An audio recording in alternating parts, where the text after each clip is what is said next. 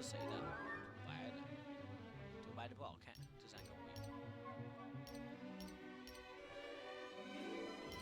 打屁股，你装不装？装上去的人傻掉。到时候不至于按出来你就臭了。来调戏，直接调戏，让孩子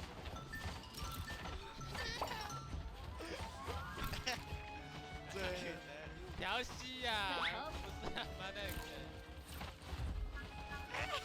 哦，对，真丑啊！为啥我的双马尾这么小个？带错了，带错了，有2个。你看我在头顶的。啊，我的双马尾！加油！我打回去，请夺下。好多！我死了！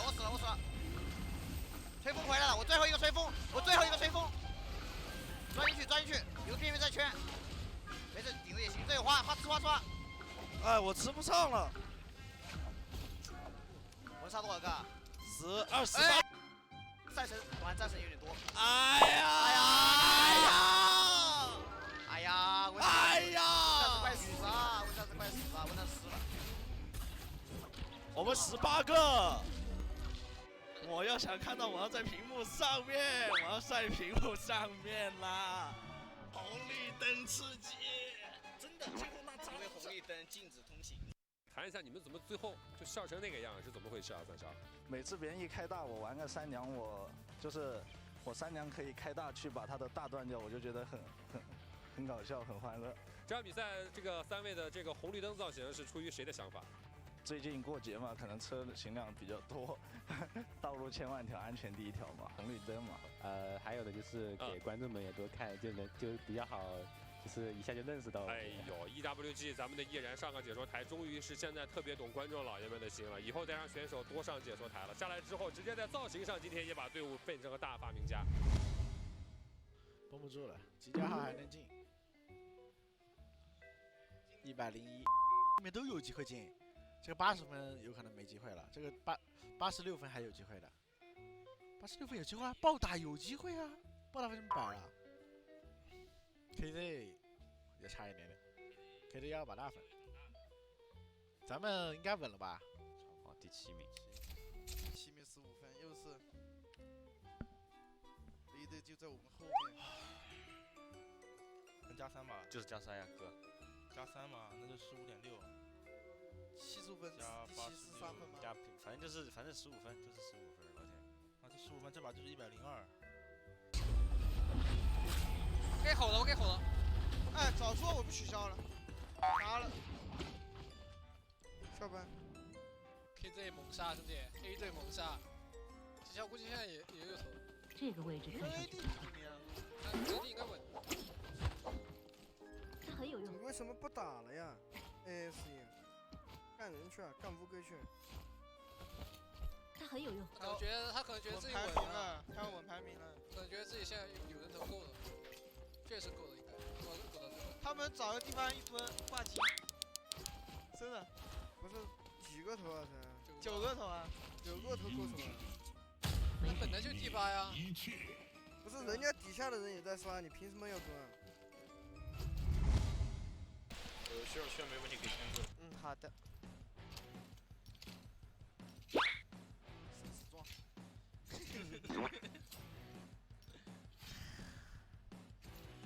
这跟我们挑战赛一模一样。没有，不一样。这次就只差1点几分。这个氛围的气氛，所有人都在这里，你怎么能一样呢？是不是？而且这个比赛也挺挑战的，那个。加油！落地蹦状态啊，记得。OK。我给你们来，我给你们来哦！快上，有风小心，有风离线。我推了。OK。推了。我推了。这打他了，打进站。OK。他开不了，他好不了。给我上！站一个。打着原始火山，就打火山，我回家，打火山，我马上要到，我就就打火山，我给他，火山，我来，无人机，上，快走！哎 ，nice， 啊，漂亮。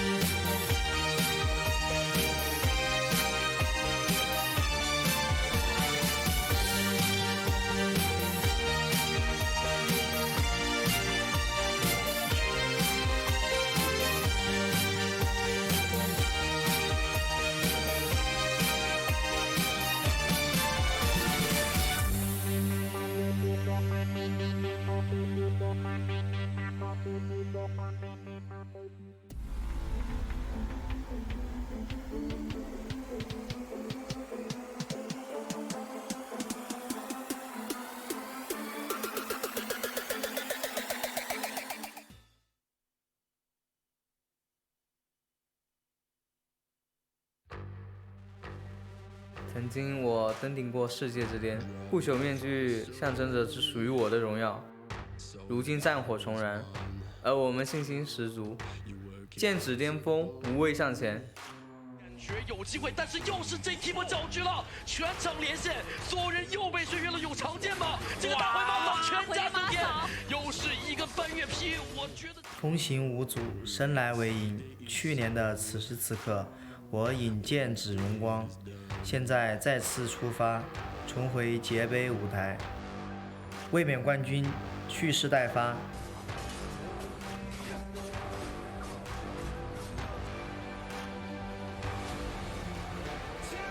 曾经我离节杯世界冠军只有一步之遥，现在再次来到这里，这一次我要拿回属于我的荣耀，一往无前，旗开得胜。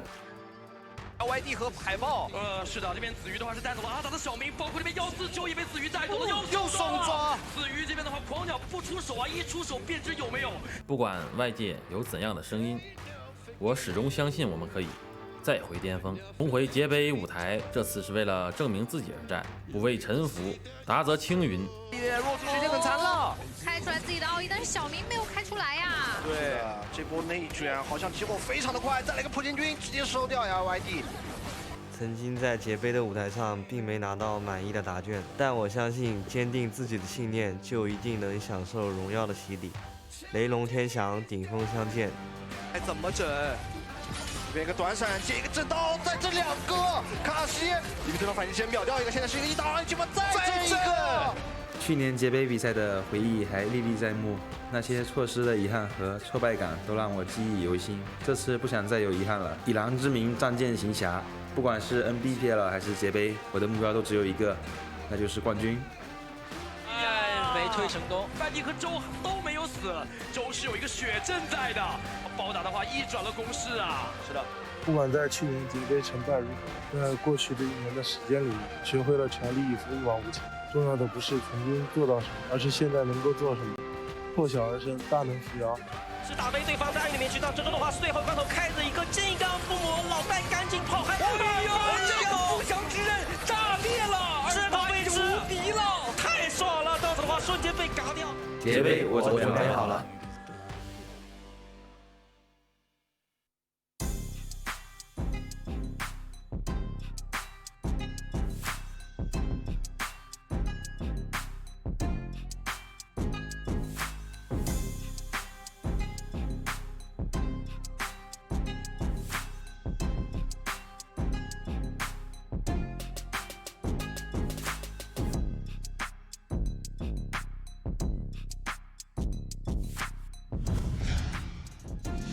These trailers absolutely never get old because the World Championship is here. And as we said before, the solos was yesterday, but today it's a 3-man squad. But only one team is going to take it home. And it's day one, ladies and gentlemen. Welcome back to Naraka Blade Point World Championship. I'm your host and caster, Dabier. And I'm accompanied by Moxie, who is ready as always to run down the trios. And today is today and day 2 of our trios are pretty much last chance. Yeah, and I think everyone's eyes is going to be on one team in particular, Dabby, and that has to be J-Team, right? The current defending champions, and they're stuck having to qualify through all of the 8 top teams that are going to be able to make it. So it's going to be really tough for J-Team, not just to defend their title, but to make sure that they can actually get through the next 2 days to get that opportunity, because all of these other teams, they are nipping on J-Team's heels. They are wanting to prove that they're the ones on top now. Now, obviously, even with that J-Team, the first 8 people for our trios are going to be able to qualify for Worlds. But like I said, surprising to see J-Team even in this area or even in this space. J-Team really shouldn't be. They've been playing their hearts out. They've been doing so well. And somehow, some way, they didn't make it. So here's their second chance. Along with a lot of other teams like 28HH, part of OC, and Wolves, surprisingly, as well, is here in this fight. So it's a lot of surprising teams for our trios that have not made it towards Worlds, but this is going to be a last chance for all of them, so they need to bring their A game in every single game. We have 12 games ahead of you guys, 6 today, and then Sunday will be the end. Tomorrow for our solos will be also at the end as well. That'll be games 7 through 12. So be sure to tune in for those as well. But for tonight, it's day 1, game 1 through 6 of our trios. Still A lot of anticipation for this game here. A lot of anticipation for the end too, just to see where they're going to be. Now, obviously, these points won't necessarily matter towards Worlds, because once you go to Worlds, those points reset. But all they need to do is make it to the top 8. That's the importance here. Yeah. Make it to the top 8, and you finally get to qualify to Worlds alongside the 4 teams that have already locked their positioning in. GG having won Season 2 overall as trios, FPX, XCG, and WBG off of the back of that Season 1 win. And as you can see, it's the exact same format that we tend to have in the Pro League, in that every single kill that you get then gets points, and then the longer you survive, the better your kill multiplier is. So whichever team really comes out on top, not just as the last trio standing, but in terms of the kills that they've been able to accrue for the entirety of the game, sets themselves up to be able to hit into those leaderboards, because it really is going to matter. Every single one of these games, no one has to really have that one pop-off game. You need to consistently be able to be top of the pack if you want to make it to the best of the best, the highest stage possible. As we can have a look at the teams that are competing as that, we said it, J-Team, the surprise, definitely Wolves alongside it, unfortunately coming off of a little poor performance on the grand final stage of Season 2, but I'm sure all of these players have put that behind them. They're coming in fresh. They know that it is really going to matter today to get off to a brilliant running start so they can keep that momentum and confidence throughout the 2 days that they're participating. Absolutely. Even with that one here, still able to make it work throughout all of this time. And it looks like the trio team is getting ready. There's Team GD, JDG. This guy's got MPG as well here. And just so many other teams here. It looks like everybody still has their last chance. And there's a lot of hopefulness into these next games here. But a lot of teams are definitely going to be focused. You should have saw some of the faces in our solos yesterday. The faces from some of these players like Wang Liang, they were absolutely focused and ready for whatever came their way. You could see the stress, you could see the frustration, you could see a lot of those emotions in their faces while they're still straight-faced. But you can see it still. A lot of people are really hoping to make Worlds here. So the anticipation and the nerves are really starting to kick in now. Yeah, I mean, some of these players have already been on the world stage, so there's expectation for them to make that comeback, that return, and still show that they're on that level of expertise. And for other players, some of them are entirely new, right? We have teams like Day2-TRIOS, who were a combined team coming off of the back of Pro League Season 2, and they're in the running to potentially be able to make it in those top 8 teams as well. And I always love the comm checks too, when we hear them in the breaks, because Day2-TRIOS have got to be the loudest that we have in the entirety of the league. They get so excited, they get so into that comms, and honestly, some of the gameplays that they have had planned out have just been absolute 5,000 IQ level strategies. A lot of it as well here, and as we've seen from the commercials here, yeah, they definitely are a very, very, very vocal team, which is why I always talk about, I wish we would love to be able to hear some of the in-game calls when we're live and get like a short sneak peek of it, you know, during it, but being able to see it during the commercials are just as funny and just as special. Looks like the team are going to get a nice little pound. J-Team, defending champs, like you said the last time here, they will be fighting for their shot. They're going to need it. They're going to need to make a nice little bit of some magic happen here, as we're going to be able to lock this in here. Lee, ZK, and Eagle coming into this for these teams. Question is, are there any replacements for any of our trios, or are these all the same? Has anybody been replaced at all? That is the big question, isn't it? Because we know that some of these teams are most likely going to have a couple of roster shift-ups, teams that weren't able to make it to actually qualify in the running for these Worlds might have actually seen some of their players being drifted away or picked up from other teams that weren't quite able to find that chance. J-Team, I believe, is still the same.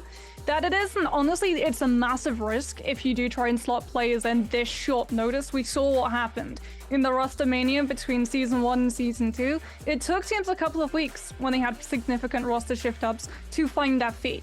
And you don't get that time. You don't get to force that synergy. So I would honestly much rather see these teams stick with the rosters that they had, moving off of all of the chemistry pre-built up in Season 2.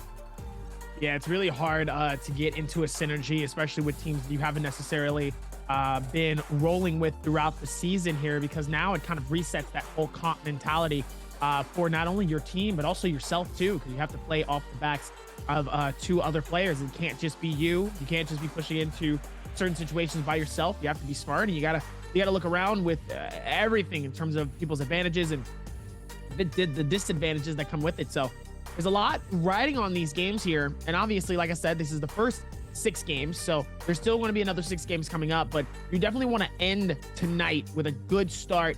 A lot of confidence knowing that you can come this Sunday going, I got some points on me. I'm feeling good. If I end up having like 1 or 2 bad games, it's not going to ruin the rest of my tournament. Yeah, and talking about familiarity as well, it is going to be played on a patch that these players are already familiar with.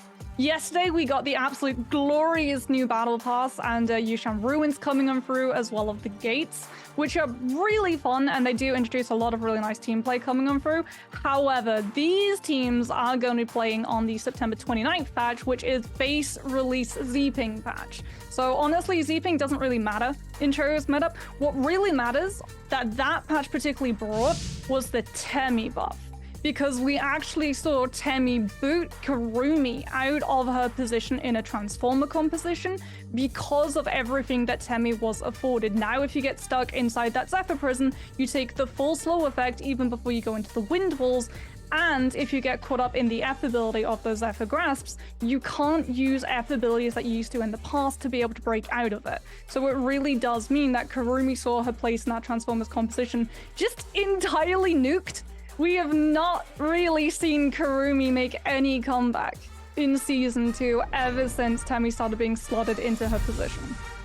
Very unfortunate, though, for a lot of the heroes, especially like Kurumi here, which at the one time, Kurumi was one of the popular picks for trios just to help the team out. But now with some of the newer ones that do have some of those healing abilities like Wushin, like Z-Ping, like we talk about, it adds a wide variety for the healing here, and they definitely have to be careful here as we're going to go to our game number 1. It's going to be on Morris Isle, very similar to what we have today. And like we said, the list of games for our maps here are going to be very similar. Game 2 is going to be on Holoroth, and so is game 5. And then, like I said, game 3 and 4, game 6, still going to be back on our Morris Isle as we check out the list of who are the picks are for our trios to start game number 1. This is very interesting because it is actually going to be Morris Isles, we said, but it's going to be dusk, and that means that there's going to be more fireflies around, which would normally suggest we would see people lean into the Takeda, because you are going to get your ultimate up a lot faster, so you're going to have that burst damage coming out a lot of the time in these games. But at the moment, we're actually only seeing 2 Takedas coming on through, and even more interestingly, it's going to be in a Monk comp, it's going to be in Transformer comp, and they're taking the Takeda over the Yui. So they're going to try and use the Takeda and the fact that you're getting that ultimate up a little bit more often to cover, once the Monk drops out of their ult form, the job that normally falls to the Yui.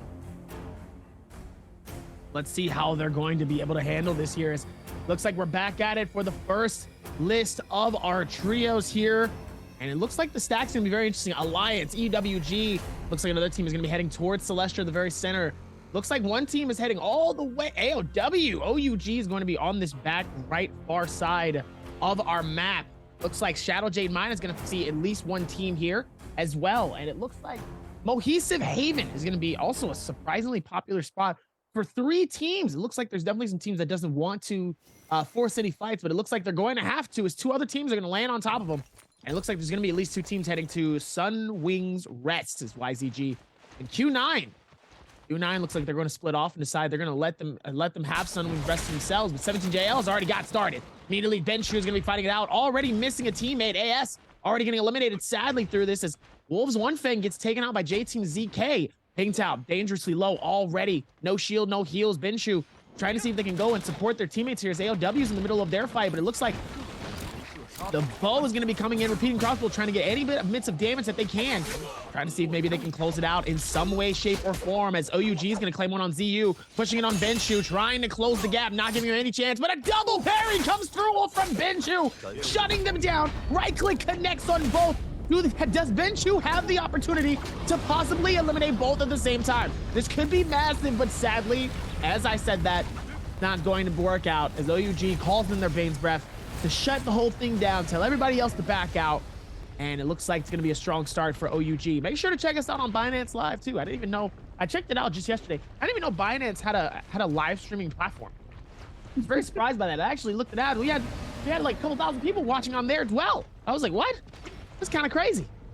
Well, heading over to Celestra, and this is what we typically tend to see, a lot of players gravitating towards the tower because of just the insane amount of loot that you can find, as well as the ease that you can lose a lot of grapple chases just by using those buildings to be able to break line of sight and make it a little bit harder to predict where exactly you've scarpered off to. JJHRD already got purple armor on that monk, but Godly backed into the corner at the moment, not going to be able to get back to their teammates. The Yoda ultimate might be their undoing, as we're going to see the fuel start to come on through. Q9 trying to just get that monk down as fast as possible, but they're going to have to settle for the other members, as the monk has been able to get away for a little bit and get a respite.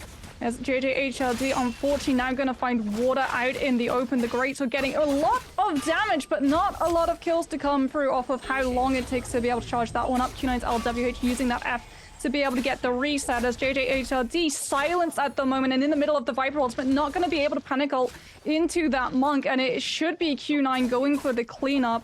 Absolute gorgeous save coming on through, but Elixion, unfortunately, the only member of JJHRD left alive, sitting on the Temi, has the F ability, trying to keep everyone from Q9 away from them in case they walk into that ultimate. And it is going to be a Yoda ultimate coming on through from Q9, trying to clean this Temi up, but Legion, off of the back of that ultimate, has been able to escape a little bit, charges up the scale rush just to be able to get a little bit easier momentum, and also cancel out any grapple that comes on through if Q9 wanted to really push in, but should be able to regroup with the rest of the team around the Soul Altar, as we've already got a monk off coming on through, but already it's going to be dropped. Kakashi taking a lot of damage, however, still going to be standing. The same cannot be said for their opponents. They are able to win the monk off, and it is going to be 2-8HH for the side of OC as well, picking up a very early Moonsbane just to try and shut down some of the movements of these TM players when they're in that ult from Wade, not wanting to stick around. We can hear the repeating crossbow as well, just peppering a lot of damage into that monk's shoulder blades, forcing them to just drop the ultimate and try to walk away, as OC not going to be able to find any kills off of the back of the Moonsbane, but have thankfully bought themselves time to be able to build into a monk ult of their own, and now knowing that it's removed from their opponents, they can chase in, knowing that they're going to have the upper hand in terms of ultimates available. And that does mean that OUG are just going to have to keep running. Looks like it's still going to be able to put this downwards. Meanwhile, looks like OC is going to be able to push in here on OUG's Wade here. They're still a little behind here. They're going to need to catch up here. Zinyu, Double S, and Wade is definitely furthering the gap. OC trying to close in as much as possible. 28 looks like they had the opportunity maybe to get a little closer, but this race is looking pretty ahead right now, as it looks like, oh, it looks like OC actually is trying to maneuver in and get a little bit closer here. Hold on. I don't think OUG has any more grapples. I think they might have used them all, and they might actually go back to Bevo. No, go back. I want to see this fight. Meanwhile, EWG and MPG are going to go at it in your actually, never mind. Fight! I take it all back. I want to see this fight happen. And one of them immediately gets snatched away. MPG's Jen is going to be able to throw him out, and he smacks him across the face. Massive monk against monk, all fighting. Fight! The ends up taking one. Yes, and they're going to start fighting it out, duking it out. Monk v monk. You love to see it. Looks like the action is going to be coming through here. Sorrow will be able to get the grab. Oh, man. Sorrow actually getting away from EWG Aaron's grab, forcing to come back out, demonking just so he doesn't end up getting eliminated here. Dangerously low, though, has some shields. Going to try to see if maybe he can get something that connects. Nice bail to be able to shut it down here, but it looks like it's not going to be enough, as NPG's Jen, trying to hold on as long as possible, does end up getting finished and claimed. Trying to put it together so well here.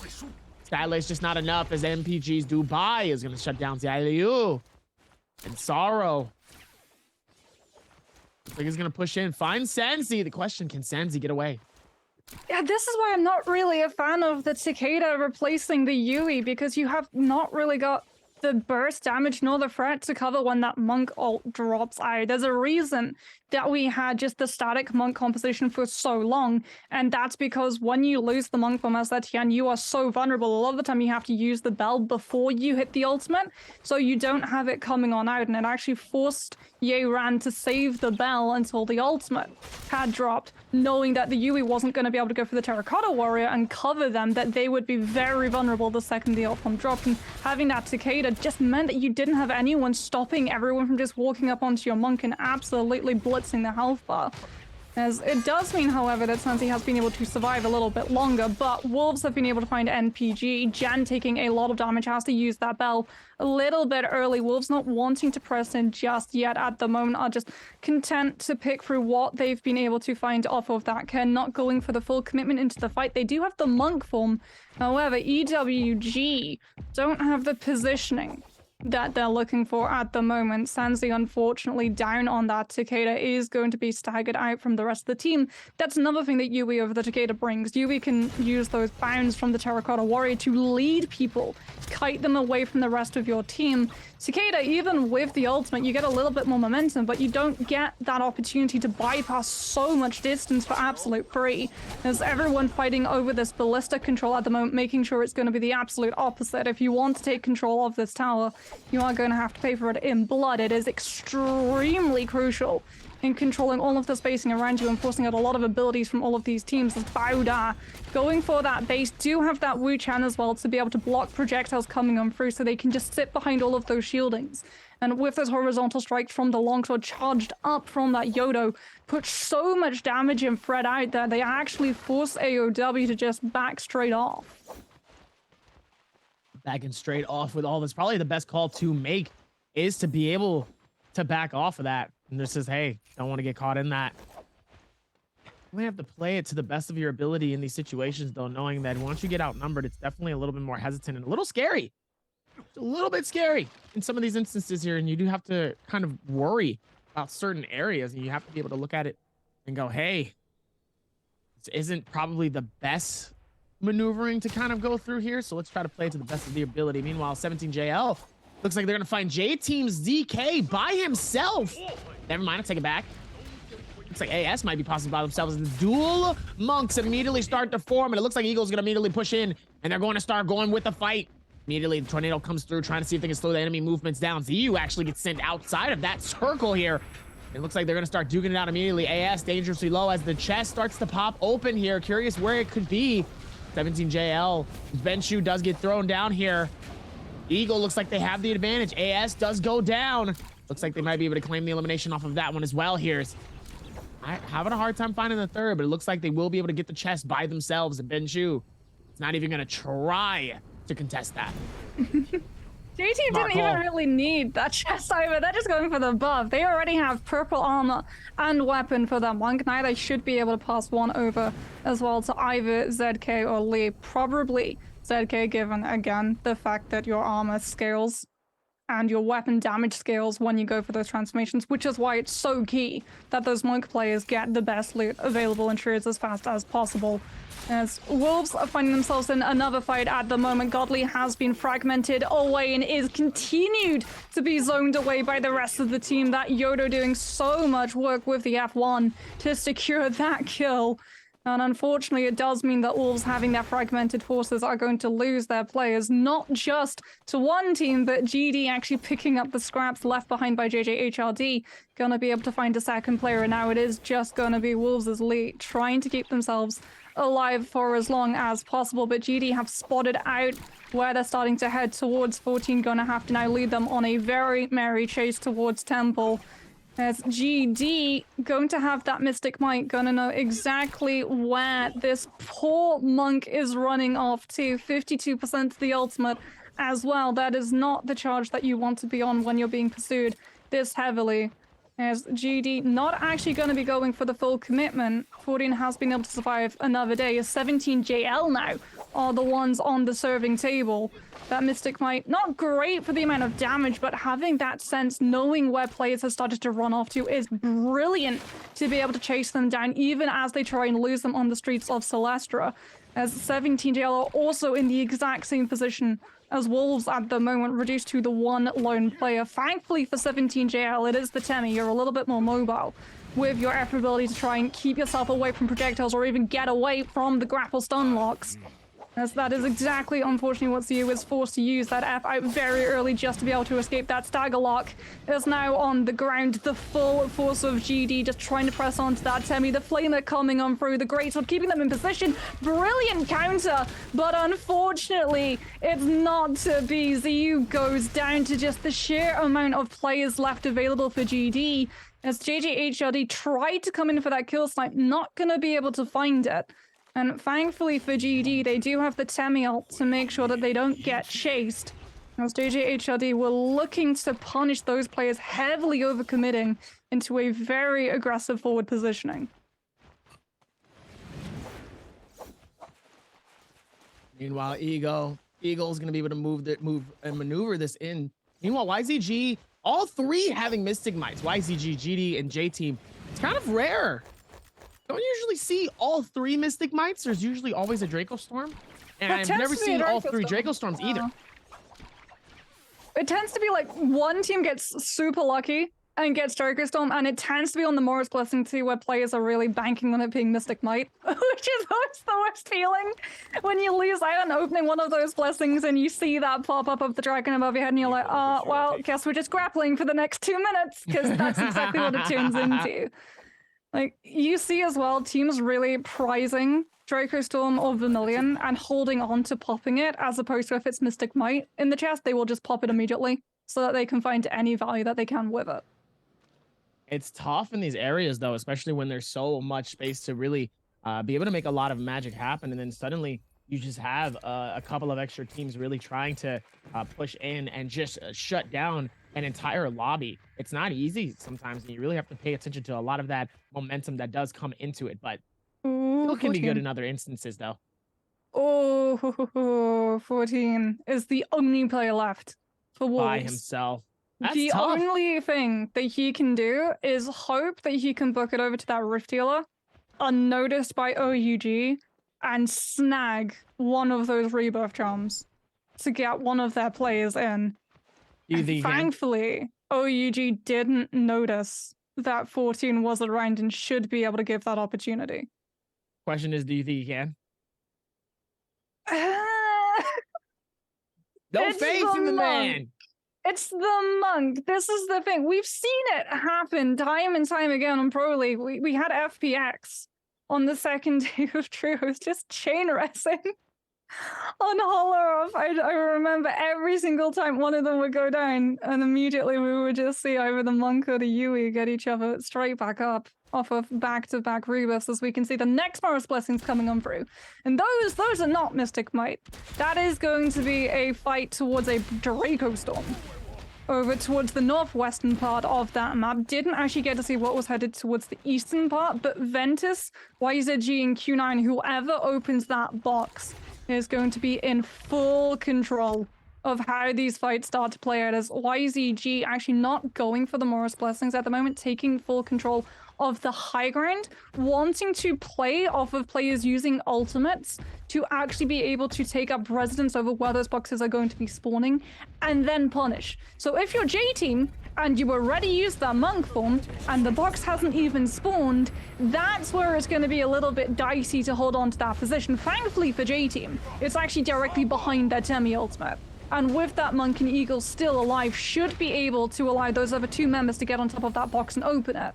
However, Eagle now without that monk form is very vulnerable, as ASE coming in with a later monk transformation, gonna be able to double grab the two members of J-Team. That's what happens when you get your ultimate cycling a little bit out of whack with when the box actually spawns. Is JJHRD going to actually cooperate with their Yodo, Godly holding two players in position so that water can hit the full Yodo ultimate onto everyone in the monk's midst, and this should be JJHRD absolutely stomping through ASE.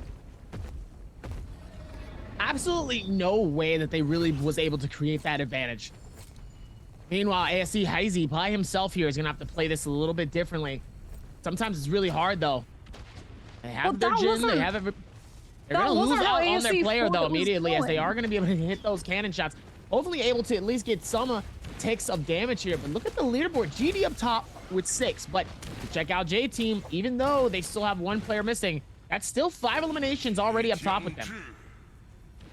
ASE were actually the ones that opened that box, by the way. They're the ones with the Draco Storm. So this is the absolute opposite of how we see fights get positioned when we see players normally with the Draco Storm, and it's because ASE are missing a member. They're missing that monk. They don't have the burst damage that they're looking for, so they can't heavy commit even with the Draco Storm coming on through, because they popped it early thinking that they'd be able to win the fight against JJHRD with it. And now they're having to go back to Assault Altar, take Zone Corruption tick damage just to get Alex back into the fight. And remember, Monk scales your ultimate, your damage that you do, the health that you have scales with the gear that you have. And because you didn't have a Vermilion, you have to now find that loot entirely anew, which means even if Alex is able to go into that alt form, they might be able to still burst through. Thankfully, the Draco Storm still allows ASE to have that burst damage to catch onto JJHRD, who are now being punished for trying to commit onto these members. They weren't able to find the fragmentation, the isolation of one of those members on ASE, so that Draco Storm just does so much damage. It's essentially 2 players versus 1 when you're going up against someone with the Draco Storm with those additional splash lightning strikes off of every single successful hit. Is absolutely terrifying. And unfortunately for JJHRD, off of that miscalculation, they're out of the lobby. It was going so well for them, but that one commitment into a fight that they really should just have given up, waited for ASE to walk outside of the zone because they'd had to burn through all of those resources to keep their monk alive, they're gone. Looks like even with that one, though, Bauda able to work it down and keep the game alive for themselves. AOW is still trying to fight it out, as looks like ASE's Hazy is going to try to come through with that third party. Hitting a little bit of some damage, though. He definitely was able to hit somebody with the insane ulti coming in, as AOW's ping talent shoots on. Definitely nearby, though.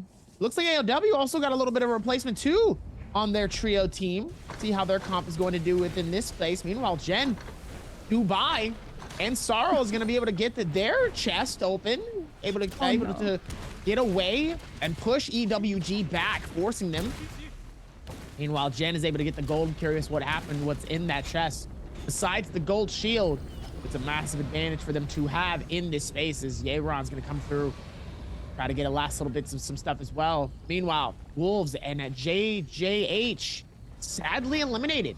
Wolves with 1 elimination, OC with 3. It's a very tough start for teams like these. Definitely should not be seen, especially Team Wolves. I think there's a lot of anticipation coming in from Team Wolves. They're expected to do well. They should be able to get the qualifications going here, but they also have been struggling a little bit too here. So very, very interesting to see that as they get eliminated this early. Meanwhile, Bauda. Oh no, G ends up getting caught. Oh, massive damage coming in right towards the repeating crossbow. It looks like one of them also has the missile. Yeah, massive clutch though of the Soul Blade block coming through from Lin Yi to make sure that XG was able to actually survive getting stuck in that force choke. As without that block from projectiles, that Viper would have been absolute mincemeat. And thankfully for them too, off of just using that F ability, they're still holding on to that Viper ultimate, as well as ASE gonna be hanging around. They're also not on a brilliant position at the moment. YZG entirely unknowing that they're virtually standing on top of a player's heads as they just hang there from that beam.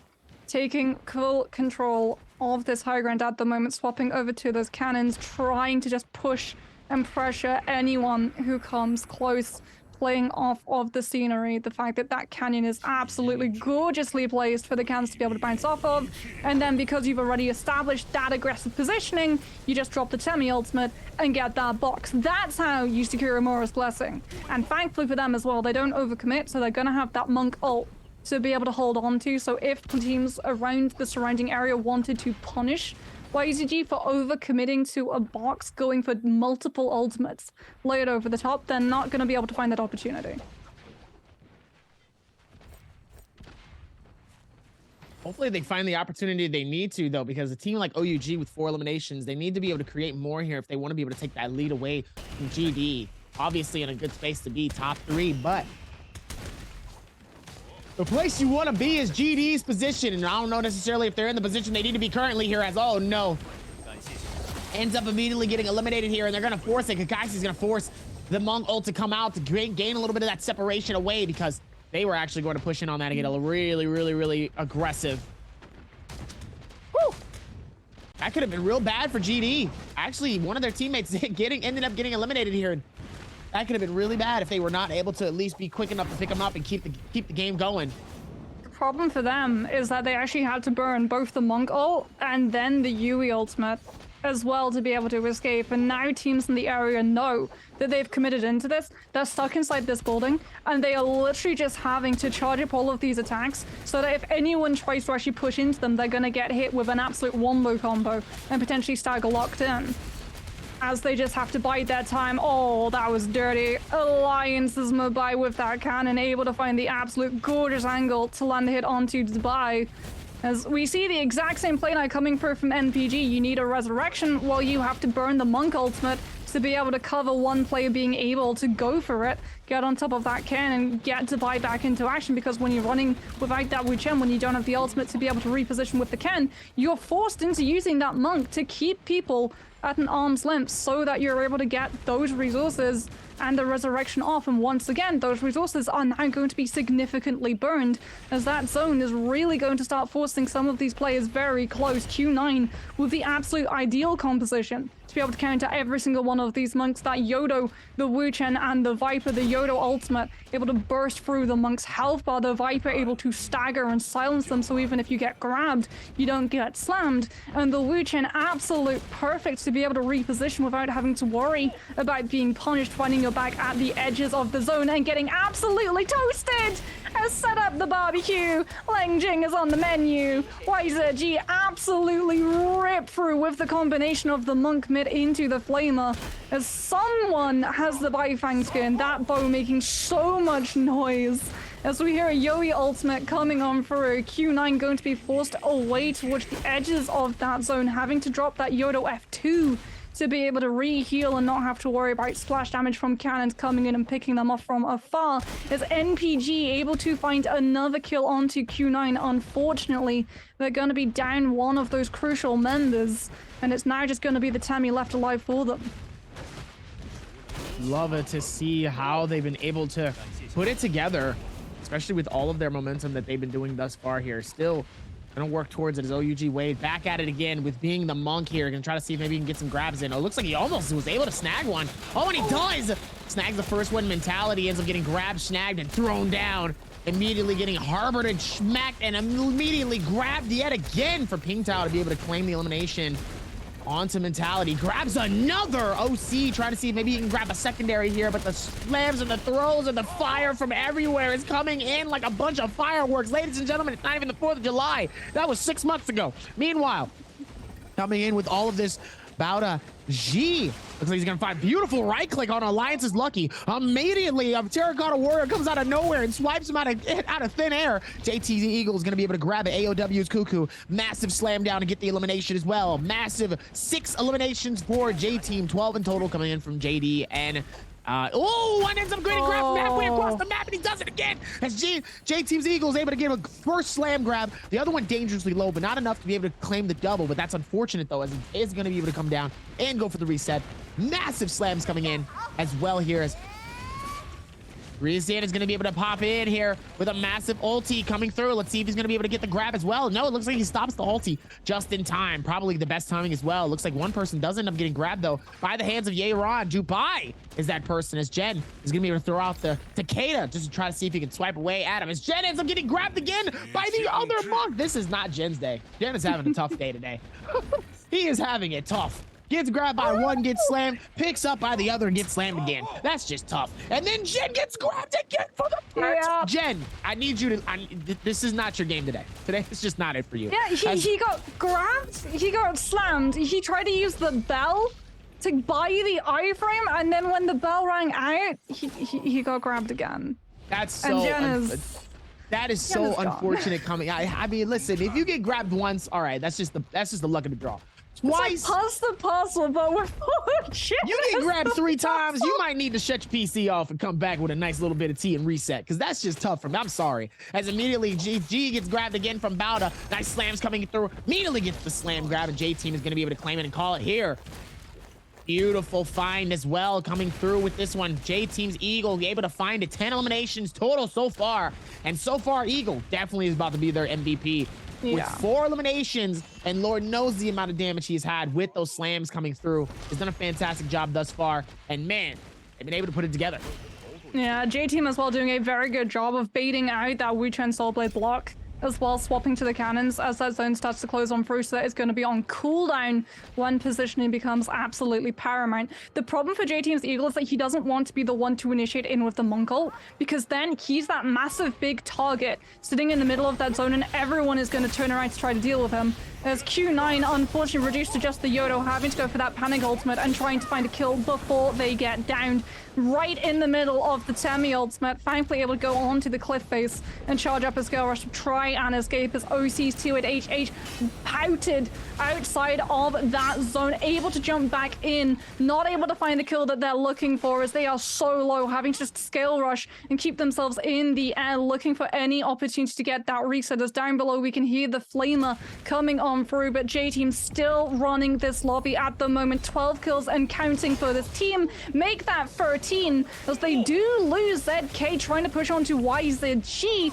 but Sanzi for EWG already going to be down. The Takeda ultimate not going to be there to burst through some of those monks' health as YZG goes for the grab the bag and the body bag, trying to find one of those players and just push them, slam them outside of the zone, puts them in position actually for Yeran to come in and rock paper scissors him into that corruption, and when he tries to escape it, he goes straight into the Flamer coming on through as EWG might be able to steal away this lobby as Yeran is left alive. Don Queen gonna be out of that transformation into the Flamer. EWG, the last team standing. J-Team definitely made it competitive, but EWG were nipping on their heels.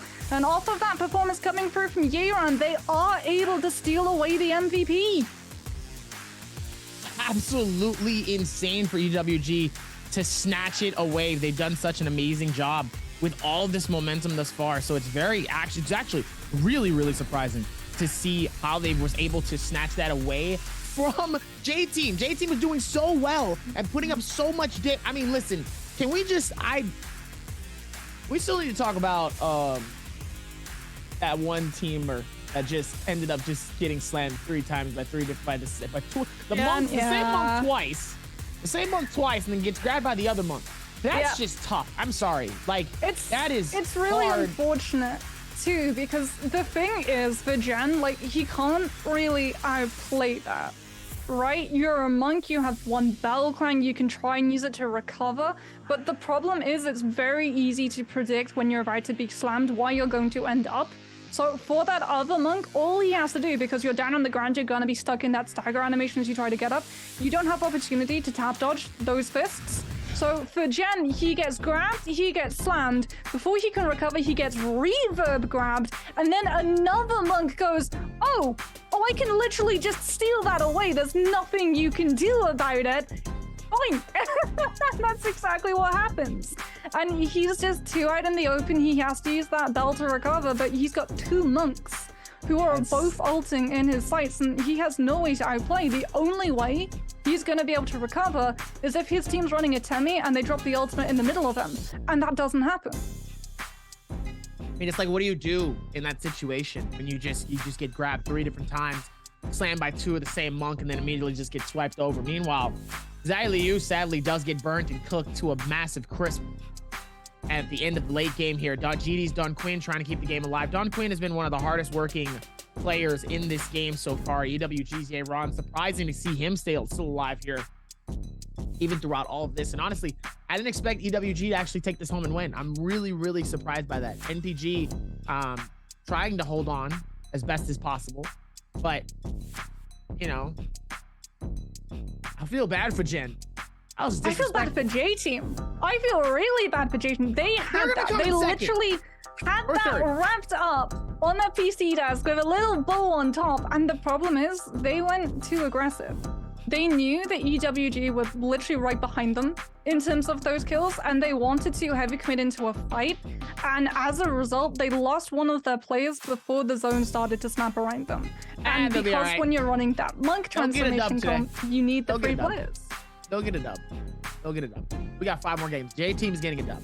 With that amount of confidence that they came into this game, they're gonna get a dub. They don't get it today. Hey, and listen. This might be good. This might be 300 IQ thinking.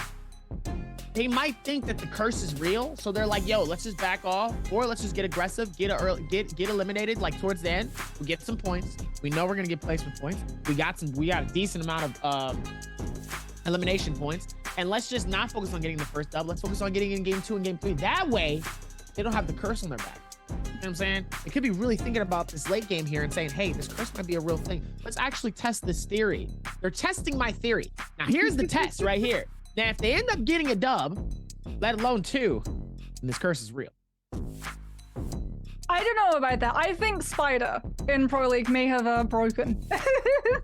But that was solos, though. If you get an MVP, you're not going to get another. I mean, it's still the same. Like, we've seen some teams being able to walk away with double MVPs. Not triple. No, it wasn't. We've seen a double. No. Are we going to write a bet? Because you lost a bet yesterday to Jay. I'm not betting none. No, we're not betting anything. No, we're not betting anything. I'm not doing no bets till season 3. I'm not gonna put your money where your mouth is today. Bets are done till season 3. I've done enough. I've lost enough.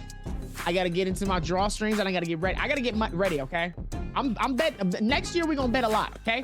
2023, Naraka season 3. We're gonna be doing a lot of betting in here on this channel. It's gonna be a lot of fun, okay? I got some ideas. We're gonna put something together. It's gonna be fun. But right now, no, I lost enough. I lost last night. I had to eat a whole melon. Lemon. Nah, not today. I'm just saying J team's gonna get a win. They have to, because the curse isn't on them. Now the curse is on EWG. Okay. Well, something else that EWG are gonna have to deal with for the rest of the day is that they've already used Takeda coming on through, and they used the Takeda in a monk comp. That's the most interesting thing for me, because how are they going to be able to work around that when we head over to some of these other compositions? Are you going to just have to go back to the full commitment to the Yodo, the Viper, and the Wu-Chan? But though we can see EWG, it's a whisker. 13 kills that they're able to walk away off the back with, setting themselves up to come into that first position. J-Team right on their heels, coming in with 12, but unfortunately going down a little bit sooner as well. Doesn't mean that kill multiplier isn't as good, but for EWG and J-Team, that performance is still head and shoulders above everybody else in this lobby. They have a pretty comfortable start to the day. Absolutely a confident start here. So does J-Team. J-Team is a very comfortable start too. They're down by 5, 25.8 for EWG, and a solid 20 coming in from J-Team. So they feel good. There's definitely some confidence and a fantastic first performance coming in from J-Team. JD on 3rd with that 14.2. And surprisingly at the very bottom, Wolves with 1 point in total. As we look at it clearly, it looks like the MVP is definitely going to come down to Zai Liu with a 28,000. But it should go to Yeron, man. 28,311. He has more damage. He has 1 less elimination coming in. So I'm curious, who is going to claim the MVP? Is it going to be Yeron with those amazing slams and the Monk? Or is it going to be his other teammate who ended up having just a little bit more kills here? Is it going to look in? And it looks like, yes, sir. It's not going to be him. Zai Liu is going to snatch it away from the Monk that put in all that work. Going to be Zai Liu with the 28,000 damage, 6 eliminations. That's that 1 elimination more. But the bow coming in with 17,000 damage. That's a lot. Not only that, having Razor Swift, Burst Arrow, Storm Stride, Advanced Heal twice, and a Poison Splash. Curious. Percentage definitely goes a lot higher when you have Advanced Heal. So no wonder it made it a lot easier for people like Zai Liu to be able to stay alive throughout all of this. Well, look at the amount of damage that he was doing, though, and a lot of it comes down to the bow, the flamethrower, and the repeating crossbow. And this is where we actually see having that MVP, the amount of damage that you're able to do, and also that 1 kill above your Monk player, is because Monks now, if you're not able to find the double grab, will just hold a player in position. And because we've seen movements away from things like the Kurumi, who before could try to tether or ultimate for the AoE heal to try and connect onto that player in the Monk's fist, and keep them alive that way, there is very little punishment for actually just holding a player in position and allowing your other two teammates around them to be able to pick up that kill, because not only are you doing that, not only are you finding a kill, you're also mitigating the amount of damage that is hitting your monk. And that is really important because, again, that Karumi being removed from this composition means that when the monk is up in ultimate form, repeating crossbows are just going to tear him out. Tear him out, tear him up, grab him up and throw him down. And that's exactly what players like Day2 and the rest of EWG did throughout this game. Man, I still feel bad for NPG Gen. Anyway, we got an interview for you. We're going to take it away. And we're going to swipe it over to our girl. Do your thing. I'm going to catch you guys for game 2. We're going to have some fun. Poor Jen. Wow, that's tough. Hi everyone, this is Yeager and welcome to post-game interview. Today we are very glad to invite Yeran to our interview room and let him say hello to our audience. Hello 叶然，先和大家打个招呼吧。大家好，我是 EWG 的叶然。好的，欢迎叶然，也是老朋友了。昨天下班前最后一个见的是叶然，今天上班第一把就是叶然，所以说恭喜你们这一把拿了一个最高分。So we would like to say congratulations because yesterday the last game and I'm also interviewing 叶然 and today I see him again. I'm very happy. And let's talk about the game today because today I saw you are using the monk and you know, a lot of people we comment on Monk because you are really like good at the double grab. But the interesting I would like to know is after the Monk used the ultimate, it's really like being a danger. So I would like to know how your team operate at that time. 那首先今天我们看到叶然其实打的是天海大师啊。我们讲到天海大师都会说叶然其实你也很擅长天海大师的双抓，今天也是非常的精彩。那其实我呢更感兴趣的一点是对于天海他开完大以后，其实大招结束之后马上会进入一个非常危险的时间，因为其他队都会来集火你。那个时间你们的团队会怎么运营呢？首先的话就是在我开大的那个期间，如果我能抓得到人的话，就是把他就是摔死了之后，可以将那个花给保住，就到我变小的时候能吃花，就能续一口怒气。在后面就是变小之后，就是尽量叫队友保住我吧，就是让我用火炮去轰出自己的第二个大招。所以说队友还是在这段时间做了很多事情来帮助你拿到了一个很高的伤害的。是的。So actually when I'm using the ultimate, so if I can grab someone and I will let my teammate like protect the soul flower, and once I just finish my ultimate and I will go there and eat this soul flower, and then I will have energy and angry and I will have like ultimate quickly at second time. And also because at that time after I use the ultimate it's really like in a danger, and I will also call my teammate to protect me at that time. So that's how we operate in the game. 好的 So actually that like Yeran, every time we talk about you, we are talking about like work model. So I would like to know, like at the time, what's your hobby in the daily life? 那说到叶然，我们总是讲到的又是说 NBPL 的劳模。那我这边特别就关心一个问题，叶然自己平时除了打游戏之外，你自己其他的爱好是什么呢？平常也没什么别的爱好，就是因为本来打游戏就是个爱好嘛，就它能成为我工作一部分，就感觉还不错。是的。So actually, I don't have any more hobbies, and my biggest hobby is like playing game. And I think it's my career, and it's also my hobby. And I can use my hobby to be my career and earn money. I think it's the excellent things in my life. 好的，谢谢叶然，感谢你今天的分享，再次恭喜你们，期待你们接下来的表现。Thank you 叶然 for today's interview, and we will take a break and be right back later.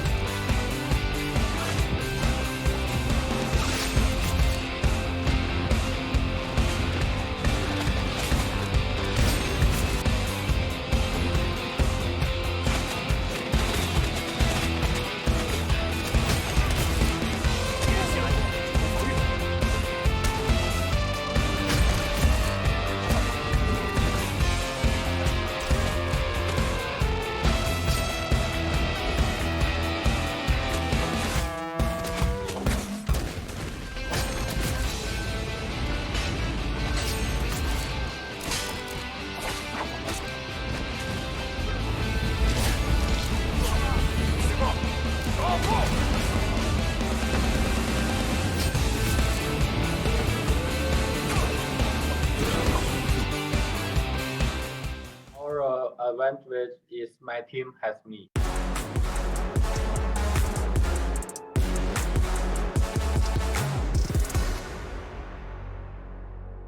So I expect the final circle probably will be a little bit more W key than the previous game, but overall, I'm impressed with actually what we see in a bit of character growth, I guess. Hi everyone, this is Lawang66 from HM. My in-game name is WTBCC. My name is Theo and from the England. I'm excited that I can qualify from the NBWC this year, so I couldn't really think right now. All I can feel is excitement.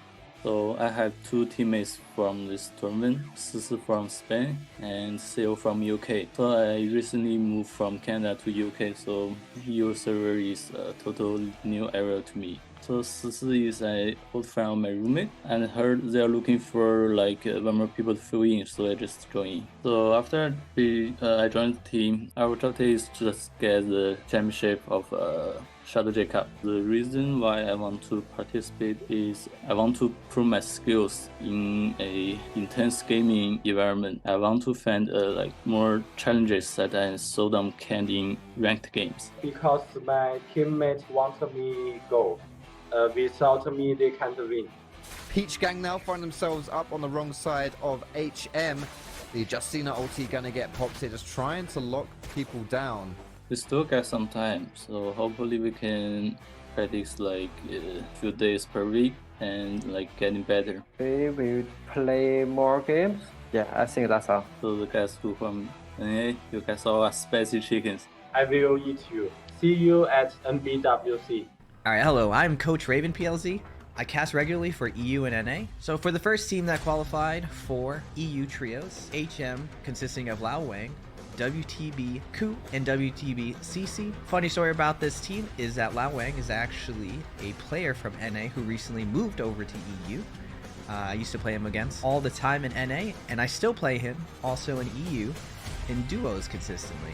Now, I think one of the big strengths of this team running into them in trios is how aggressive they are with their teamwork. The second you get anyone of them low, they immediately back up, and they always play a very, very strong composition. Their Transformers is almost second to none, and their Attack on Titan, their Yodo, Viper, Wu-Chen team is super, super strong.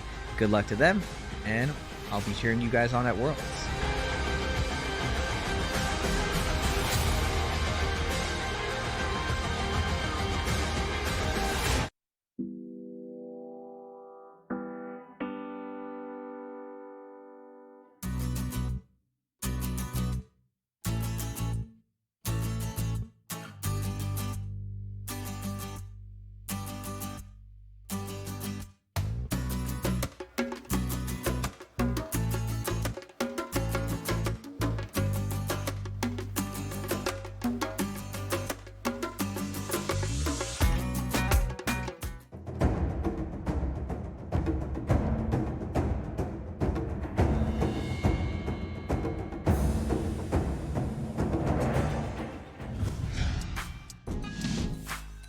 And just like NPG's Jin, who's got thrown, we're thrown back into the mix for our game number 2.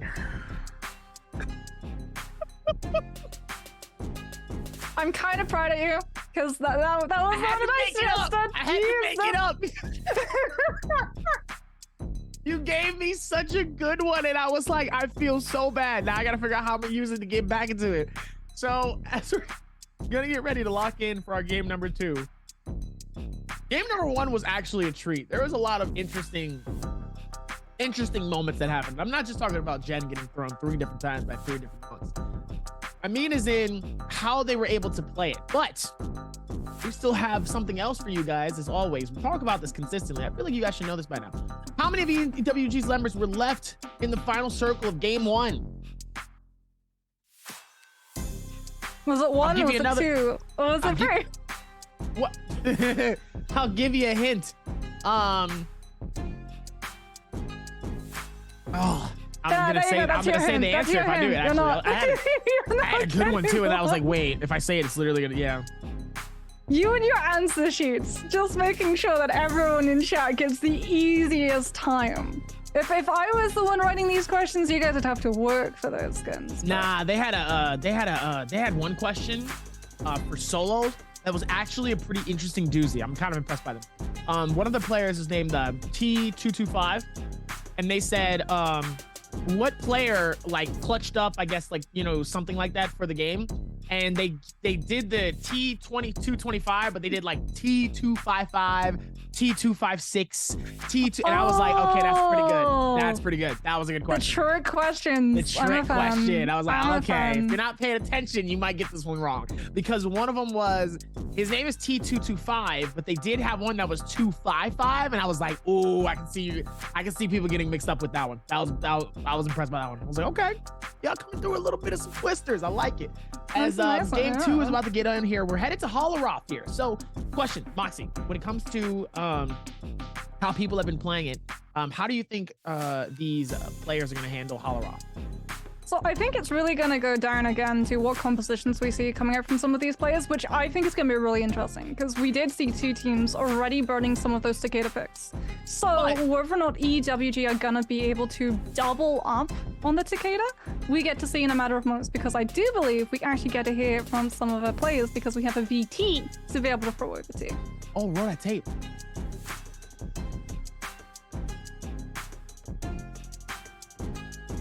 Or not? 对比1年前的自己来说，现在更加自信一点嘛，就是1年前的话就是可能比较谨慎一点，就是遇到一些机会可能也会多考虑一下。就现在的话心态很好了嘛，就是一旦抓住机会都会上的。心态变好了 ，OK， 更加自信了。压力的话，多多少少有一点吧，不过，应该没问题。好，然后就是也希望这次节杯，再蝉联一个冠军，目标就是为冠军而去的。There we go. J Team's Lee giving a little bit of an insight on how the team has been able to improve not just their performance, but their confidence as well. And I have to say, I'm really happy for J Team because halfway through Season 2, Rune and I, we got together to discuss why exactly J Team weren't finding the same insane amount of success as was expected from the current world champions. And it really did come down to their strategies because they would always play around the edges of the zone. They would always try and pick stragglers who were coming out of the zone, which meant that their loot was just abysmal coming into final zone, especially when they were running a monk comp. But ever since we saw both the grand finals weekend of Season 2 for the Pro League and also the game that we saw them in previously, today's first matchup, they were playing confidently, they were playing aggressively, and they were playing in high loot tier areas as well. So it meant that those monks really had a lot of power to their punches. Power to the pump comes in with a lot of these players here, as there's at least 3 teams that's definitely going to be all the way at the top here with the Eye of the Tiger. And still going to be a lot of fun here as we're going to be able to lock in for all of our hero picks here, as we're seeing a hefty pattern with this game. Wow. That's a lot of bald heads. A lot of monks coming through, and 3 teams this time actually opting to run that Takeda instead of the UE, JJHR, DGD, and EWG after having so much success with it in the previous series. OC and 17JL are the only teams in this lobby going with the heavy counter to that Transformers composition of that Yodo, Wuchen, and Viper, which does mean that in terms of the neutral fight, they have a little bit more control over the tempo. However, it's going to be very easy to keep a track of their progress. This is about to be a straight line of a map. Very surprising here. OUG, YZG, and it looks like one of the other teams is going to landing in Salvation Podium. Meanwhile, everybody else is deciding to head to Moonfall Pass to the right and City of Tang. We're talking 17JL, Wolves, Bauda, AOW, Ventus, all around that surrounding area on the backside. Meanwhile, Alliance is going to be in Matab by themselves. And it looks like J-Team is going to be following suit near Jin's Armory. But actually, that's EWG by themselves in Jin Armory, as they're going to be able to lock this in for our game number 2 at Holleroth. Let's see how these teams are going to be able to differentiate between both maps during these final games as ASC and YZG immediately start going in here. ASC Heisey immediately going down already here. Jin trying to see if they can create anything, but YZG coming through and just snatching up the competition and just shutting down ASC with literal ease. Yeah, that is the problem when you run and land so close to Salvation Podium. A lot of the time, if you try and move either into the actual podium itself or you want to head towards Plumed Castle, you don't really run into a lot of loot piles, and so whoever is fastest at being able to bunny hop over to those troves will be able to win the fight because everyone else just doesn't have weapons or armor. As we head over to Matab, City of Tang rather, and it is again just an absolute aggressive bloodbath coming on through. Very early Yoda ultimate coming on out from RT, trying to cover for 01, unfortunately, who is down. So which are not going to be able to drop the ultimate and save that. Ken is Lengchen getting absolutely juggled between members of 17JL. Thrown up in the air with absolutely no time for recovery. Not going to be able to get out of that one alive as 17JL down Benju at the moment should be able to either get their Viper back in or just wait for the Soul Altar and the Resurrection to be burnt. As Wolves have spotted out that there's been players around, they know that some of these squads are low, that they might be down members, that they've most importantly burnt ultimates as well. Unfortunately for them, there's just so much cover in the surrounding area that they're not able to keep a track of where those members ended up. As OC's 28HH reduced to just the Yodo at the moment, having to tap between their two cans to make sure that one doesn't time out, means that they're going to be vulnerable for 17JL. But AS doesn't take the fight against the Yodo, has to drop the ability to tap onto their teammate too. And Wolves waiting in the wings have been able to try and collapse onto those members. Thankfully, the 17JL Jiu actually comes back in on that Wu-Chen with the ultimate to make sure that Benchu's Ken is removed away and Wolves don't manage to snap up 2 players for the pick. Even with that though, as we go back towards the snow, going to be able to put more time and more momentum into this as immediately EWG's A-Rod and Zailu's going to get caught inside of their small tornado, but it looks like the team's not going to be able to take advantage of that moment here as it looks like they were ready. Q9 was ready for the parry to be able to connect it, but Sally's not going to do enough as A-Rod is going to be able to reach all the way high like the NBA player and slam that down with a massive spear. Does it again to Q9 and immediately gets shut down from the next player. A-Ron trying to keep the game alive here, and ASC's Alex to be able to try to do what he can to put enough damage down, but it looks like he absolutely, A-Ron is going insane with the spear. This the yo, somebody needs to give Yeron a permit for that, because that spear is dangerous for this man. Absolutely dangerous. This man used it and did the same slam 4 times. He got 4 eliminations for it. Present slam is ridiculous. It's so good at being able to keep a track of where your opponent is headed, and if they're not trying to actually anticipate that counter from coming through, if they're too occupied trying to escape, which is what Crescent Slam just absolutely punishes, that charged up right click where you get that step forward and then just instant extension of the spear to catch out any players receding back. It does so much damage, and the down frame rate as well that it puts onto a player who gets cut out by it pretty much guarantees a kill in Trios if you're able to successfully land it. And that's exactly what Yuran is able to take advantage of. EWG already setting themselves up to have another monstrous match. Even with all of that, still able to do so much more towards what's next here. They've still been able to put everything together into this, and like I said, you'd love to see it.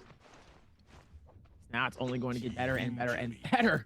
Looks like Rickson and Bauda gonna be able to go through with the maneuvers here, trying to see if they can find anything of loot that's going to be helpful. But Lin Yi gonna need to do something. This is an entirely new team for Bauda, though, on the trio side. Yeah. Burning away that comp that they had previously in the Pro League to try and pick up some new players. Again, it is going to be an absolute test of faith for Bauda, because it's going to be new synergies that they have to rebuild. And it is going to be trial by fire for this team as well. If they're not able to make it into the top 8, they are not going to be able to qualify and try their hand at that world stage. Since AOW have spotted out EWG very early, Monk ult coming on out from Ping Towers. EWG, now they've been able to bait that one out.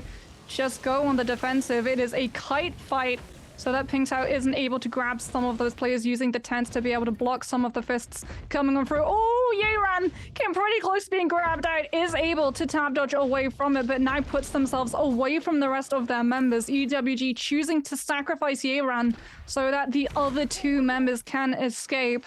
It's Ventus spotting out that discrepancy. Now wanting to maybe try and punish with a monk ult coming in of their own. Merman scaling up the height, looking to see whether or not they can find some cheeky grabs. As NPG's Jen gonna go for a monk transformation of their own, has already been able to find ASDs. Jen holding them in position for the cannons to chunk their health so that the Slam is going to be able to kill. Sorrow able to find one with the nunchucks off of the back of that damage as ASC. It is just going to be Hazy on that Yui using the ultimate form to be able to break away from the fight and try and survive so that the team is going to be able to stick in this lobby, but the ultimate is gone. Hazy extremely low, going to be burning through every single one of those grapples. Has to worry that they're not going to go into a fight on another team as they just grapple above Ventus's head. Merman not able to find the grab, and that distraction tactic may have put Hazy their life.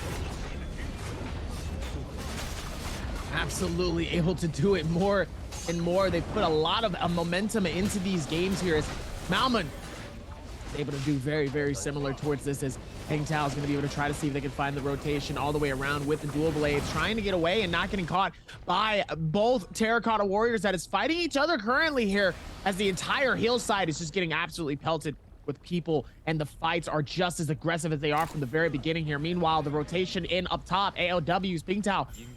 Looks like Su Tong is going to decide to back out of this as well, losing one of their players, Cuckoo, in the midst of all of this madness, as Ventus is going to be able to focus on one of them. Pinktow just decides to back out and says, Su Tong, you're by yourself and you're on your own, big boy. As Malman and WX98 actually get eliminated by GD, Don Queen, and Kakaxi. Ziyu by himself. GD is going to keep the same momentum. Right click connecting onto Kakaxi, but it's not going to be enough, as GD is going to be able to shut him down before Ziyu can do any more damage to the rest of the team. And that leads the pack. GD back up top with 7 eliminations. That's why we saw the heel turn as well coming through from the monk, because originally it was, okay, well, if I can get back to my Yui, I have my ultimate up, I can maybe provide enough cover for that recovery to come on through, and then the ultimate cycle is coming out so we can keep ourselves protected. But when GD starts showing up and applying that pressure, even if you go for the monk form, in the face of 3 players who are that kitted out and most likely have ultimates of their own, you're not going to be able to stay standing for long. So it is the right call to make. Abandon your Yui so that you can survive a little bit longer, as we are going to see the no ult zone starting to come into play, which is going to be the absolute bane for some of these teams running those monks who are going to be relying on those ultimates to be able to buy themselves positioning. No one wants to go out into the open, everyone knowing that if you get chunked down low, you're not going to be able to fall back onto that monk form to instantly buy your recovery space.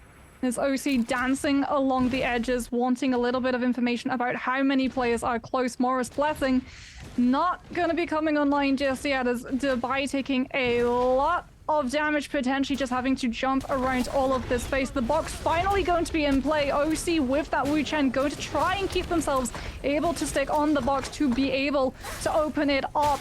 Yodo F3 comes on through. Unfortunately, only lasts 3.5 seconds, so the second that it's gone, NPG just come in and absolutely storm the entirety of the team. OC wiped in the absolute blink of an eye, as GD now starting to push on through, applying pressure, knowing now that NPG had burnt so much to be able to bully OC away that the strategy gets turned on them, and Jen can't actually back the team up because of that no ult zone. Wasn't able to stick in the monk form and provide suppressing fire, so GD playing the long game, going to be able to come away with kills and a blessing of their own. Blessings indeed, as Bauda looks like they're going to be able to find their own blessing as well. Like they might be able to get their own Mystic Might as well. I think Bauda actually got Draco Storm. Oh! I actually couldn't tell. Is it the symbol? So, yeah. So the symbol for Draco Storm is the little zigzag of a dragon in the shape of lightning. Ooh, okay, that's good to know. That's actually really Hence good the Draco Storm name. Hence the Draco Storm name. Very It took me way too long to realize why exactly it was called. I was like, oh, it's a dragon in the form of a lightning bolt. That makes sense. When did you find it? When did you realize it? Like week 3 into playing. Oh, okay. So it took me longer. Understandable. That's fine. I tell you one thing that I immediately find out, which is my favorite thing about the game: the invisible purple bushes. I've had so many fun plays just sitting in invisible purple bushes. I feel like we need to have a stat as well for just how many hours or even days that have accrued for players in Pro League and World Cup quals just sitting waiting in purple bushes. There should be a reward just for how long a There's certain an team has been achievement. sitting in the bush for so long. There is an achievement. It's called Lurker. I believe you have to stay in it 120 seconds in one game. Really? A Pro League challenge. Can you actually get into it and not get caught? Meanwhile, GD's K looks like he's slow. No, not on Jen. Not on Jen. Jen is gonna get caught on a chase here between two players here with GD. K actually grapples into the ice cone and takes the stun. Jen actually loses one of his chases, but he actually has to grapple into the corruption, and he still gets tracked down by everyone on the side of GD. Took a little bit longer because of that grapple mishap, but they're still able to lock down the kill in the end. That could have been the mishap that would have actually helped him get away here. Could have been a really great moment, but sadly, does get claimed, does get finished here, and it looks like there's going to be 2 Draco Storms on GD and Balda, as Q9 is going to be able to have the Mystic Might, and the Mystic Might is going to go away on everybody here. Very few couple seconds here. Q9 trying to use the last little bit of their energy to try to see if they can get something out of this fight here, but JJ, with all of their ranged weapons, is not going to let Q9 get close. Meanwhile, all they really just want to get is just the last little bits of whatever's in the chest. Whatever they can get possible into it. Sometimes they don't need to get anything in the massive. Sometimes we just want to get a little bit extra, something extra. Please, sir, can I have some more?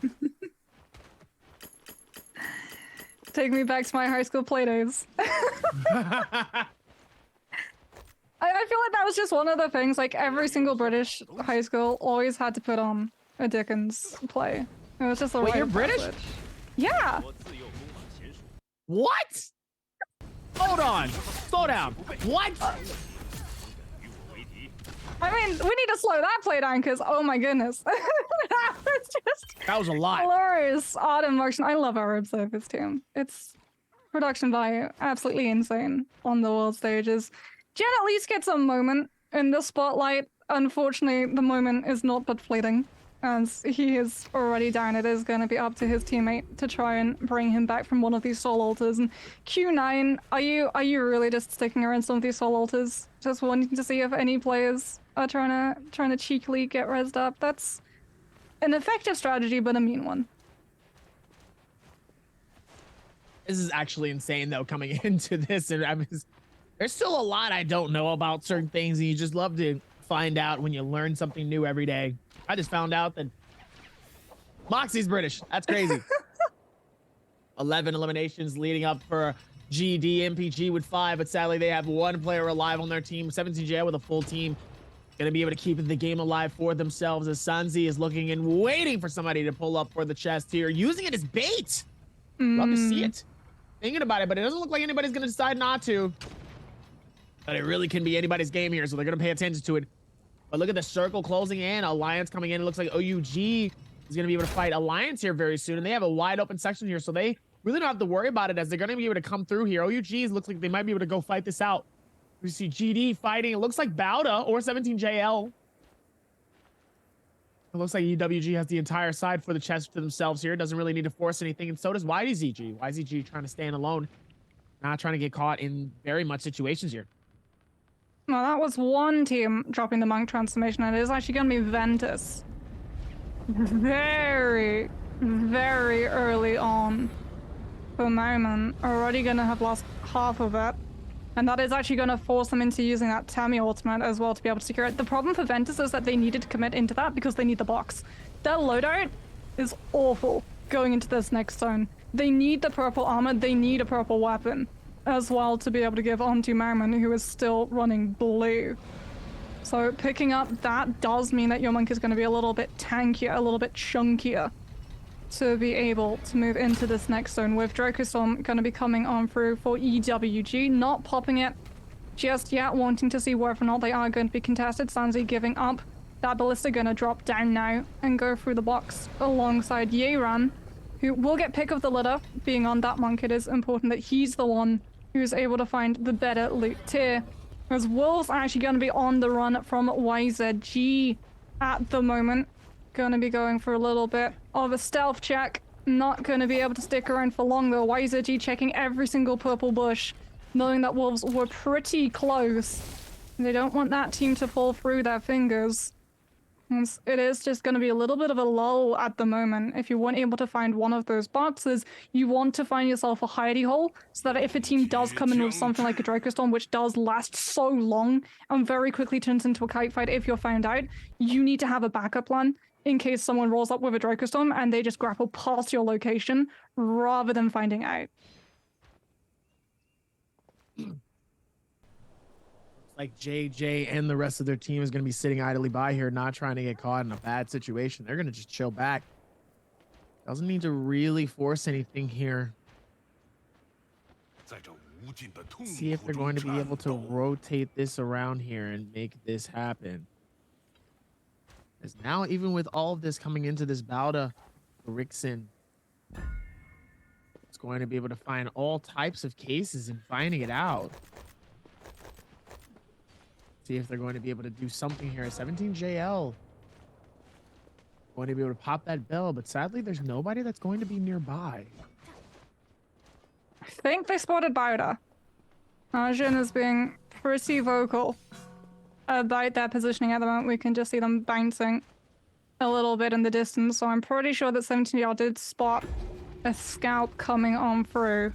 This is what happens when teams get Dracostorm. EWG literally just hunting down, trying to see if they can find a player. Alliance's mentality has been spotted, and now it is going to be a survivability check coming on through from the team. They were trying to use them actually to bait EWG into being too aggressive and chasing into that zone. A beautiful parry comes through from Lucky, immediately throwing Sanzi onto the ground. However, Dubai does go down, and it is going to now be Alliance's mentality caught out at the moment, will go down. It was a very risky play coming through from Alliance, and it doesn't pay off for them, as EWG have absolutely no problem with that Dracostorm of fighting inside that zone corruption tick, knowing that they just have so much burst potential to be able to win the fights as fast as possible before their heals start to get corrupted.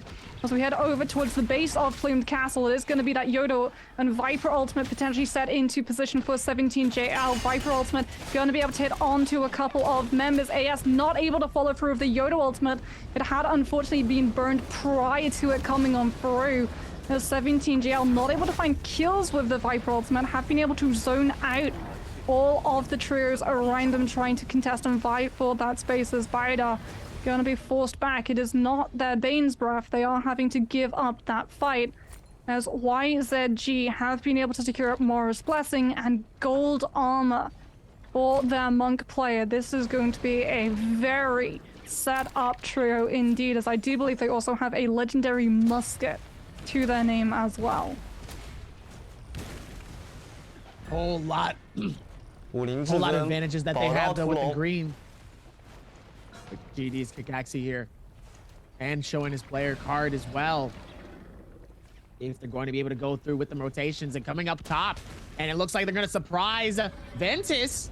Looks like they will be able to go through and commit to this fight here. They're both going to be able to try to see if they can take this top spot here from Ventus themselves. They're going to have to be careful here as Kakaxi is just waiting on it. It looks like they're going to be on the lower steps, and it looks like Ventus is going to decide to go in and let GD just take it from them.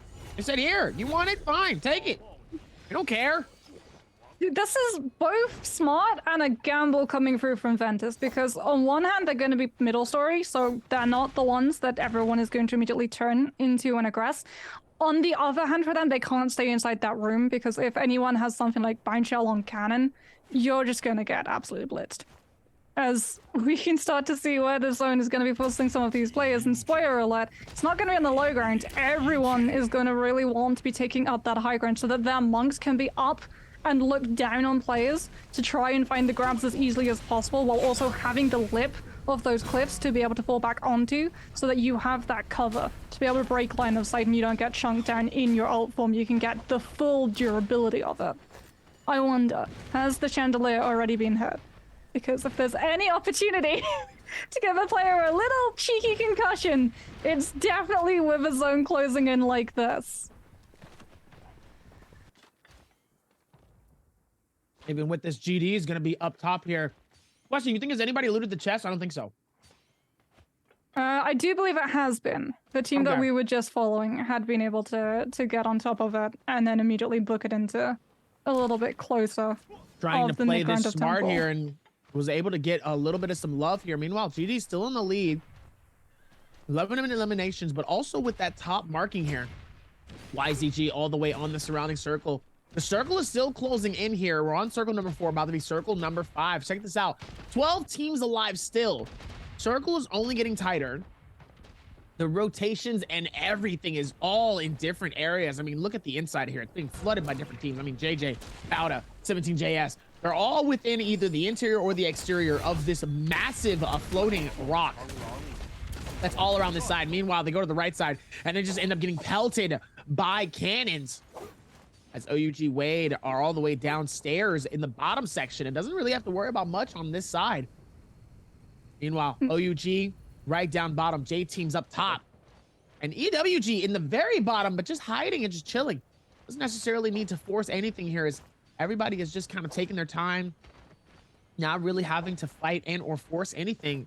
And it looks like they're going to get ready for a massive amount of fighting that's actually about to take place here. Yeah, everyone as well, making sure if they're on those monk comps that they're going to have space to be able to fall back onto if a Viper ultimate comes through. Right, because that's the one thing that you're concerned about, that your monk player gets stunned out and then immediately chunked down. Because these transformer comps are so reliant on that monk being there, on buying you space, on finding those grabs, on potentially snagging out a player from their trios and putting them so deep inside your territory that their teammates can't peel in time to save them. As Q9 just going to be sitting at the very tippy top at the moment. If they were Viper, that would be an absolute gorgeous drop down of an ultimate. Unfortunately, 17JL's on that Viper. Poison Splash coming on through. Wuchen TP to make sure that Benchu and Ziyu are able to get the resurrection onto AS, but that is now the ultimate burnt out. They are not going to have it to reposition when this zone starts to close them through.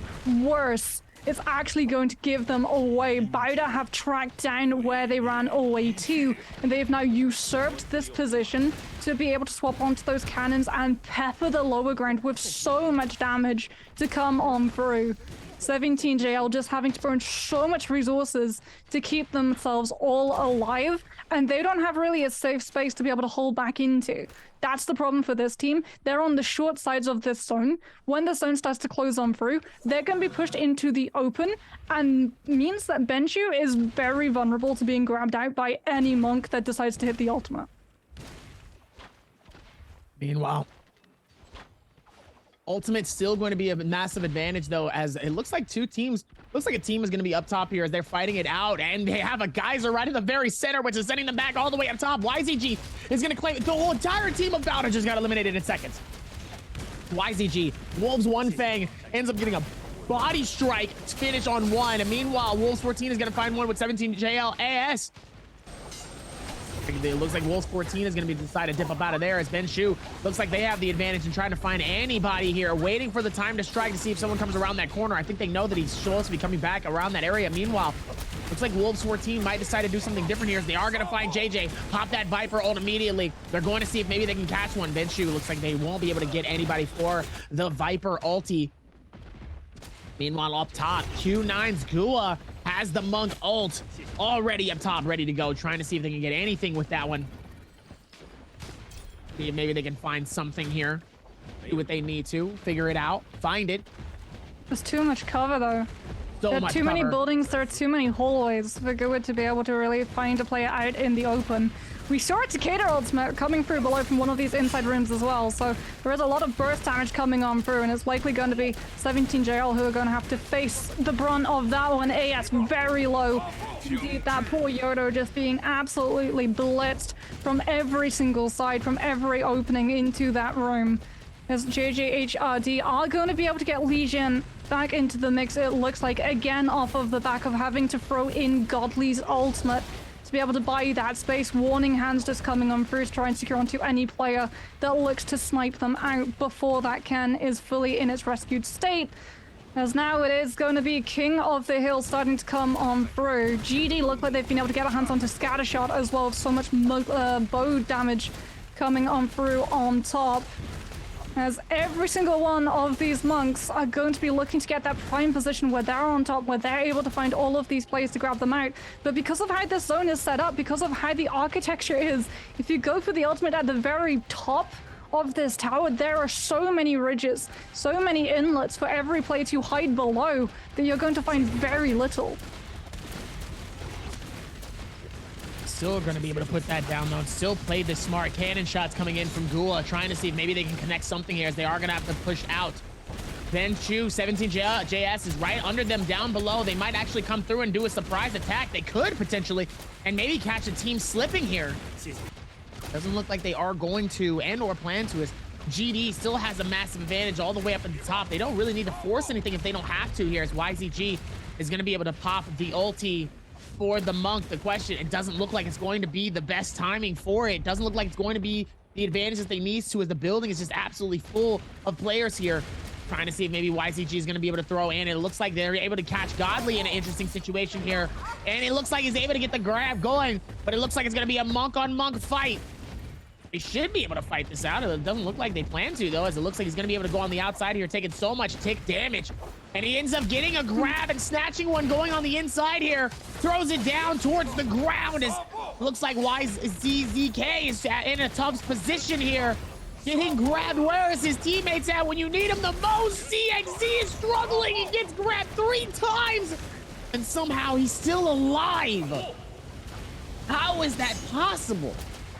Man catching all of them, though. Meanwhile, still gonna be able to throw down all 3 of those shots coming in from the cannon, trying to see if they can connect anything. And it looks like they're able to, though, forcing them to use a lot of their mini shields and also their heals, trying to make sure that they don't get caught. But it looks like the rest of the team on the outside here is having an absolute bloodbath with all of their ranged weapons as much as possible. This is a very interesting circle to end on here, because there's really a lot of elevation, but it's also just a lot of hang-offs in certain situations. They're gonna need to fly off here. It's Malman forcing to use the Monk ult to get out of Dodge's way here. Ends up getting pushed on the outside here, trying to see if they can get a grab as 2 more Monks come out. Fight, fight, fight, fight. This is gonna be an absolute massive fight from all angles here, where everyone is up top from the very top all the way to the bottom as the Viper ult comes out. Beautiful timing from Benchu. The question is, can it connect to everybody? And it looks like he ends up getting grabbed, but still stuns everybody. People are just dying left and right from the ticks all over the building here. GD Don Quinn ends up getting eliminated here, but there's still going to be claims on each elimination here. Meanwhile, Zayu is going to be able to find it.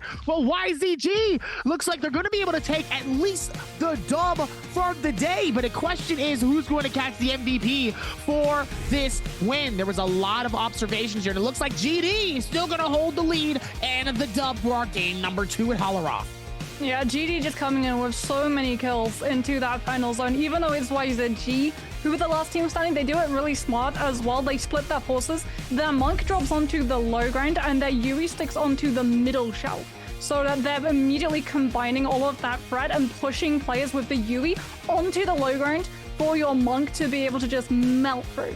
The problem is, a lot of those players are already dead. It comes down to GD just mincing players from the very beginning of this game into the final zone. They were really set up. They just needed to play for survivability to be able to walk away with that MVP.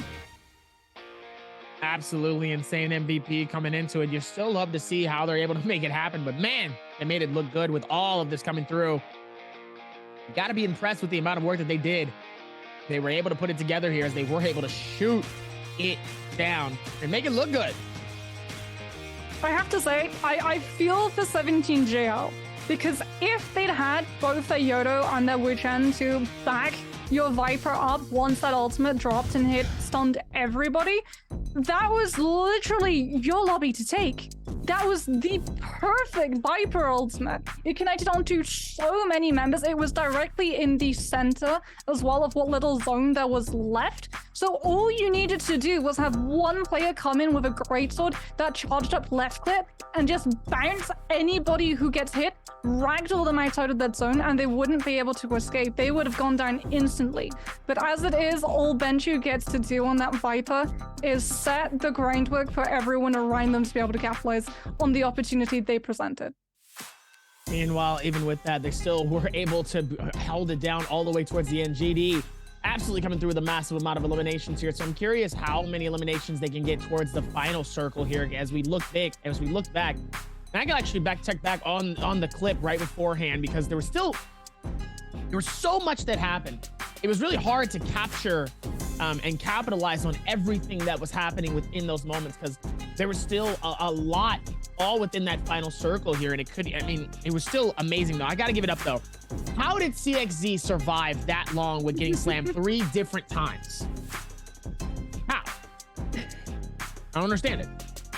Now, as we look in towards this final circle, GD up top, Ventus on the second floor, NPG and Q9 fighting it out on the third, and at the very bottom, still OUG, and it's still one of the other players here. The 3 monks come out, immediately it scrambles everybody, right? Dubai comes far out on the right side here.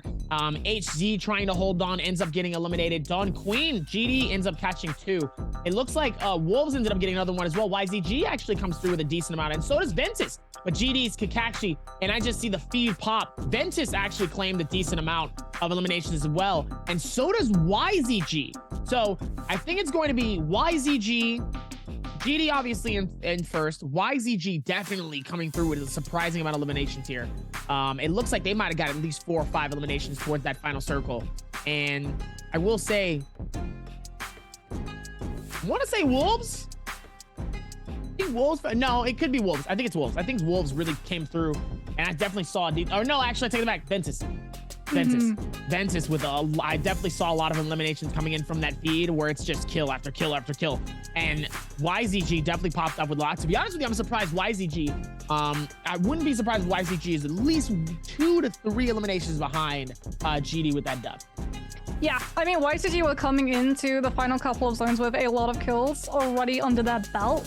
And I think they knew that, like, when that final zone started to close on through, it was a gamble of, do we heavy commit and find ourselves in a very aggressive position because of all of these players clumped up in a very, very close place. Right, so if you go too far forward and chase after those kills with the blinders on a little bit too hard, you're the ones who are going to go out early. So I think they made the right call, and they didn't go for the really proactive chases. They knew that they were already coming with a set number of kills. So they would pick up at least third, even if they weren't able to find that first place position. GD coming with 17 kills in that lobby and had just an absolute monstrous run of Holarov. They played Final Zone perfectly. They played their composition perfectly. They punished anyone who tried to get close to them as well. And J-Team, even though they were set with things like the loop, because of how long they actually get locked into a fight with one specific team on the low ground, they suffer for Final Zone because of it. They only come in with 3 kills because they really did just chase after one specific trio. So they're not actually going toe-to-toe with all of these different players and continuously adding their kill marks up. Even with that one as well here, you're still surprised by the amount of momentum here as we look at the scores. And I mean, it's very close in terms of damage with all of them though. But the damage is going to lead with Kakashi though, with those 22,000 damage. But the Takeda from K coming through with 8 eliminations, claiming it. So the curiosity is going to come from, is K going to be able to take it with the max amount of eliminations, or is that damage going to be enough here? As we're going to look and see who is going to be the MVP for GD, which is going to be the infamous Takeda. GD shutting it down. Soul Release, detonating rounds, Phoenix Blast, long sword step, focus slide, and that phantom step. Soul Release, very, very helpful though for a Takeda ulti, being very helpful with that 20,000 damage, with 8 eliminations and 9 assists.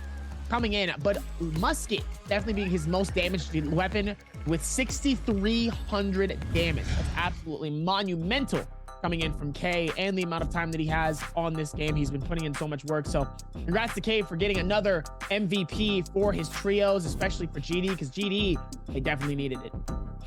That's now twice in a row we've seen these monk comps come through and find MVPs with a Takeda instead of a Yuetian.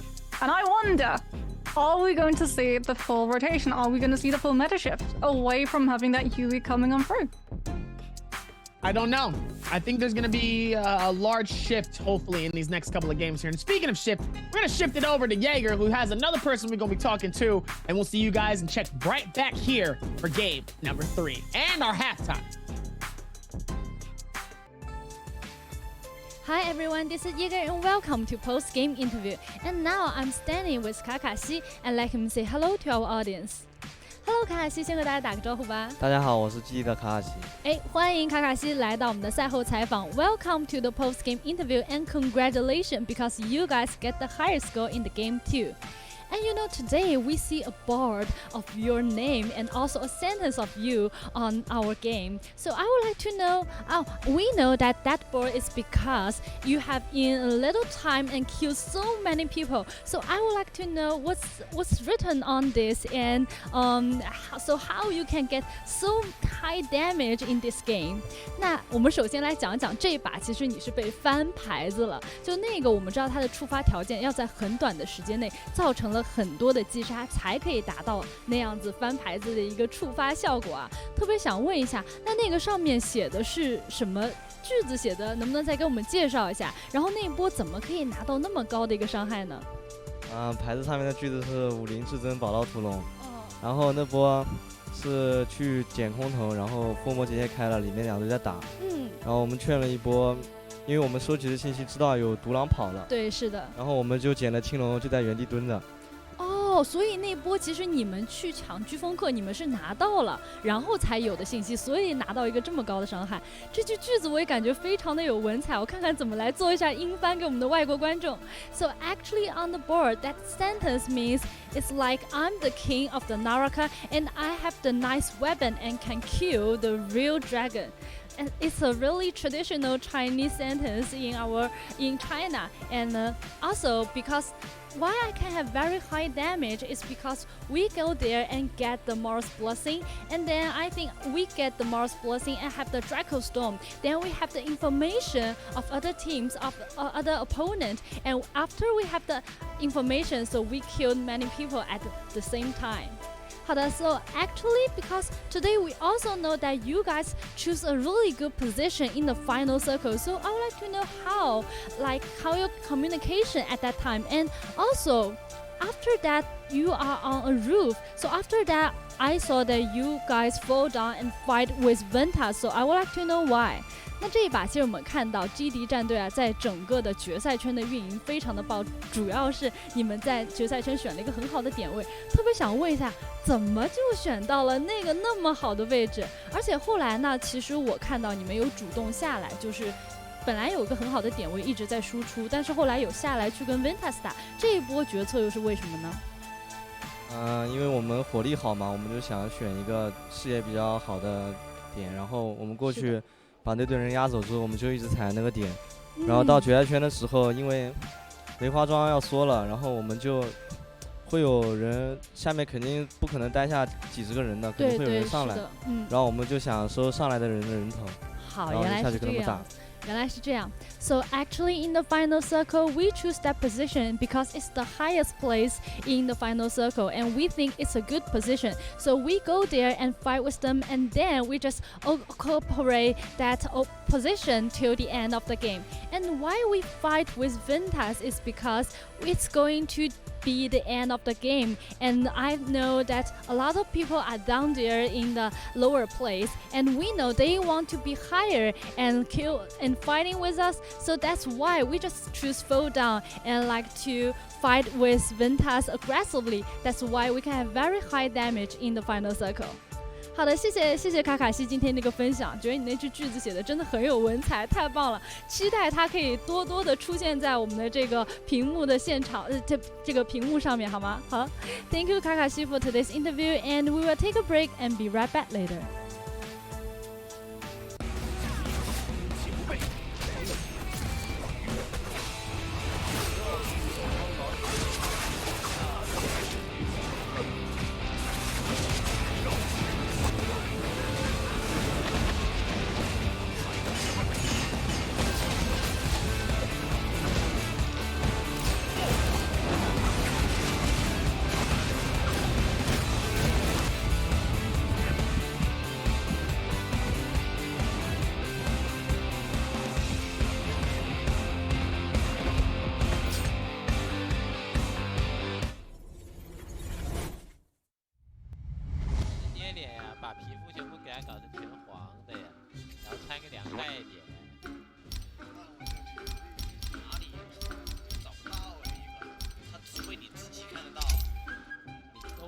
看到呀，你看这不就全黄了？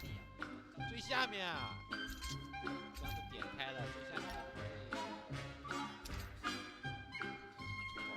了。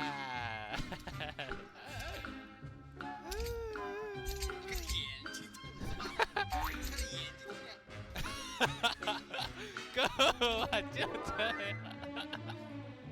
这是谁的？土白的，土白的不好看，这3个我有。马屁，你装不装？装上去的人傻掉。到时候不至于按出来你就臭了。来调戏，直接调戏，让来调戏。对，调戏呀，不是他妈那个。哦，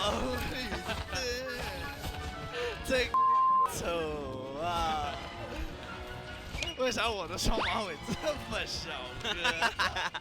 带错了，带错了，有2个。你看你的，我在头顶的。啊，我的双马尾！加油！我打回去，打回去！心多下。好多！我死了！吹风回来了，我最后一个吹风，钻进去，有个边缘在圈，没事，顶着也行，这有花吃。哎，我吃不上了。我杀多少个？10、28。战神有点多。哎呀！我这快死了，我那死了。我们18个，我要想看到我要在屏幕上面，我要晒屏幕上面啦！红绿灯刺激，真的，最后那因为红绿灯禁止通行。谈一下你们怎么最后就笑成那个样，是怎么回事啊？三少，每次别人一开大，我玩个3娘，我3娘可以开大去把他的大断掉，我就觉得很搞笑，很欢乐。这场比赛这个3位的这个红绿灯造型是出于谁的想法？最近过节嘛，可能车行量比较多，道路千万条，安全第一条嘛，红绿灯嘛。还有的就是给观众们也多看，就比较好，就是一下就认识到了。哎呦 ，EWG 咱们的艺人上个解说台，终于是现在特别懂观众老爷们的心了。以后再让选手多上解说台了，下来之后直接在造型上，今天也把队伍变成个大发明家。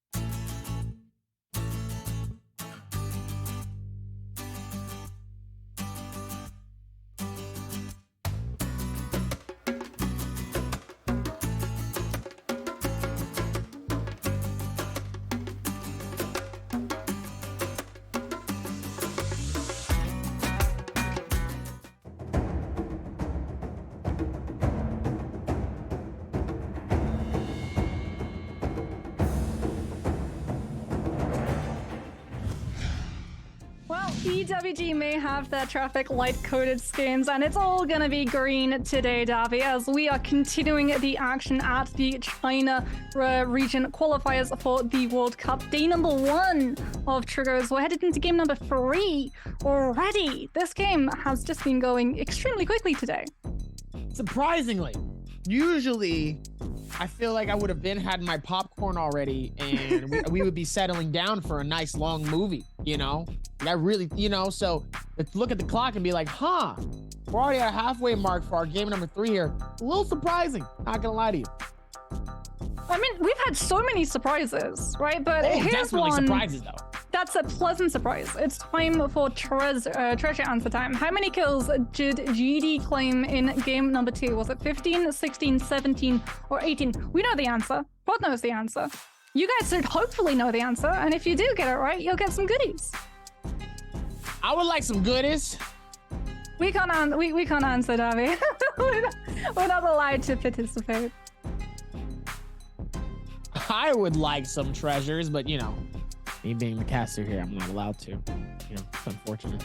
But The treasure that we get is getting to be first seat in the audience of watching all of these absolutely incredible games of Naraka. I have my fingers crossed that we're going to get to see the Valda comp coming through from EWG. The fact that we've already seen Takeda coming through from some of these teams does mean that somewhere along today we are going to see a diversion coming through from the regular hero metas that we've seen in Trios of the past couple of weeks. Hopefully that means that there's going to be a Valda-shaped hole coming through from some of these matches.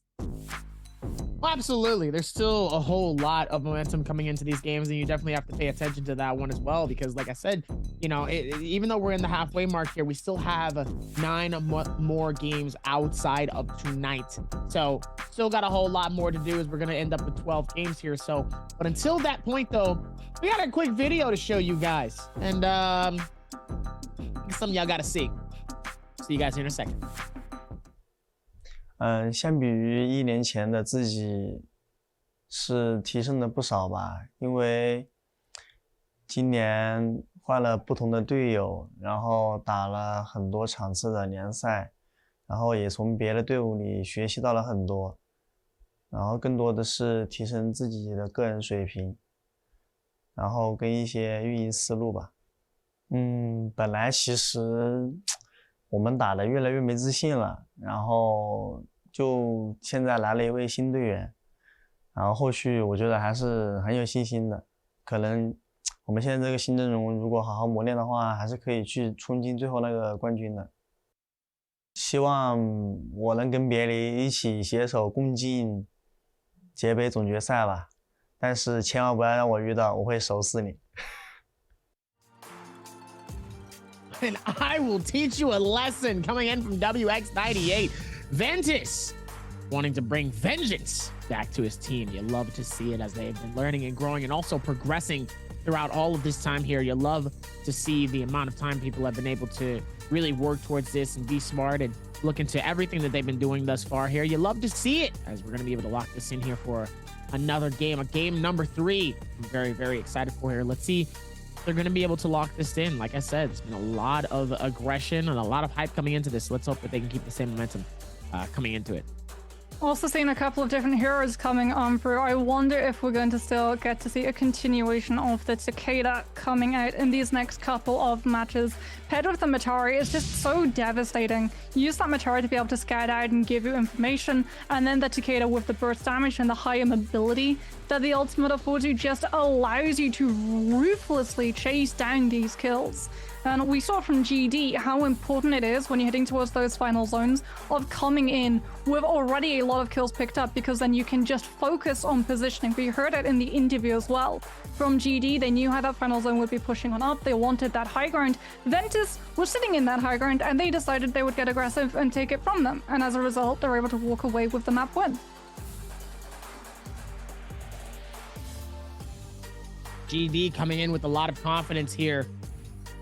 Whole lot of hype maneuvering into these moments here. They've done a fantastic job. Let's see if they can keep the same momentum going into this game. Like I said, they've done a really great job thus far here. Very excited to see how they can do it, as OC placed in 12th place right now, 28-01, and Lijing They're going to need to figure this out as well as you look at the average. Top 5% of 33. 6.2 on the average scale of kills, but 24,000 on average damage. So they're getting a lot of the damage done. Hope that they can keep the same momentum going into these next few games. Very excited to see how they're going to be able to do it, especially with the halfway mark. Halfway mark is where things get good. Yeah, I think a lot of these teams, OC is one of them, all suffer when we see the very beginning of these games from the exact same thing of that they land in really hotly contested areas and they find their members getting fragmented and split apart. Right, that's why we saw in game number 1 on Morris all these Yodo comps just absolutely smashing through the monk compositions because you can use that Yodo, the F ability, whether you're running the F1, the F2, or the F3, you can use it to isolate out a member of that monk composition from their own team. So the peel isn't there in time because the game has only just started. One, you're not going to have your ultimate built up if you're a monk and you're not running those early generated rage glyphs to come on through, or you're able to find some fireflies.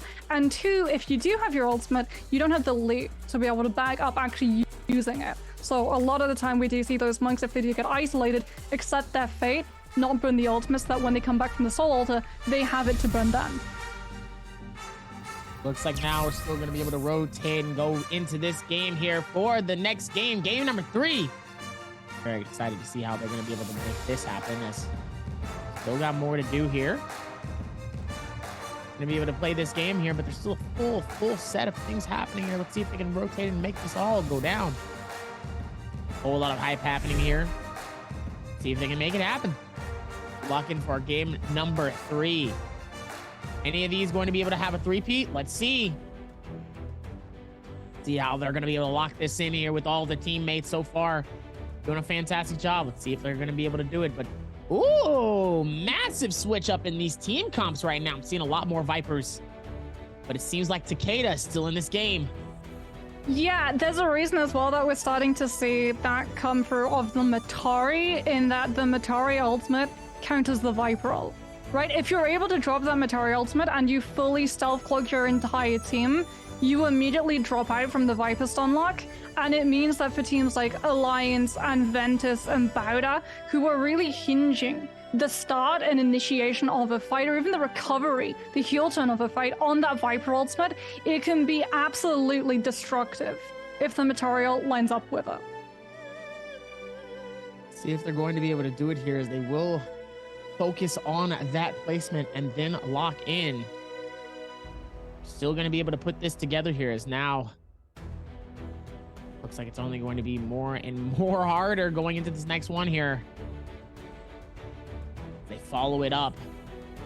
Still a whole lot of momentum coming into this, but let's see how they're going to be able to go with the map landing, though. Like I said before, I've been very surprised by how people have been landing with these maps, because sometimes, like you said, you catch out in a space where people are just too open and there's nothing there, and it's just like, how are you guys going to be able to fight when you have nothing on you? You can't just fight with your fist.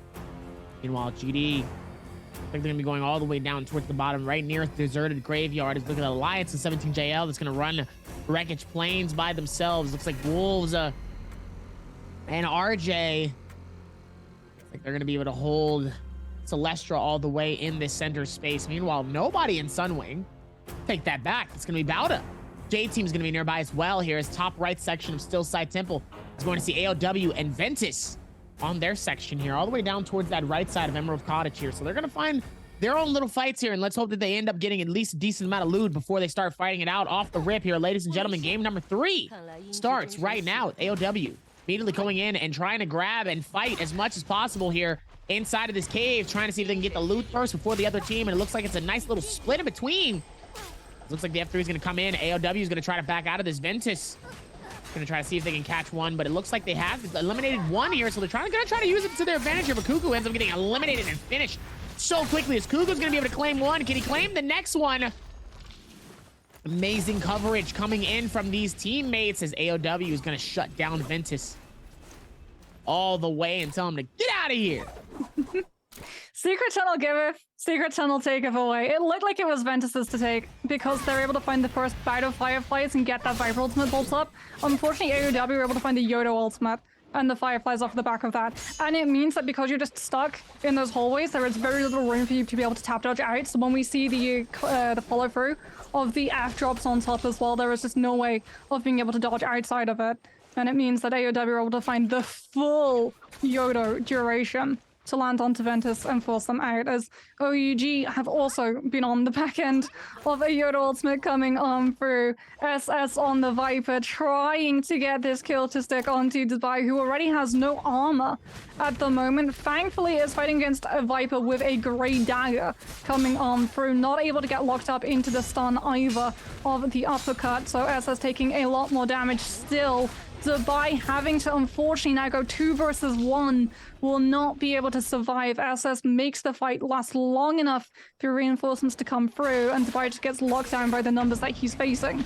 As we're still not slowing down, Q9 have been able to build into LWH's Takeda ultimate, and it's going to blitz onto the members of Alliance, who are going to have to panic in with that Viper ultimate, and immediately we just see the scatterings of Q9 as they make sure that if one of them does get caught out by the Viper ultimate, it's not going to be the full team. Only one of them goes down. They were so spaced away, the Alliance were only able to follow through onto one of those players. Unfortunately for Q9, the timing isn't great on them returning to the crime scene. Alliance stuck around longer than Q9 were expecting, and as a result, instead of only losing 1 player and then backtracking to get that resurrection online, they lose 2.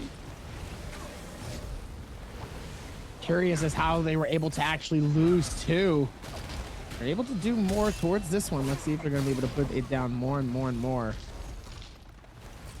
They are able to rotate this around and do what they need to here. It's only going to be more and more crazier as they are going to be able to put this in, and it looks like Q9 is going to get eliminated by Bauda. Bauda looks like they were able to find a HDHZ by himself exposed and was able to shut him down within seconds, not giving him really any time to realistically do anything.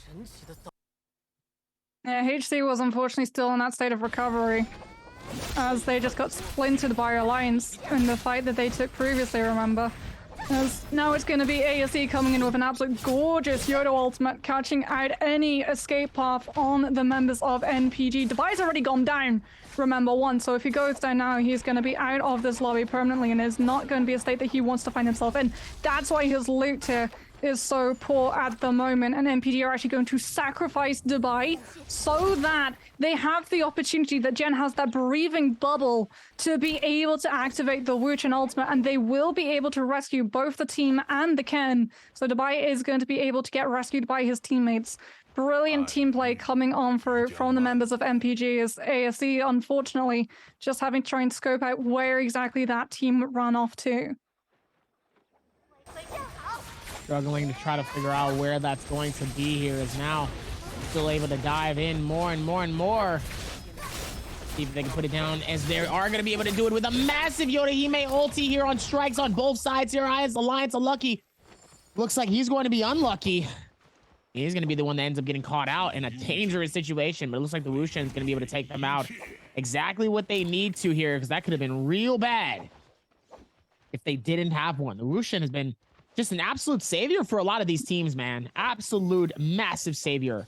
Because it could be really, really bad. And surprisingly, still able to do it. Yeah, the Wuchen ultimate, like, words cannot say how important it is in these compositions. If you lose one of your players, you don't have to worry about the time that it takes winding up to get that rescue. Oh, gorgeous counter.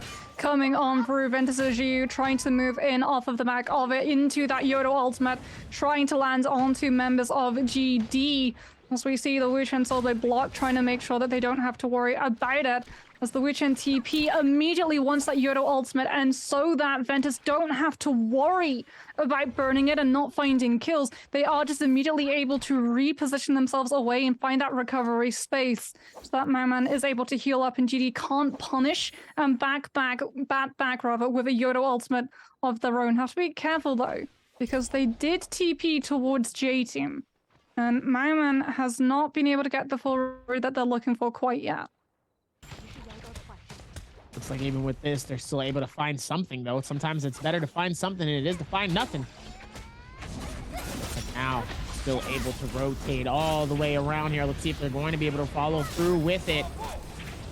More of it to be had and done, as the ASC is also going to be able to do his Yorihime ulti as well, but not able to really connect anything here. But he ends up getting connected by somebody's longsword. Immediately, Takeda comes through trying to see if they can do some... Ooh. Dangerously close, though. 17JL is playing it a little too close, but it looks like no one really got hit by that one. Looks like they keep trying to drag him back out, as ASE coming through with that F3, going to be able to block all of the momentum. Yeah, 17 JR at the moment are just trying to bait ASE into walking away a little bit too far from that main breath, because it is actually ASE's. So 17 JR couldn't heavy commit in, and as a result, they're actually going to be burned out of that Cicada ultimate. So they're going to have to rethink how they push back onto members of ASE. JJHRD might actually be able to do the work for them, but JJHRD aren't pushing towards ASE. They're actually pushing away from them.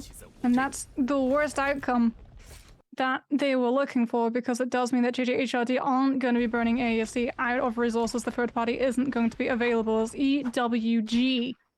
Still trying to find a pick onto a receding member of Q9, who just off of the bat of a really bad beginning of this match, unfortunately have not found any time of recovery. They are just continuously being hounded down, and it really does feel like for Q9, that's just been the storyline of the day so far. Looks like they're able to do much more. Now still able to find this one out here as All Shang Alliance trying to see if they can do something as well with 3 eliminations so far. They still able to find something, but they still need to be able to do some more. They've been able to rotate and try to find something as well with these fights, but YZG with 0 eliminations, very surprising from a team like them, who has surprisingly put up a hefty amount of points in the first 2 games. Has not been able to find a dub yet, but still surprising as EWG is going to be able to find Q9 by himself. LXY struggling here, trying not to get caught in a bad situation with the Gray, but sadly he is going to find it as Yeron and the rest of EWG is going to find a free elimination coming in from LXY, as ends up parrying one of them, but doesn't matter. Yeah, He'll get eliminated. It's really unfortunate for LXY as well. EWG had actually put a bounty out on the Matari, so you can use that to keep a track of the Matari's movement. Even with the stealth, even if you had the blink ability up with the F ability, your bounty is still gonna move while you move. Wait, and really? as a result, it just means that Alex White does not get to escape. Q9 are out. That is really interesting coming into it. I was not actually expecting that. They lost plays really quickly and weren't able to really find time to recover. Like LXY ideally needed to either find a Morris Blessing to just steal away a rebuff charm or a Rift Healers. But because of that bounty on his head, he just doesn't get the opportunity to do that. And as a result, even though the chase goes on a while, he goes down. Wasn't really able to do much though in a tough situation, but still was able to find it in some way, but still is going to be able to find it with the force of it, as Wolf's Fang is going to be able to find the Draco Storm. I do see that it's shaped like a dragon. I get it now. Close. I see it. Mystic Might. What? I'm sad. It's not the zigzag. I'm sad now. It's also like this really lovely shade of duck egg blue, which goes alongside the aura that it brings. I'm gonna have to memorize my shapes. It's been a while. I need to go back to school. It's been a while. It's like Draco Storm is like this green tinge of emeralds. I need to say hi to my teachers. It's been a long time since I've seen them. I hope they're doing well. Meanwhile, OUG on the rotation side, all the way up top here is Alliance and AOW fighting out as well. Looks like they have the Alliance. It looks like Shang is going to end up getting grabbed, pulled into it. It looks like they're going to go straight towards that fight. F3 immediately comes out on both sides here. Shang is going to be able to try to fight. Alliance is lucky. AOW's Cuckoo ends up getting sent back from dual blades. And meanwhile, Ping Tao is just getting absolutely destroyed and floated on to the point where he can't even be able to do anything. But it looks like Alliance and them actually was trying to whoosh it out, but they didn't whoosh in too far. And it looks like it's going to be enough for the stun to be able to claim at least one and get the finish on another. Meanwhile, Alliance able to find time to do that as AOW's Cuckoo is going to try to back them out, as he's going to be able to try to run away as best as possible here at the F3, trying to see if maybe he can catch him in a bad space on the river, wide open. Nice hits coming in from all points of the damage. Not going to let Cuckoo go too far. 1v3 is absolutely struggling as he sends all of them up in the air here, trying to see if maybe he has the opportunity, though, to back out, maybe even have a chance to heal this out, trying to wall scale rush as much as possible. But mentality And the rest of Alliance is just closing in the gap more and more towards Cuckoo. They're going to grab him, and it's going to be successful as Alliance is going to be able to shut down AOW. That's so unfortunate. They whooshed out, and they just didn't whoosh in far enough. It's annoying too because like it takes time to set up those rift portals, and unfortunately for them, they just were under duress. They had to click as fast as possible just to be able to escape any follow through that came out, and as a result, they're not able to get as far away as they want to. So they get caught out immediately by that Yoda ultimate coming on through. As Cuckoo did a very good job of keeping that chase going for as long as possible. Unfortunately, they ran out of energy alongside the edge, so there's a reason that every single time they scale rush, they go for the scale rush rather than the grapple away. They need the blue focus so that they're able to escape the grapple cancel, and when you run out of energy, you can't use your focus attacks to break it, so he unfortunately gets grapple cancelled into the ground. As now we move over to ASC with the zone receding at their backs. Alex trying to chase on to players with that Yodo ultimate, catching anyone in that corruption tick, and just using the flashes to keep themselves moving so that they don't have to worry. But Kay comes in with a later Yodo ultimate and might be able to land more slashes to connect. The ballista actually coming through off the tracks. Hazy trying to set up a shot, will be able to find the counter onto Donkwing, who'd actually had to try and grapple them off of the ballista to save their teammates, and unfortunately puts themselves into prime position to be caught out by that Wu Chen when the counter is there. Matari ultimate just absolutely dogging at Hazy's health bar, not going to be able to find the kill, and both Jin and Hazy will be able to get their resurrection onto Alex, as ASE will be able to walk away with a successful fight. Still not out of the woods just yet. They're still going to be taking Corruption 6 damages. JJHRD in a very similar position as well. It's going to be eating into their resources, as unfortunately for GD, off of the back of committing so heavily into that fight where they went deeper to nip at the Witch and on that ballista, it is only K who is left alive. Meanwhile, even with that as well, OC, the rest of their team is going to go for the heals here as EWG looks like they're going to back out of this. Beijing, full team of OC is going to be able to hold strong here up top. Looks like they're going to move away as well here. Probably the best choice of action. Try to see if they can get away. Go to a different section here, trying to see if they can find anything that really can give them better advantage here.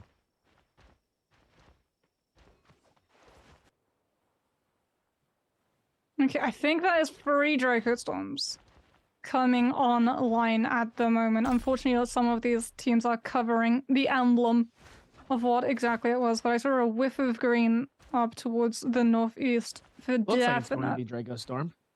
As yeah, it is going to be a Draco Storm that YZG are about to find themselves coming into, but Ventus are actually coming in for the contest at the moment.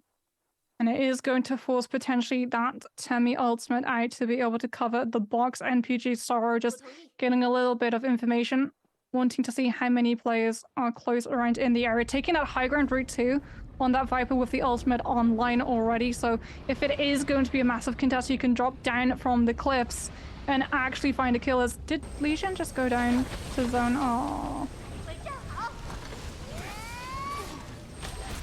Meanwhile, looks like Ventus ZU looks like he's going to try to do as much as he can to stop this team, as ZU is just going to sit idly by. Malman just sitting there, just trying to open the chest by himself.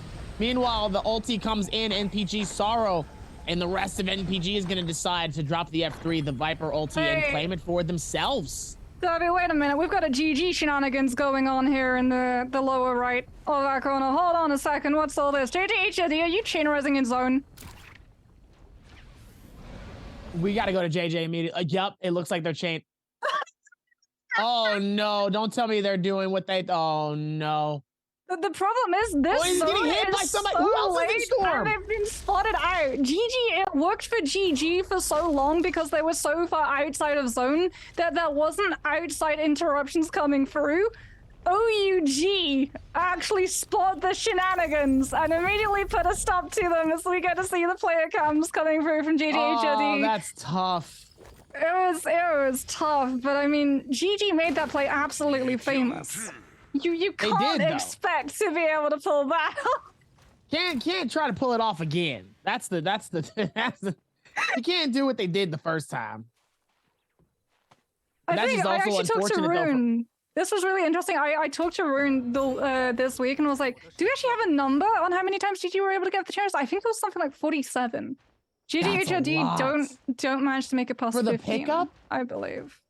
Well, yeah, so for GG1, it's early zone, so the corruption tick damage that they're dying from is very slow, which means a lot of the time they can actually get the res onto one of their players, and then they have 2 on 1 can on the rescue, so it goes up even faster, as opposed to JJHRD, who unfortunately, because of the zone corruption that they were taking, it ate away the health bar so fast, as well as the isolated interruption from OUG.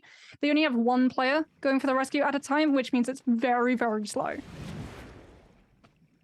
Absolutely insane coming into this. They actually were able to do so much.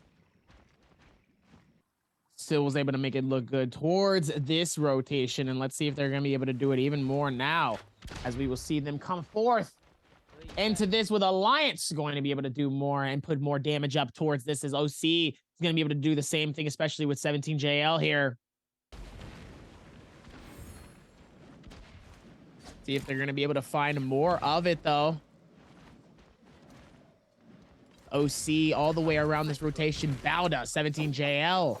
17JL getting hit with some pellets coming in from Bauda. Bauda's trying to see if maybe they can create some damage.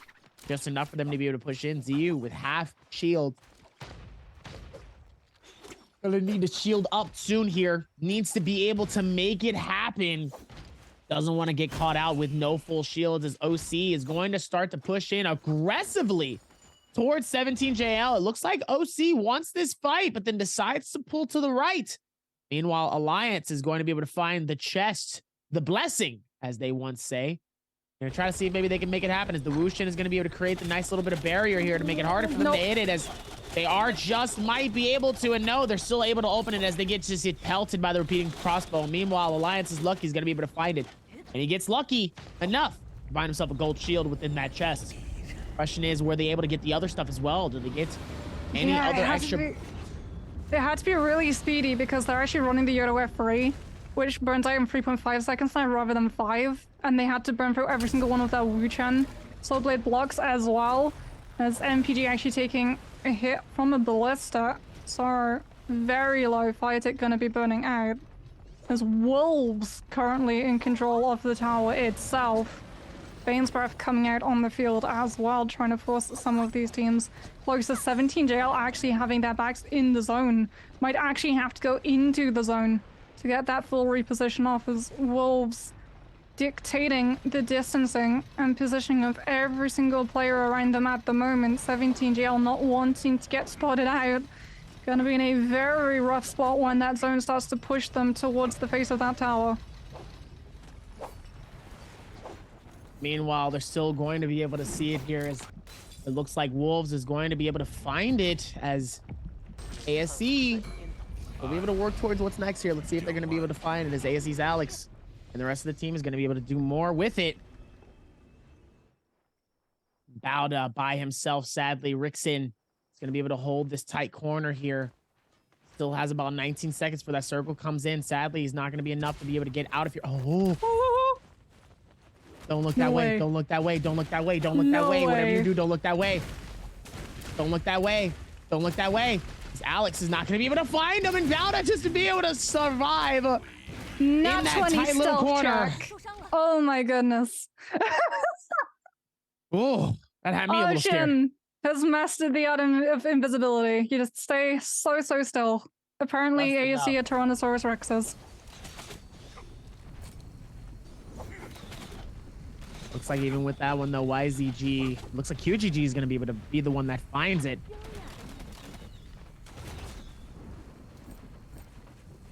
That's a Phoenix Blast too, for the longsword. Whoa, That's gonna be whoa. Hold on.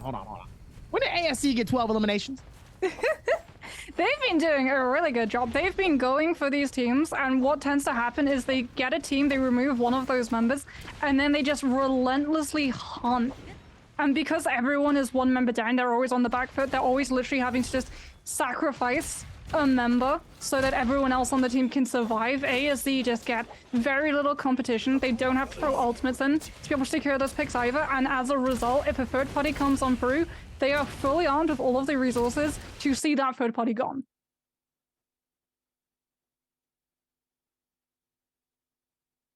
Wow.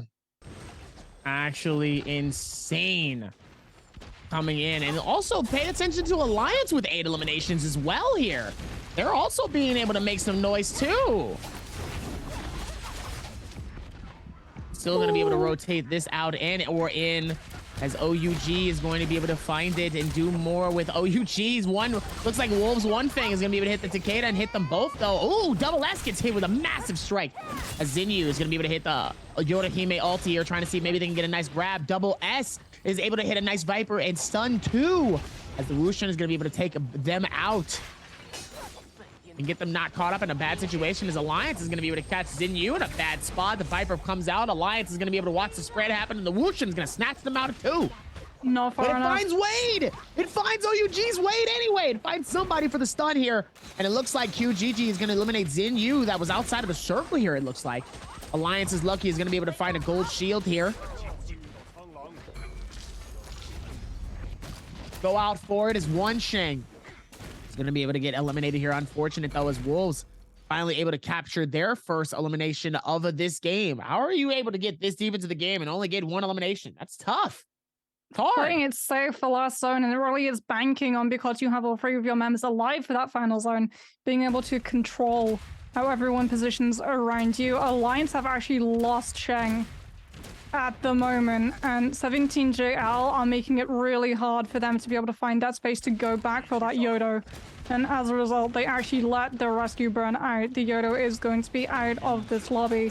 Alliance reduced to 2 of their members and lacking the burst damage necessary to follow up onto that Viper stun once it runs out. They've been spotted out as well by 17JL. Thankfully for Alliance, one of them is running Tuna, so as long as they get Braving Room, they will not have to worry about eating into their resources. No way that's a Blood Ripper coming on through. We have seen one of those in an absolute blue moon, as it is going to be 17GL with the weapon picked up from the Blessing, just running amok. Anyone who runs in close is going to get stagger locked to heck and back, with very little they can do to be able to escape out of it. As Ventus now out in the open, have to actually be the ones to initiate with a panic ultimate, trying to clear the space. Actually try and turn it onto Alliance, who run outside of the zone to be able to escape. Ventus now following up with that Yodo ultimate. That's the composition synergy that you need to make those 3 heroes work so well together. And Alliance, again, with that burst damage, just lacking it, going to start losing out some of their numbers. It's Ventus wanting to take control of this tree so they can have that verticality, booting out any player around, as I do believe the one remaining member of Alliance is just forced to sit inside that bush and hope that they can play for survivability a little bit longer. As 17J are still running with that Blood Ripper, wanting to stick towards the edges of the zone so they can force and stagger lock someone outside of it with the impact of the weapon connecting. Unfortunately, putting themselves into be pretty vulnerable if they have to run away from a Viper ultimate, as OC Leng Jing is going to be using exactly that, the Wuchen TP, to make sure that they're able to escape before the stun connects. Leng Jing trying to use the cover of the F2 to be able to get the recovery, but unfortunately Wolves turn around and pick the Viper up, snapping them in their jaws, and another kill to Wolves' tally. Very, very insane coming into it. They've been doing a fantastic job thus far. Let's see if they're going to be able to keep that same energy going into these next one. The next circle here is Circle's going to be closing in here in 26 seconds. We're at circle 6. The circle is coming in and Sense he's going to be dangerously low here. He's going to be able to get a shield swap somehow. Is able to keep the game alive, but he's going to need to get some heals though, as it looks like he will be able to find it. It looks like the Zipping is going to be able to help him out with that one and do a nice little bit of healing for him, as well as the cannon shots start to ricochet back and forth towards him. Looks like Sans is going to be able to find more. The Takeda Strike is going to be able to prevent One Fang from fully pushing into that as well. Ends up immediately getting juggled into the next piece of tomorrow. Goodness gracious. They can see 1965 from how far they got sent back. Oh, as he ends up getting absolutely eliminated. And so does Wolves One Fang. Wolves was able to catch one as well before he ended up getting eliminated, as Yeron is going to find the next one. Still, with all of this coming into it and all the momentum that they have found throughout this, it was able to make something happen here, as Wolves 14 is going to be able to do the impossible with this team here, as QGG is able to catch something, but sadly ends up getting floated and then it immediately gets absolutely deleted and finished. Oh man, so much burn tick coming in towards QGG. Has to be very, very careful This could go so bad if not paying attention here, as Alliance is lucky, does get hit by a cannon right to the gut and gets finished and says, see you later. Good try, GG's. Meanwhile, OC trying to see if he can keep the game alive as well. Nice little Viper ult comes out, trying to see if they can surprise somebody here with a nice jump, and sadly was not able to pop one, but AZ's able to catch it on EWG's Yeron as 2888 is able to pop a Yoda. Hime Yoda, he had a beautiful time trying to see if he can nab anybody in this final circle here, but it's not going to be enough, as Alliance is able to do pretty much the exact same thing, trying to see if they can find massive damage on one of these teams. And he does, but sadly isn't able to get any eliminations towards it. QXZ trying to stay alive here is going to be able to go for the shield. Beautiful time to be able to do that too, is 28-8H. Eliminates ASE's Jin in this final circle here. The circle's rapid becomes even tighter. Meanwhile, Wolves 14 is going to be able to spray it and get the elimination off of Alex with the massive Flamebringer. Flamebringer coming through with a massive strike here. As, oh no, OC28 is going to be able to snatch it away from him and says, see you later. That's not going to be enough. I love me some. Oh, his OC is going to be able to take the next elimination. Can OC by himself clutch up the game and beat YZG at their own game? The 1v1 strike in a trio game can be just as amazing as a 3v3 in this game. Both of them is going to be able to pop the Yoda Hime out at a great time. Waiting for the jump. He's going to be able to juke up the first time. Can the Karumi actually survive this? It looks like he might be able to there. Hits a nice two-piece on the very end here. Is able to take him out, but can CXZ be able to come for the rotation? No! 28-8H is going to be able to clutch it up as a solo player by himself to take the dub away. The question is it enough for the team to be MVP? And it is. 28-8H 0-1, and Li Jing comes through with that, and I promised you 28-8H is going to be your MVP of game number 3. Oh my goodness. Yodo versus Matari. That matchup was just absolute gorgeousness. So 28HH drops the Yoda ultimate, is holding on to it, thinking, okay, if I can get one of these to connect onto that Matari, I can stun lock them, or I can bat them into the corruption tick and force either the ultimate or the F blink ability out early so that they have to use it to escape that zone corruption tick, and then I can actually keep track of where they're going to go, and I can hit them with the F2, or I can move over and absolutely massacre them with my melee. And unfortunately for them, the Yoda ultimate, it does actually manage to bait out that Matari invisibility, but it does exactly what the Matari feared. It forces them into taking the fraction of zone corruption tick, and so your poor Matari has to swap into the dual blades and try to get the connection and stagger lock with the charged up right click. And because your health bar was an absolute sliver at that end, all your Yoda needed, all 28HH needed, was for the animation of the right click to end before they can answer back with the longsword toothpick swipe, and that jab secures the kill. The Yoda walks away with the win, and surely you think, okay, ASE had to have it in the bag. They had to be the ones coming on with MVP. They were 5 kills ahead of everybody else in the lobby. All 3 of their members were able to survive, but they go too aggressive. They lose Jin early on, and as a result, all of that control that they were looking to set up into that final zone just falls away from their fingers because of that really gorgeous Yoda ultimate directly into the full composition from them. That just means that they lose. Kind of crazy to hear that the last 2 games, technically all 3 games, some of the top teams end up losing because they get too aggressive. Kind of the one thing we talk about, how obviously you do have to play smart, yes, but you would think aggression is kind of the name of the game. So the fact that they were able to overpush and overcompensate in order to lose that in the last 3 games with 3 different teams doing the exact same thing, kind of surprising. Yeah, it is always a gamble, right? When you have the full 3 members of your team alive in Trios in that final zone, because it does mean that there are more targets for things like the Yoda ultimate or the Viper ultimate to be able to connect onto, which means that it's easier for some of these players to pick apart the chaos that your comms become. We hear it in the mic checks, right? How frantic those communications get, where they know that there's a Yoda ultimate coming or a Viper ultimate, because the way that you deal with those is you either, after a Yoda ultimate goes on through, you immediately bat back with a Yodo ultimate of your own, taking advantage of the fact that once that first slash leaves the Yodo's hands, she moves away from her invulnerable state to becoming vulnerable. So the way that we tend to see the matchup is that if a Yodo ults first, she tends to go down first. The Yodo who ults last tends to be the survivor.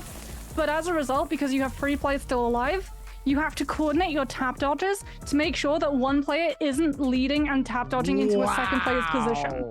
And look how close this game could have been. As a result, it gets to be that close. OC may not have been able to top the kills that they were able to pick up, but they survived ASE. ASE, crucially, were not the second last team standing. So as a result, OC walk away with the dub. That's absolutely insane. I don't actually understand how they were able to do that. They did such an interesting job all the way towards that, and sadly it was just not going to be enough here, and they just were able to lock it in, and wow. Still was able to show forth here with 1 point under, 25.8, 24.5. And obviously the third place Alliance with 15 points, EWG with 11.8, 11 points coming in from YZG. They've done a lot with this one, and clearly they were able to shut this down. Let's see if they're going to be able to fight it again. But man, they did not make this look easy coming into these games here. And check this out, a two-way tie coming in from 17JL and Ventus with 3.6 points.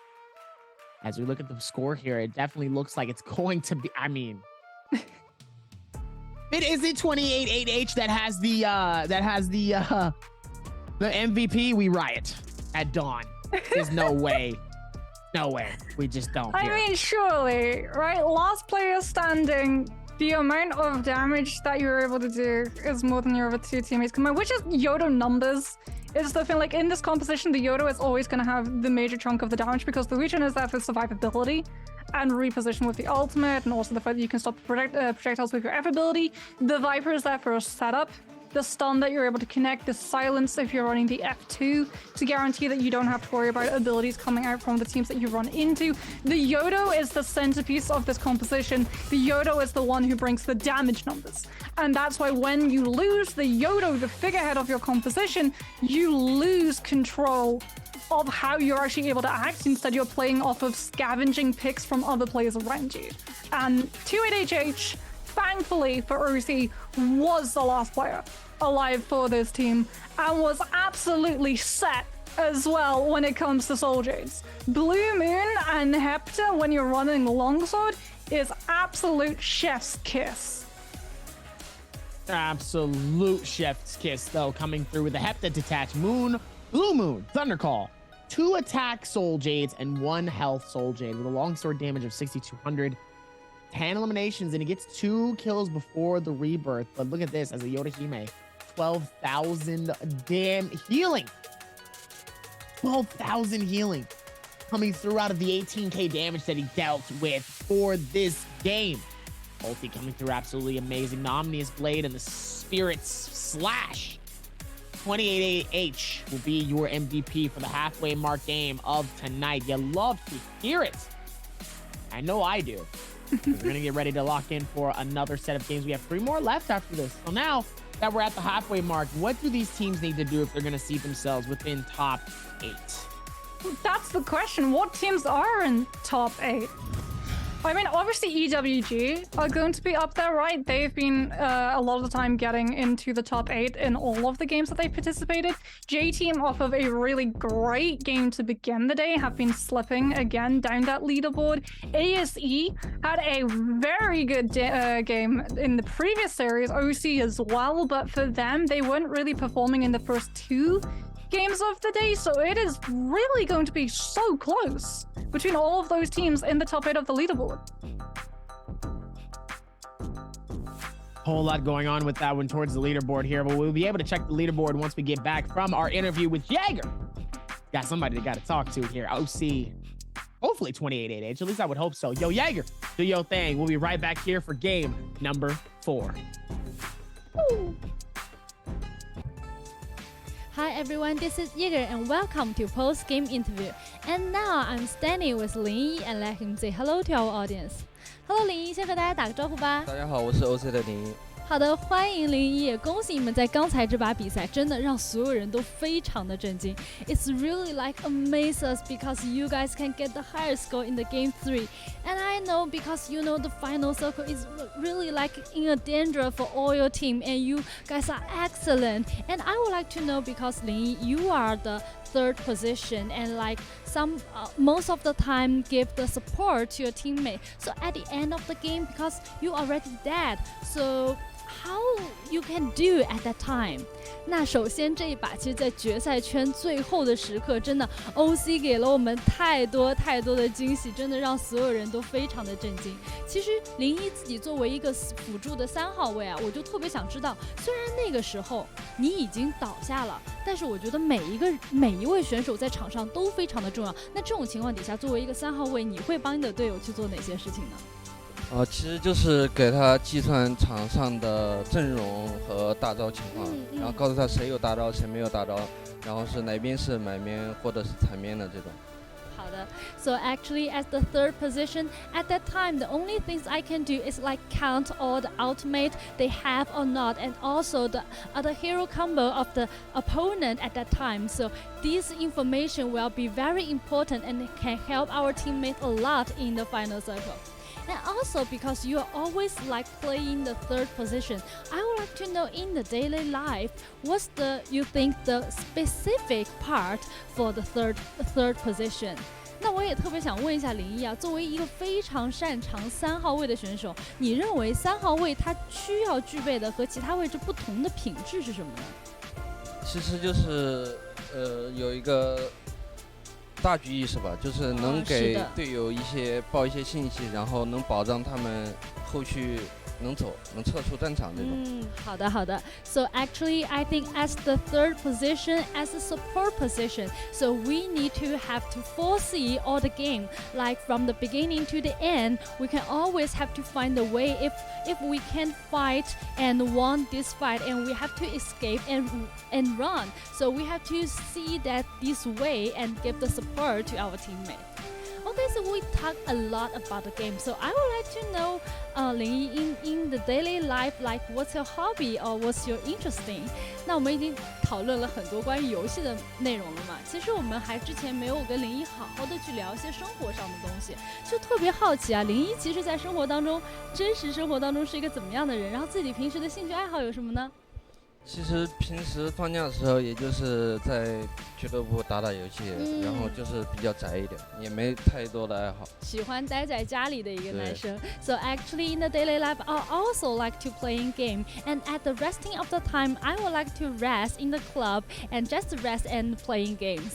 So we know, like 01, you being the professional player is really long time. I would like to know who you think is the most important in this journey for you. 那我们也知道，其实01他跟我之前聊过，说之前其实自己作为职业选手已经很长一段时间。我特别想知道，在做职业选手的路上，你觉得谁对你的帮助是最大的呢？就是我们现在战队的教练大使，然后他对我们生活上和游戏上面的帮助都非常大，就一直鼓励我们。这也真的是要谢谢他才能有今天的 OC. So actually, the most I would like to appreciate is our coach of the team OC because he not only gave a lot of support on the daily life, but also gave a lot of support in the game. 好的，谢谢01接受我们今天的采访，再次恭喜你们。Thank you 01 for today's interview, and we will take a break and be right back later.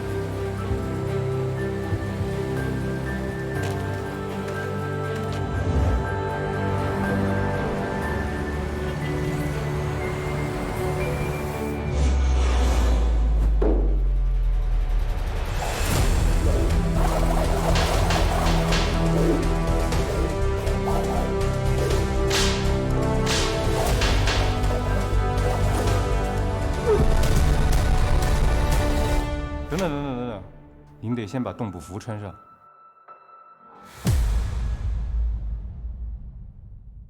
各位大家好，我是永劫无间制作人关磊。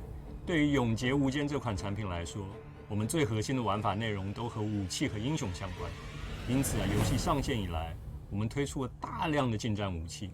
但是随着新玩家的涌入，我们也要开始考虑如何能够给新玩家快速上手的体验。因此，我们提出了同源武器这个概念。它的招式和魂域在一定的程度上呢，都是继承了原有的武器。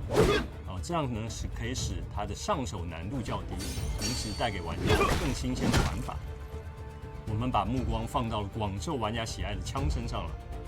人常说，枪乃百兵之王，棍是百兵之祖啊。枪法与棍法多有融会贯通之处。基于长枪的玩法，我们推出了永劫无间的第一件同源武器——棍。我们一提到棍一定会想到的就是少林棍法。为了还原出棍这个武器独特的武学魅力，我们专程邀请了少林武僧来到杭州进行动捕，还原结合扫棍、点棍、上棍等少林棍法的技法。动捕完成以后，我们也结合了游戏性的需求，再次对动作进行了调整，让它与永劫无间的核心玩法来适配。大家之所以会觉得永劫无间体验好当然是因为这些动作流畅性跟游戏性有很大的关系。为了保证连贯性，我们也会手工调整大量的动作细节。此次对于棍，我们同样耗费了很长的时间来进行调优既然棍和枪是同源武器，它自然继承了枪的特殊机制，也就是精准蓄力。棍的精准蓄力能够触发一个撑踏上棍特殊动作。玩家在这个状态下，根据战场环境的灵活多变，可以使用平击或是重击的招式。当对手后退拉开距离的时候，你可以使用快速途径来进行追击。当对手选择进攻你的时候，你也有一个特殊的拦招来进行反击。总而言之，撑踏上棍是一个具有优势的博弈状态。我生无拘，武道无穷。我们相信新武器棍是一次武学与游戏性不错的结合，也希望各位玩家能够享受到新武器棍带来的愉快体验。后续我们还有很多同源武器会陆续的推出，相信不久后就可以跟大家见面了，敬请各位期待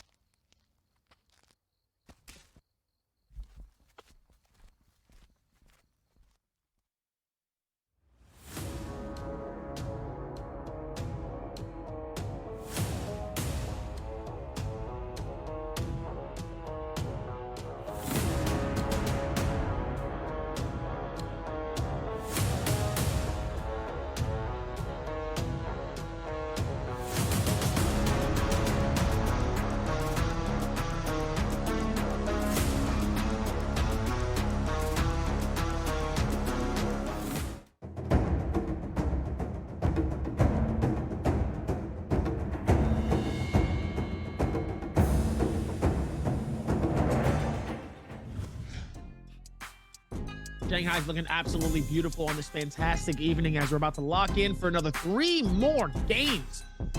Been absolutely amazing form so far. Ladies and gentlemen, welcome back to the World Championship leading up to Worlds in Rock Blade Point 2022. My name is Tabi Aaron. I'm casting here with my girl, Moxie, absolutely putting in a lot of work so far. 3 games deep, 3 games more to do. And after this, it still ain't over yet, as we got 6 more games coming up Sunday.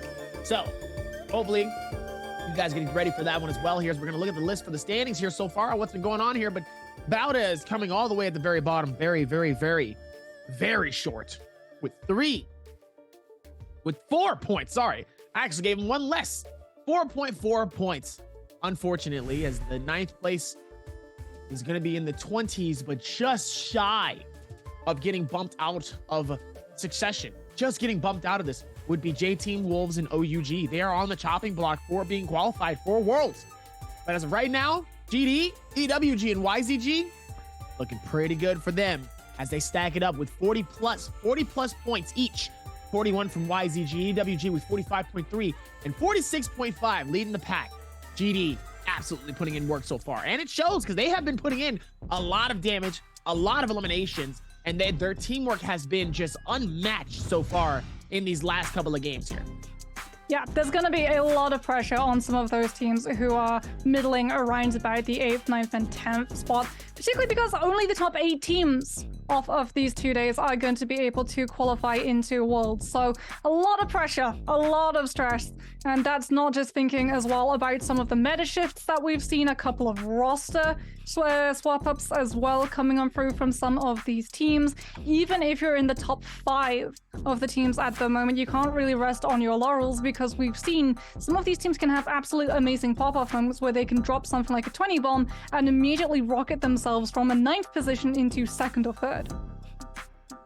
With that as well here, 2nd and 3rd still has an opportunity to get dethroned, but the probability of that is very, very low. Meanwhile, like I said, OUG and 2 of the other teams are definitely within this chopping block for qualifying here. So they're going to have to do a little bit more. But we said before, a lot of this aggression, a lot of this W King has actually lost some of these teams from getting a dub. So for the teams that are on the chopping block, what do they need to do currently?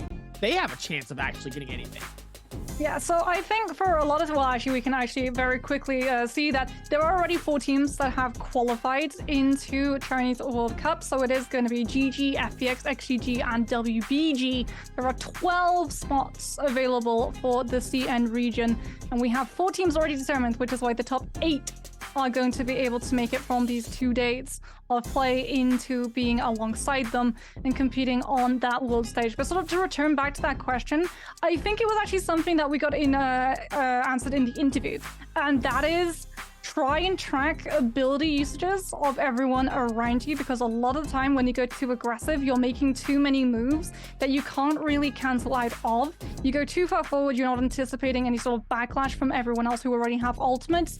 And a lot of the time, if you're not able to immediately win a fight in the first 5 seconds, we've seen teams go too aggressive, pull ultimates out too early, not expecting backlash to come through from players around them. And that was really what lost ASC that MVP in the last match that we saw today. That's impressive going into these games here. Definitely something to think about, though. Definitely have to play that smart. And it looks like they have so far here. So let's see if they're going to keep that same idea in these next 3 games here. Got to be able to count that out. Even the timing of it, though, can be very, very important depending on if they're going to be able to get in there and get out. And sometimes it's more important to get out than it is to get in. Yeah, honestly, like, you need to play for survivability. I think ASE, they didn't really think about what everyone else had around them. They just thought, okay, we have 3 players alive. If we chunk one of these players down low, everyone else is going to be playing that hyena role of trying to come in and snatch these kills away. So if we get 1 player down low, everyone's just going to turn on them. But the opposite happened. ASE, because they're still having 3 of their members left alive, they're the ones on the chopping block. Everyone around them wants to drag this team down, wants to deny them numbers, so that when we head into that final zone, everyone's playing on that even field. And as a result, ASE find themselves under fire from everyone around them when they make that really ironic step of trying to turn the battle on the player in front of them. It gets turned on them instead. Meanwhile, even with that one, they're still able to put it all together here, as it looks like now Alliance, Shishing, Lucky, and Mentality They're able to switch it up and do a lot more towards this. Let's see if they're going to be able to figure that out. Towards it, you'd love to see it. Average kills with a 5.7, 24,000 average damage coming in, a percentage of a top 5 with a 32%. 32%. You're gonna need to do a little bit more here as we look at the pick rates here. The Viper, the Wushin, and the Yodo. Very popular here with an average points of 10. Yeah, for Alliance, that up a little more. For Alliance, there is only one number on that board that matters, and that is 9th. They are currently in 9th position, Darby, and they are less than 2 behind breaking into that top 8. So for Alliance, it really is going to be make or break right now, whether or not they are going to be able to claw their way up into that leaderboard and find themselves on that world stages. We are going to go back into the Morris Isle. It is going to be the back-to-back run on this 4th game that we get to see, which means that we're probably likely to still see an absence of those monks as everyone wants to save it for that second matchup on Holoruff. Matchup on Holoruff has been absolutely amazing here, as we still have to worry about that one for game number 5. As of right now, we have 2 games to get started with here. Let's see if they're going to be able to figure this out here, as you love to see it. Let's see. Even with all of it coming into it, they still have to work towards it. Let's see what that. Oh my goodness. It's gonna be an echo chamber. This final zone is gonna be a lot of heya and haya and a whole lot of purple. As Bauda actually going to be mixing things up a little bit, running that Justina with a Temi Nimitari, so in the same vein of something like that Takeda. Unfortunately for them, like, it doesn't really work out like that, because the Takeda is the one with the burst damage. The Temi is normally the one that you look for the crowd control. So you're going to have 2 forms of crowd control, but not a lot of damage to chunk those players who get crowd controlled in. Meanwhile, it looks like it's going to be a nice little bit of a spread happening for this circle here, as they are going to be able to land in different spaces. OC 28 and Lejing immediately going to cop in. Meanwhile, ASC and MPG finding out a little bit of open, and YZG very similar as well, as it looks like they're on the backside of Stillside Temple here. This is looking like Emerald Cottage and Fermos all the way in that section near Stillside. It looks like Jin looks like they're going to be going up the hill, and yes, it is. They are going to be headed towards where all of those little spaces are. Look at this. We look so good. Oh my, Ventus have already found purple. I'm going to have new ones as, oh, wow, already.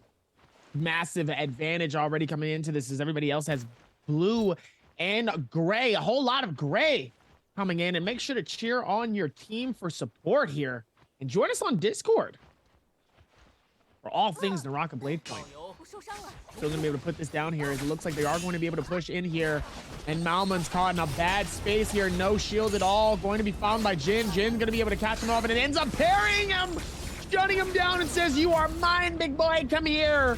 As Jin is going to be able to catch the next one, eliminating 2 players off of the rip here. Great start for them, as AOW is going to try to see if they can create a little bit of some damage and maybe get an elimination as well, as ASE is going to get chased here, but they're not going to give away without a fight here, and they're ready to fight this out. The parry comes through, immediately going to be able to shut it down, as Jin is going to be able to pop the Viper ult. He ends up catching 2, one of them through the window.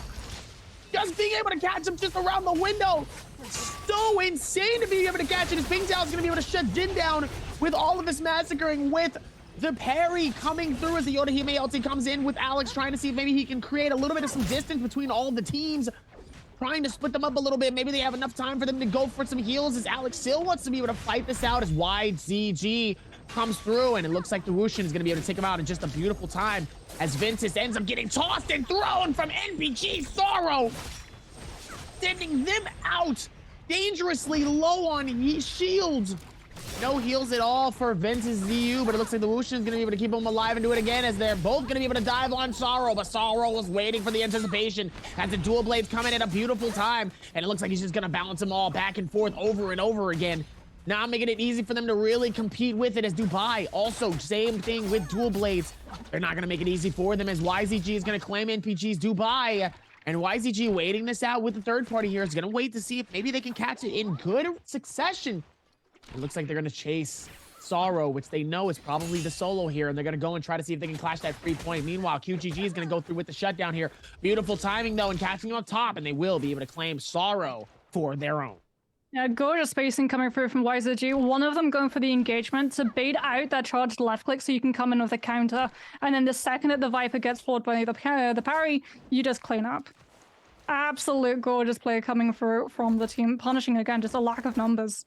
That's a play you can pull out if you have players to throw into another's path. For Sorrow, unfortunately, they weren't that lucky, as Ventus have not been able to find breathing room at the moment. My man, extremely low. So you trying to chunk down one of these players, catching them with the charged up left click on the dagger, not actually going to bait the full engagement to come on through.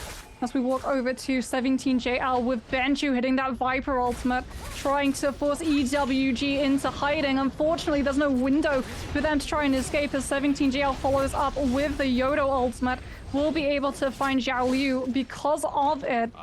As with that one pick, they can just start to clear a little bit of distance, get back onto the top. Benchu coming in with the parry onto the spear. Wind up, Yiran takes a lot of damage, has to swap to the katana, not able to pull the blink strike out in time. And Sanzi now is alone at the moment. Has to hold on to the Stone Storm, can't afford the risk of letting it rip because the counter is there. Gets held in position by the Yodo F and will join their teammates. Again, brilliant cleanup coming on through as Alliance have been able to find themselves into the top of this tree. As OC at the moment down below. Lucky, this is why you go for the verticality. Drops down with that Viper ultimate, guaranteeing that the stun can connect while keeping the Viper out of harm's way for as long as possible to be able to survive the full wind-up of the ultimate. OC's 0-1 already going to be down. Lucky not able to go for the Dragon Slayer as it gets clanged against, but they're still able to find one kill. Temi ultimate going to come on through. Alliance having to actually fully commit to the Wu Chen TP as Mentality with an absolute sliver of health. Looked like he was actually on 0. Able to hit the ultimate and bail the team out for a reset as Wolves come in with the third party, catching on to 0-1, who thankfully, off of the fight that he survived, has been able to bolt into that Monk ultimate. But 14 has the Viper ultimate. OC actually having to pull both the Yui and the TL at the same time. 14 sent tumbling as 01's able to find one grab onto one Feng. Falls extremely low, falls dead as Wolves come back in with the recommitment. One Feng with the Yodo ultimate teleporting on top of the Monk to avoid being grabbed. And now it's an absolute decimation of every player around them, as it is going to be one Feng able to see the team through. As OC just reduced to 2-8 HH, the Yui ultimate form dropped, and now he has to survive long enough for the team's reinforcements to come on through. The Yodo F2 not allowing him a disengagement escape, and he is caught in position. The parry sending him into the ground, one Feng sending him 6 deep. Absolutely insane coming into this game here, as it looks like Wolves one Feng is going to be able to find it. See if they can be able to figure this out and put more into it.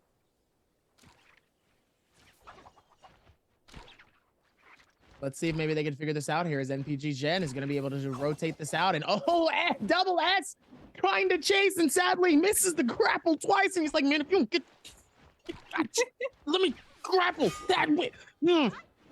Frustration setting in as Double S is going to be able to at least grab, but see if he can find one as NPG Gen. Here we go. Gen, come on now. You've had 2 bad games so far with you just getting your behind, but let's see if you can switch it up a little bit this time here, as NPG Gen is going to be able to find some nice hits though, and he ends up getting parried immediately and Unfortunate. It is a sacrifice, though. Sorrow had gone on ahead of the Wu Chan with that legendary dagger to just keep it in the pocket, as you should be able to get the Resurrection Charm online. But YZG now fighting Bauda in the insides of Temple. Going to be taking a lot of damage. No room to be able to try and tap it away from those Yodo ultimate strikes. As unfortunately, it also means no room to be able to try and back away from either the F2 from the Yodo or the Viper ultimate.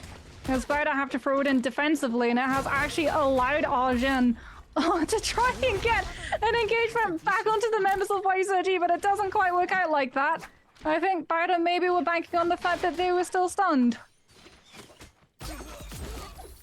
Still a whole lot coming into this, as they will be able to claim the elimination onto Bauda's XG. Very, very unfortunate coming in. Let's see if they're going to be able to work towards more and more. See if they can figure this out towards it though. Man, oh man. See if they're going to be able to rotate this. Was there a massive Viper stun that just happened? Everybody was standing still. Yeah. Hold on. I think it was Viper for Viper, and both ults went off at the same time, so no one could really capitalize. Remember, they're also fighting in zone corruption as well. This is not good coming in from ZK, though. ZK being dangerously low. Mentality also in the very similar position. I mean, it looks like the Wushin is going to be able to take him out in just enough time, but Mentality will go down regardless. But it looks like they will be able to pick up their teammate, though, even though... Definitely one of those tough situations, though, that they do be able to find it. But they were able to make it happen, though. Let's see if they're going to be able to work towards it even more now. With what has happened. The problem for them is that J-Team know that that Wuchen card has just been pulled. So as long as they just play trying the edges of that zone, Alliance are going to pop up at some point. And they can use it to just keep a track of that positioning, as Q9 have been able to find themselves a nice little Zigzag Dragon. Draco Storm going to be coming on through for that team, and as a result, not going to be popped immediately. Well, on the other hand, ASC pick up Mystic Might. So may just burn it the second that they can, as Alex just sitting on that chest wanting to see whether or not anyone is going to contest it. And speaking of contest, there's going to be a lot of contest very quickly, because there are free Naraka activation Steam codes. And once they're gone, they are gone. So be sure to type those in nice and quick. Looks like they were able to do more of it, though. Let's see if they were able to put it together, though. Looks like they were able to figure it out as well towards this one, as they will be able to rotate this out, though. Let's see what they can do, though, as QGG is able to make a lot of that magic happen, though. 17GL and YZG both sitting on a very high number of kills and a very short amount of time as well. 17GL already double digits on 10. YZG on 7. There's the activation of the Draco Storm coming through from Q9. As a result, teams that run into them are just going to have to continue to keep running. They're not really going to be able to hold their ground against those additional AoE splashes of lightning damage. As AOW not wanting to give away their position at the moment, pinged out, not knowing whether or not there are players in the surrounding area. Just wanting to get a little bit of information, keeping themselves mobile, scale rushing out, checking to see whether or not they can pick up one of those quests and bag themselves a couple of Darktide coins. As Bane's Breath, from what we've seen over the last couple of weeks, has been pretty important in allowing these trios to come in for those early kills. Like they will be able to make it happen, though, and maneuver it to the best of their ability, though. Let's see if they will be able to find it, as still a whole lot of momentum coming into these next couple of games here.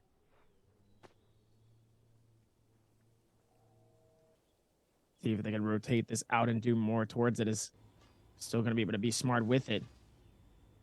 Said you love to see it, though. It's very much the law. Like, the only teams that are going to be moving, really, are going to be Q9 and ASE, because they were the ones who were able to secure those boxes. They've got the blessings. And as a result, everyone around them is just playing hide and seek. You come out and play! Oh, boy. For a second, I thought that Gua would actually just very quickly check the purple bush, and I think GD were dreading if that had happened too.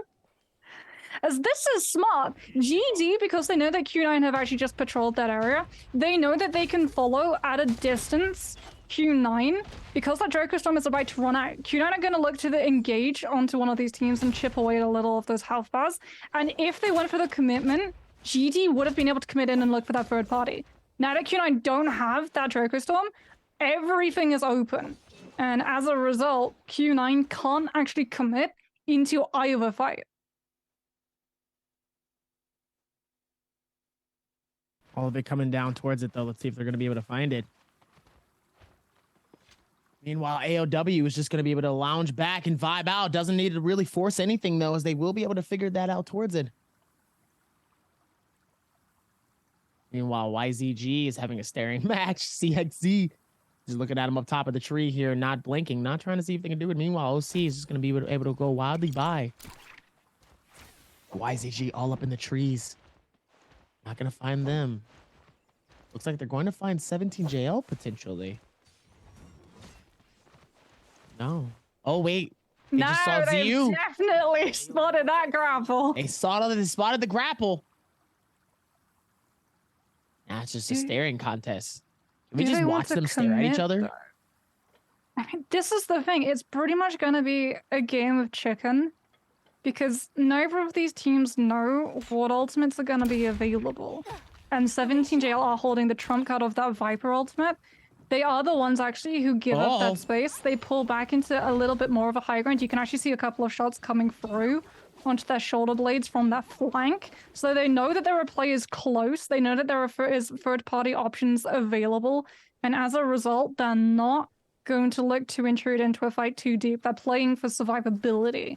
Yes, we're going to see a couple of these trios start to play for control of Morris Blessings. 2 coming online, 17JL, ASE, EWG, and GD all gravitating towards one. Everybody else gravitating towards the other. No one is really going to be able to secure one of those for absolute free. Oh. Looks like even with that, though, they're still able to do what they can and find it. Taking Tau. He was able to get a nice shot in, but still hasn't found YZG. Are they still up in the trees? Yeah, I think what actually happened, Ping Tao was staring down one of those YZG players in a tree. I think they were actually just able to jump up as the bow shot came through, so it didn't give away their location. Oh my goodness.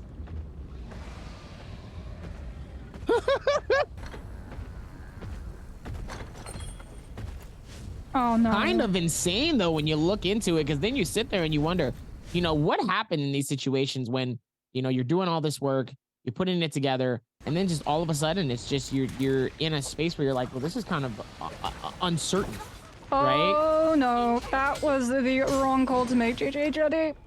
They wanted to contest the box, but they go in with a contest extremely late.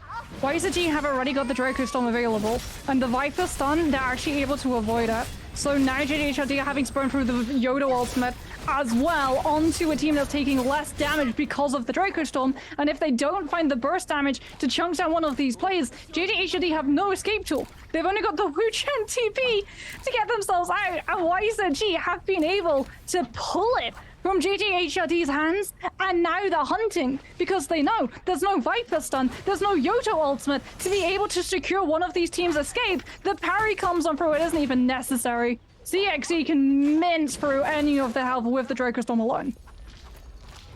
Looks like they were able to at least do certain things as well here. Let's see if they were going to be able to find it. And it looks like they did. Did a fantastic job of it, as now it looks like JJ. So they're going to be able to dip out of this and just decide not to. Probably not going to be smart here in any of these recessions, as they'll be able to go in with this rotation in here.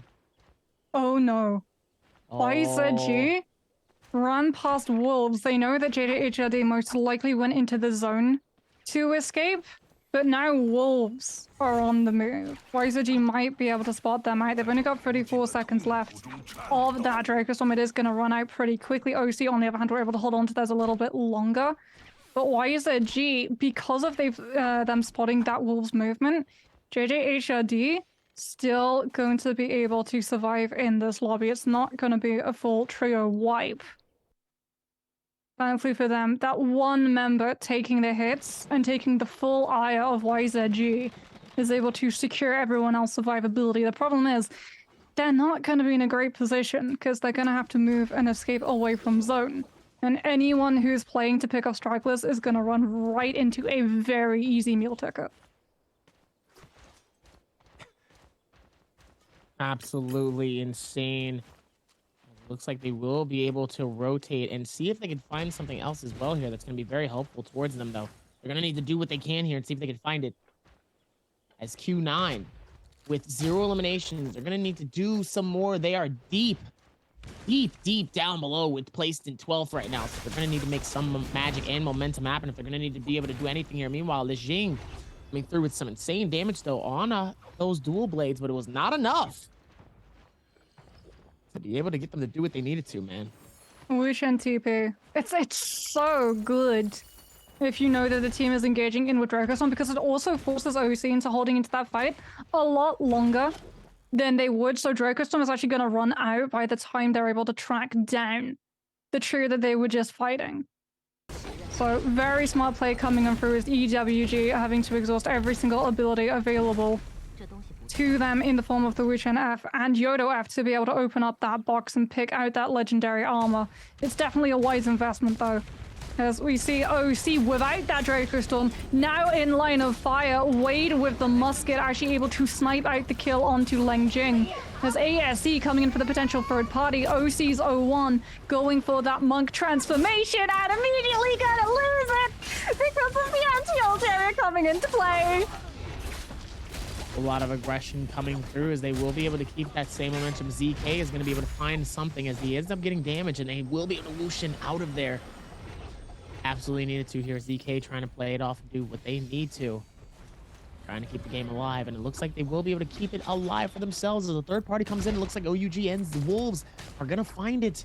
Question is, are they going to be able to get what they need and get out?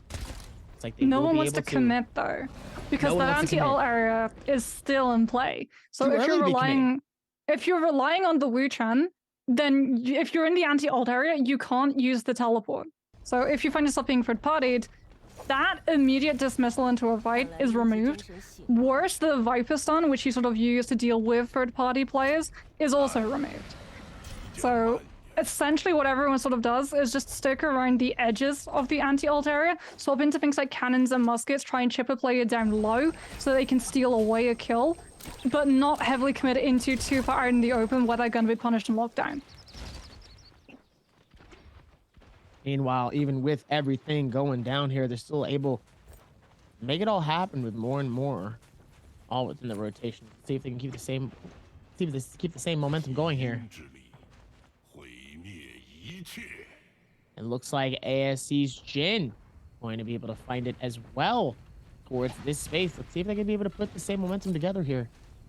Like I said, you love to see it as now still going to be able to put this together as Wolves One Fang. Looks like they're going to be able to peek this out as well here.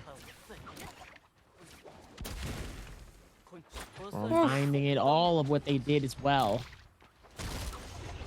ASC picking up a very, very tasty snack onto GD. Unfortunately, Dongqing uses that Wuchen TP trying to get Kakaishi's Ken out so that they can get the resurrection. But it's been spotted out. They are able to get the rescue, but Kakaishi is still extremely low and they are not going to be given any time of respite. Thankfully for GD, they are sitting on that Yodo ultimate, but they have to grapple past a Viper stun coming on through, and Kakaishi is so low, actually being forced towards the zone, getting caught by the grapple of JJHRD's water, who just appears, a shark smelling blood in the water, and bags the kill before backing out. All of these ones put together here. Let's see how they're going to be able to work towards this one, though, and still be able to work forth towards it.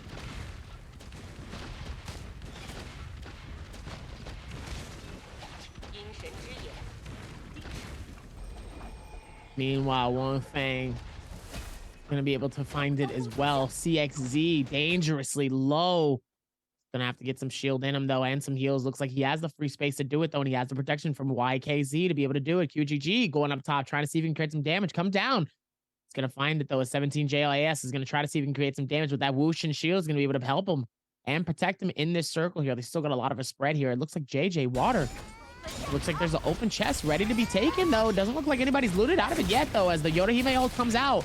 Trying to see if they can hit some damage on 14, and it does. Ends up actually getting him caught in between all of this going down, as it looks like, did the Wushin take him out again?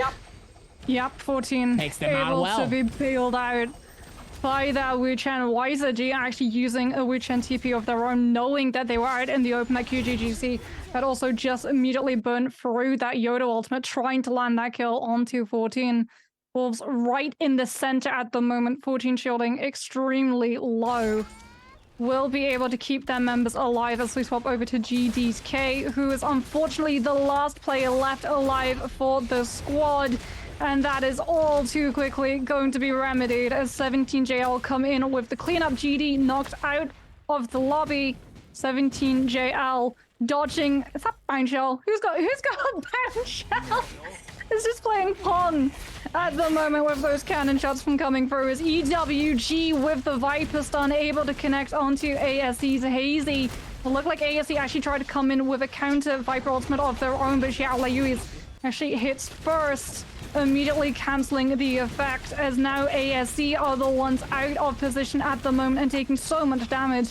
Alex has the full nunchucks charged up with the meter, doesn't actually get any opportunity to be able to use them, as no one is going into melee range for the nunchucks to be able to block these hits. Instead, it is just an absolute barrage of ranged attacks coming and hitting them at every single angle. Thankfully, the Yodo F has been able to cycle back online as AOW's pinged out with that Viper ultimate, trying to stun out some of these players. Oh, Alex goes down to the Hector, but it's J-Team's Eagle with the bow who poaches the kill from Ping Tao.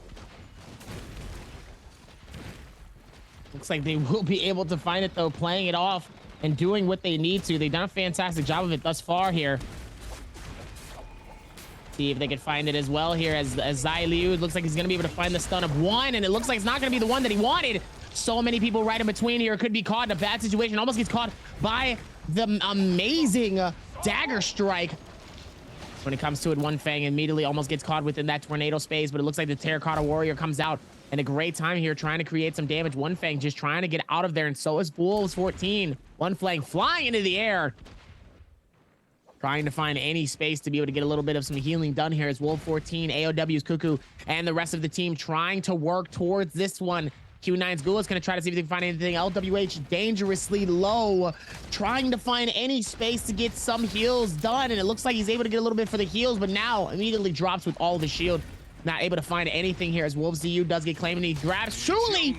JJ Aix ends up getting grabbed here, gets thrown down, and it looks like it's going to be finished by the rest of the team from Q9. Q9 trying to find more than what they can. It's their second elimination and gets pelted by nothing but arrows all the way around. The repeating crossbow putting in a massive amount of damage here. Meanwhile, One Fang trying to get away here, but sadly gets caught by the Viper ulti. Zai Liu is going to be able to come through and try to wrap it around, and with the rotation of the Yorihime ulti coming in, catches EWG Sansi in a very open position.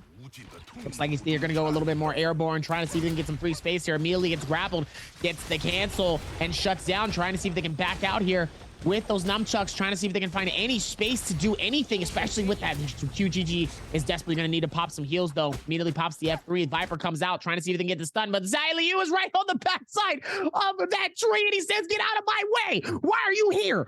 Go that way! Go anywhere but here!" And immediately Sanzi and Yeron ends up getting finished by by the whole AOW squad. Immediately coming through, QGG trying to keep the game left. Zai Liu dangerously low, and Double S ends up taking the elimination and stealing it away from one of the other teammates. That was amazing. He ends up trying to go all the way toward the backside of the tree. There's a teammate there, and Zai Liu's like, "Boy, don't get out of here. Not my face." Meanwhile, AS, all within this space, though. Beautiful timing, though, with that Yorihime ulti. The Viper coming through, trying to see if he can catch it, and catch the entire Q9 team out in the open. Very vulnerable here, but it looks like there's going to be another one right back between that one, and Wolf 14 is going to shut down the entire server with that Viper ult timing coming through, but it looks like they're actually going to turn on him. Oh, boy.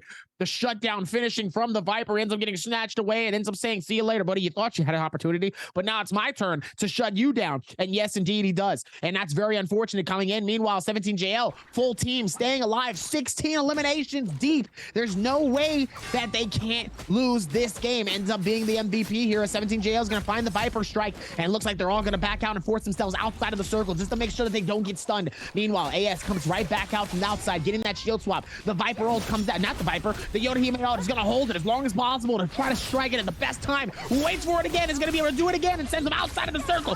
ZK is going to be able to knock out Double S, and sadly, ZK is going to get eliminated as well from this one, as AS is going to claim that next elimination and is going to see if maybe they can find the last one, but it looks like he's going to dip out as far as possible. He does not want it to give them any free reign for that elimination, and 17JL is going to claim the eliminations and the finish with one of their teammates ending with 11 eliminations by himself. I think Wade might just have denied the 20 bomb. There's no way. 17JL either come in with 18 kills or 19 kills. If they come in with 19 kills because Wade went down to that zone, in the end, he was extremely petty and denied the 20 bomb. If it's 18, I can't really say much. If it's 19, Wade, you gonna find me in the parking lot. Oh, Ain't no my way. goodness. There's no way. I mean, whatever happens, 17JL walk away with the MVP. They had an absolute stunner of a final zone coming through. Again, they played really smart. They knew that they were coming in with full 3 members alive. The difference to everyone else today was that they waited for everyone else to make misplays. So first of all, Wolves comes in with an absolute gorgeous Viper ultimate that immediately just shuts down every single player in the server, but because it's only the Viper for Wolves left alive, there's no follow-through damage, so it gets very quickly turned on to 14. All the while, 17JL just waiting for the Yoda ultimates to be exhausted, for the Monk ults to be exhausted, for the Viper stuns to go through. So there is nothing that can actually cancel out that Yoda ultimate when it comes on down. And as a result, they get to hold it and connect to every single player left. Yeah. Big smiles on their faces. They're very happy.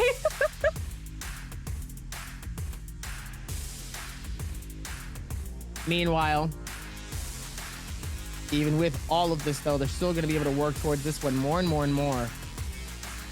See if they can figure this out as we work towards this one. But 17JL with an insane amount of eliminations, though. It rains gold all over the place here as they're going to be able to work towards it. 17JL is going to claim it as the gold is going to be able to shine bright all within that stage. So now I'm going to be very disappointed if they end up We're getting 19? that 20 bombs Yeah. stolen from them. I'm actually hoping it's 18. I'm actually genuinely hoping it's 18. See, if it's 18, I can't say anything. Okay, if they got that one elimination, it's only 19, and that's still measly disappointed. But if it leaves me disappointed, I'm going to be waiting. I'm going to be finding it. It's just the greatest play. Like, you know you're not going to actually manage to walk away as the last person standing. Like, play for survivability. Run into the zone. Take your own destiny into your hands and deny a potential 20. Oh boy, whatever happens though, 17JL have got to be so happy, and it's really great as well to get to see this team having that confidence, because when we were heading into the last day of the Season 2 Grand Finals for Trios on Season 2, they were actually the team that denied FPX from walking away with the championship. They had an absolute glorious last game on Morris Isle of that day, and you were actually the one casting it, so you know just how hard they popped off. I'm watching you, Wade. I'm watching you. I'm watching. Dabby's about to go queue into the CN service every time he knows that Wade's playing. We'll find out in a moment exactly how fun Wade is gonna have if we ever actually get to go to LAN. So let's see how it's going to be towards this, though. Meanwhile, AS coming through with 11 eliminations by himself for this team. 11! Yeah, it's a lot. I know one of them had 5. I know another one had at least 2 or 3. AS That's the question. How much does it add up to? I was seeing that. I was like looking as well at like the kills that they were coming in on the leaderboard, and I had like my hands, and I was just slowly counting up, just like that's another one. Another one. Oh, yeah, it's a lot of that. We're too late. How many is it gonna be? I can't look. Oh, we're safe. It's 18. We're safe. Oh. All right, Wade, you live to fight another day. You are excused from anything that I was going to say in my brain that never came out of my mouth. CN servers are safe from Dabby's wrath, but my goodness, 18 eliminations coming through for 17JL. 33.8 points picked up in one game. They're gonna find it, and that's okay. Honestly, that's fine. It's totally okay. And that's okay. That's totally fine. Gonna be able to put that down. Gonna be able to put it together. It's all right. Wow. J-Team, 9 eliminations. Wolves, 10 eliminations. Tied up with YZG. Sadly, those points are going to be able to put them up just in time here. But look at this. I was right. 11 eliminations for AS, 5 coming in from ZU, 2 coming in from Jebenshu, 20,000 damage coming in from AS. So clearly we know who's about to be the MVP. Ladies and gentlemen, I need you to roll the animation for Yodahime's ulti. Roll the tape, roll the sides, and roll the man himself. AS is going to claim the insane finish and the MVP for this. 20,000 damage, a Switch Dazzle, Thunderstorm, Dragon Roar, Katana Sap, Juggernaut, and Flame's Breath, with almost tying up the same amount of damage with the Katana and his cannons. 6909 and a 6613. 11 eliminations coming through, 20,000 plus damage coming through from 17 JL's MVP, AS. Did this guy really pick up Dragon's Roar and then not main the nunchucks? Did he honestly just take it for the base stats? Sometimes you gotta take it just to make sure someone else don't get it. I was gonna say, that's a brilliant play, and I tell you what, you would have been peeved if Wade denied that 20 bomb. Rune is gonna look at Dragon Roar and he is gonna be peeved that AS did just that, because if there's one soldier that Rune has not been able to find for these last couple of weeks, it's Dragon's Roar. The guy has just no luck in terms of actually finding Dragon's Roar when he hits the nunchucks. Or he gets it the other way around. He finds the Dragon's Roar and then he doesn't find the nunchucks. Listen, maybe he couldn't find it. Just maybe in some crazy cinematic universe that doesn't make any sense. Somewhere here in this picture right here, you see this? Somewhere in this picture in the Naraka universe, they wasn't able to find anything. It's okay. I'm gonna continue to write the story, and while we're writing the story, Jaeger has another interview while I figure out how this works. Okay, so Jaeger, do your thing, take it away. Okay, so Moxie, here's the story, right?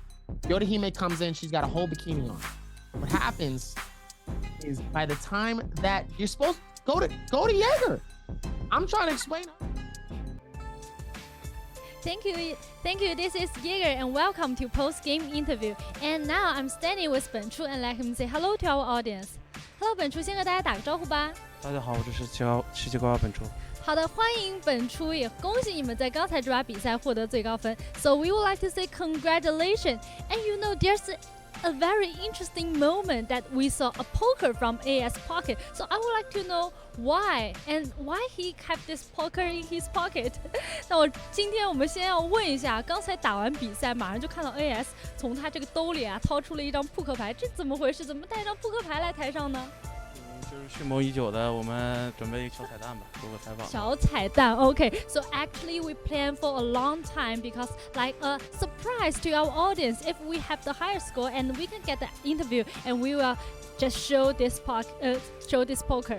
那 so I would like to know why choose the I know it's the like 黑桃 A. Why choose the 黑桃 A and put it in the pocket? 为什么选择的是黑桃 A 呢？因为我也不知道他为什么选黑桃 A， 本来是想选老 K， 后来没选，不知道为什么。那如果说今天有机会你自己带一张，你自己会带哪张牌？应该会带黑桃 K 吧，要带的话。为什么呀？就是我看在那些什么电影里都是比较帅的，什么老 K 什么的吗？不是。哦，原来是这样子。So actually, AS, I don't know why he bring the 黑桃 A. It's maybe because he think it's very cool. And for me, I will just bring the 黑桃 K. So I think it's like the king, and it's very cool in some of the movies. So I will bring that poker. Okay, let's get back to the game. So we know that after the season 2 grand final, you guys just changed the position, and I would like to know why and how you think your like hero combo right now. 那我今天想问一下，其实我们看到在第2赛季的总决赛打完之后，其实17 JL 你们进行了一个人员上面位置的更替。那我特别想问一下，这个是为什么？在这个过程当中，你们自己有没有感觉有不舒服，或者现在觉得感觉特别好的改变呢？主要是我是一直玩无尘，但是总觉得玩无尘，妖红尘进攻欲望太小了，所以说我想换换，感觉能好一点。是觉得自己在无尘的位置上没有可以，就是你大施拳脚的这个地方。好的 ，so actually because like before the this time I was playing 无尘 in the Season 2 Grand Final, and I think it's not aggressive and it's like can't show my ability in that position. That's why I just changed the position, and now I'm feeling better now. So if we don't need to consider about the race, we don't need to consider about the hero combo, we don't need to consider about the teammates. So which hero is the favorite hero you like in the Naraka? 那我这边想问一下本初啊，如果说不用考虑比赛，不用考虑自己的英雄阵容搭配，也不用考虑队友的话，自己最喜欢的一个英雄到底是哪个？现在的话比较喜欢大佛吧。啊，为什么是大佛呢？因为抓人很爽。Actually, the most favorite hero in the Naraka, I think, is the monk. I think grab is like really cool in the game, and it's awesome, and I like the monk. So, do you like consider that you want to do the monk position in your teammate? 你有没有考虑过是自己去打大佛位置？等到 AS 大佛打不好吧，我就会上。那你现在对他的大佛是怎么评价呢？现在挺厉害的，还不到我出手的时候。好的 ，So actually, I think AS Monk is really strong right now. I think I can prepare for like to go there and to do the monk position, but AS so strong and it's not my time. OK， 好的，谢谢本初，谢谢你今天的一个分享，再次恭喜你们。Thank you 本初 for today's interview, and we will take a break and be right back later.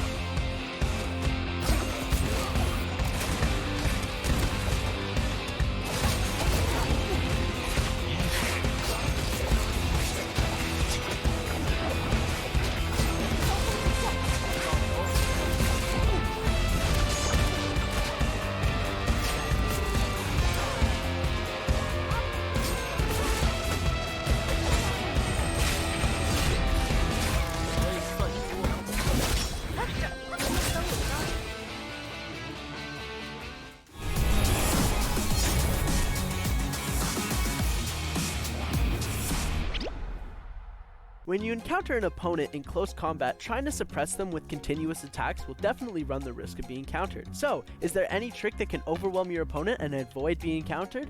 The answer is yes. Those active players in Morris Island call this trick the free attacks, which adapt to almost any weapon. You don't even need to charge your attacks when using this method. In addition, you will never need to worry about counters as long as you don't deliver your blue focus strikes. Instead, use flexible movements and fast normal attacks to safely gnaw your opponent bit by bit, rhythmically. This trick is especially suitable for those players who are not skilled enough in their moving and counter-attacking. Let's take these moves of nunchucks as an example. Now both players are within the combat zone. You can tap twice vertical attack and then take a long dodge towards any direction to a safe place, and then immediately repeat the moves mentioned above to achieve the free attack. So why don't we use this double horizontal attack or a vertical attack to follow the horizontal attack? Because when a hero uses nunchucks to deliver a vertical attack while running, the attack can reach a further target, and it almost has no backswing after the attack. However, replacing it with a horizontal attack, there will be a relatively long backswing after the attack which cannot smoothly follow a dodge. Only because the nunchuck's vertical attack's backswing is extremely short that you can make a theoretically double vertical attack followed by a long range dodge. Likewise, other melee weapon can be used long range dodge immediately following one vertical attack to achieve the free attack. However, because the greatsword has an almost unbreakable stone form, the above method is unnecessary for a greatsword hero. The free attack has its simple and practical advantages, but it also has some disadvantages. It needs to use dodge frequently, which makes the energy consumption vast, and will also extend the combat, which gives you the possibility of getting third-partied by another enemy or having your enemy get reinforcements. There is no such trick that can beat every single player, only those who can gain insight on the battlefield situation and make flexible adjustments and become the true chosen ones of Morris Isle.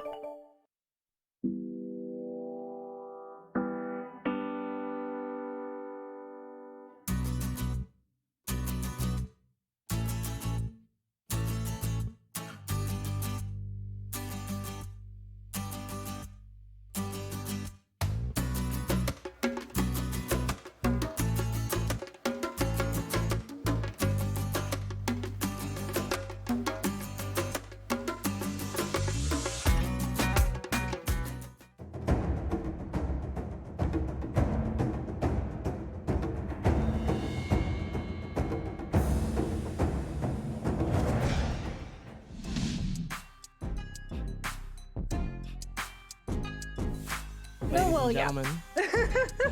I know you're looking for it. Every single time we come back, just like, is the whale in the sky yet? Nah. No. The whale's not it. Usually I know when the whale is. The whale always comes at the very last game. It's always the last game. It's either the last game or when we come back from break from that last game. The whale always comes at the last game. It never comes anywhere else. You've got it down to an absolute science. So you can anticipate the whale. Don't have to worry about it coming in any other time than the last game. Surprises me all of a sudden. I'm gonna be very surprised that it comes in like a game of 3 or game 2 all of a sudden. But in terms of that, if we're not looking for that, we're looking for something else. And what we look for currently is some treasure that we're gonna be giving to you guys. Which team is leading the total scoreboard today? Is it GD, YZG, EWG, or 17JL? That's actually a good question, and this is just a guess. Because we haven't seen the leaderboard yet. Yeah, we have. We just saw it the game before. No, I mean like when we went to break, we saw it, but you know. No, a little bit of mathematics. It's a trick question. It's a trick one. I was trying to see if anybody was actually paying attention. True, total Mind scoreboard, games. guys. Total scoreboard.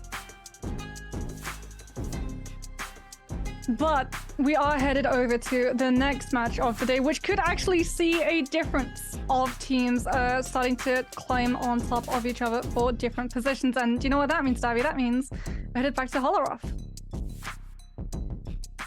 Looks like it though, as they will be able to put more towards it. Let's see if they will be able to find out more coming into this. Now, we've said this before, the aggression needs to kind of slow down with some of these teams, and that's the teams that have been risking their #1 slots in order to do it. Clearly, AS and the rest of 17JL broke that by popping off with 18 eliminations. Now, for the rest of the teams, what do they need to do? What is the next step into trying to survive for 2 more games? And before you answer that question, got another interview, and maybe this person can maybe give us some insight on what they need to do and where their mindset is. Oh, the tape! 就比较可惜吧，后面3把打得比较差，不然的话感觉是有希望抢一抢冠军的吧。就自己后面3把没打好，对比1年前还在打杰杯的时候，感觉变化还是很大的吧。1年前就是玩的位置也不一样，然后就是现在1年前我也不是指挥嘛，现在是队里的指挥，然后就心态方面也会好很多吧，然后包括本身也比去年打级别的时候更强了吧，然后就相信感觉团队应该就整体应该比去年打得更好，应该会。拿到这个名额的话，应该就是肯定是有把握拿到这个名额的，就因为感觉已经进了3、4个强队了嘛，4个强队，然后在16进8的话，应该就觉得没什么问题吧。Well, it wasn't a straight outright answering of the question, Debbie, but it definitely hints towards one thing that is going to be very important, and that is shot calling. Like, we heard in the interviews a lot of the time, if you are already, like, out of these fights, you become that player who has to try and track the ultimates and the abilities around your other players that survive, and I think for a lot of these teams it really is going to be about keeping a track of what is available if they're about to be third-partied, whether or not it's worth them sticking in fights for as long as we've seen some of these teams committing in. Because if they commit into these fights and it goes on too long and they're out of resources and another team comes on through, they are very quickly going to fall prey to just having those blinders and outwards aggression only on. Yo! Very nice coming in from the video from Ziu, from Wolves. He had to apologize. He just had to get better. That's all he had to do. But still, it's hard to see that coming in from one of our top players and competitors.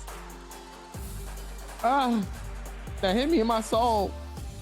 Hit me in my soul a little bit, just a little bit. Wasn't expecting that. Very tough coming in, but it's okay. This league, ZK and Eagle are gonna be able to lock it in for this next game. Wolves, I want to see them qualify, man. Come on, I need y'all to pop off the way that we've seen you guys go before. Yeah, they've been a little bit inconsistent today. They've had some really good games. They've also had some not so great performances. J-Team is another of those teams who's in a very similar position. Right, started off, had a really good game number 1, weren't able to find MVP, but came a very close second. And after that game, it feels like they've just hit a little bit of a lag. They had a decent performance in the last matchup because they survive a lot longer than some of those other squads, but in terms of kills that they were able to pick up, not quite performing as well as we saw at the beginning of today. Meanwhile, are going to be able to work towards this one and shut it down here. Let's see if they can work towards it and figure it out. Because now it's only going to get tighter and it's only going to get a little bit better. Maybe just a little bit deeper towards this one, as now we're going to be able to lock this in for a game number 5. Absolutely insane graphics coming into all of this. Let's see if they're going to be able to figure that out. It's gotta be the monks, surely. Yeah, you think so? We've seen an absence of monks in the last 2 matches, so surely everyone is going to be saving those picks to come through onto Holoroth. It is extremely brutal final zones on Holoroth when it really favors monks. It can be so hard to be able to break through, as well as the fact that you need to control those Morris blessings, and what better way than just putting a monk into a aggressive, menacing position that no one wants to actually try and pressure onto, to be able to easily secure yourself a couple of very tasty early loot buffs. Meanwhile, even with that, there's still going to be a whole lot of insanity happening. Let's see if they can put the same momentum into it. Still going to be able to figure it out, though, but there's still going to be more towards it, as we will be able to patch this in. And look at this. Looky here. I think the Takeda is still very, very popular. It looks like we're going to see a lot of sand in people's eye,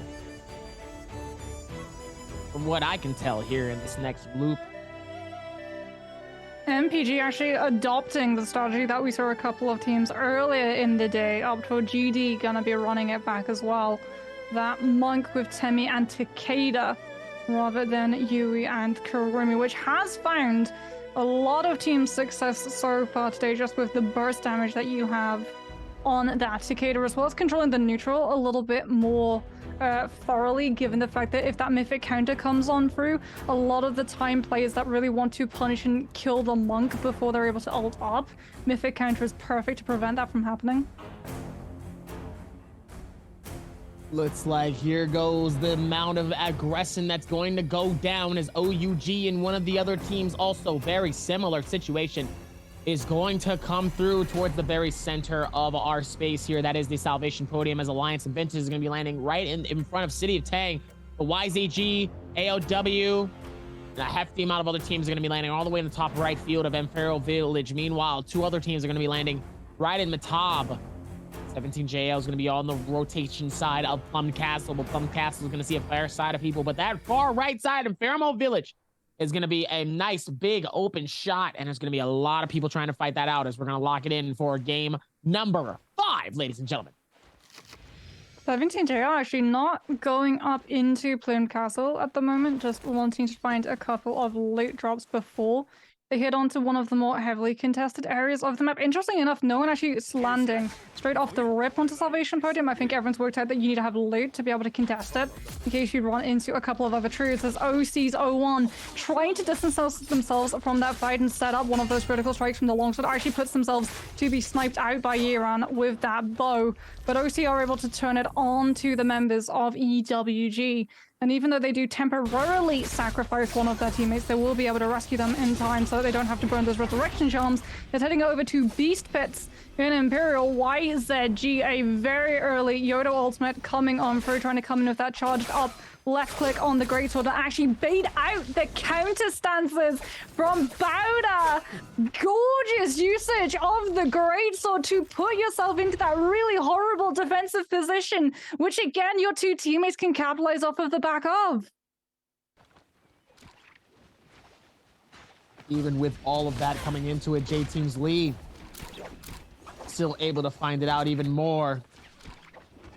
It looks like JJH is going to be able to rotate this out. And it looks like they were going to try to see if maybe they can clash with J Team's lead, but he ends up getting caught on the stair set. Very unfortunate here. It looks like J Team is going to be able to find Lixing and another player as well. Lee is going to get caught on this soft side here and onto this wall. And it looks like the Wushin is going to be able to take them out and as far away as possible as ZK.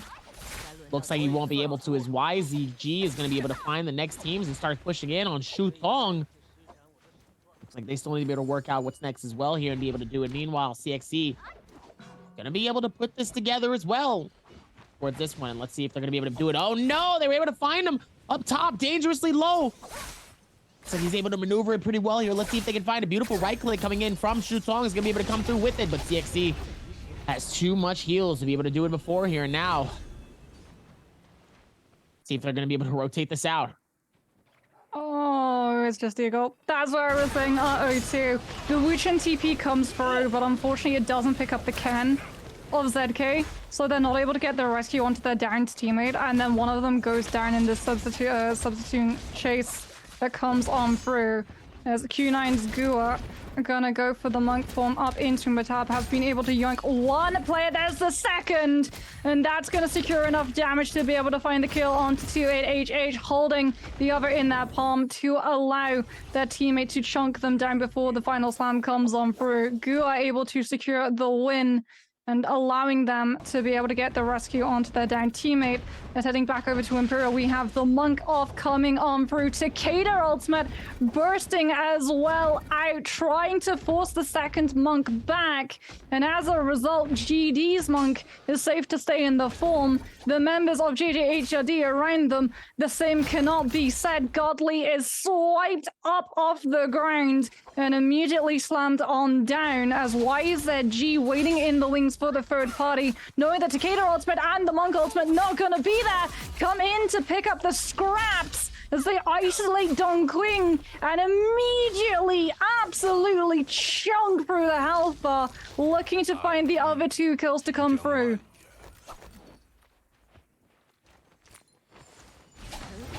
See if they're going to be able to put this together here, as YZG also doing a very similar way, very similar situation here. So we'll be able to rotate this out towards all of this as well here, as he still has been working towards it, no doubtably in my mind, in the stretch of this imagination.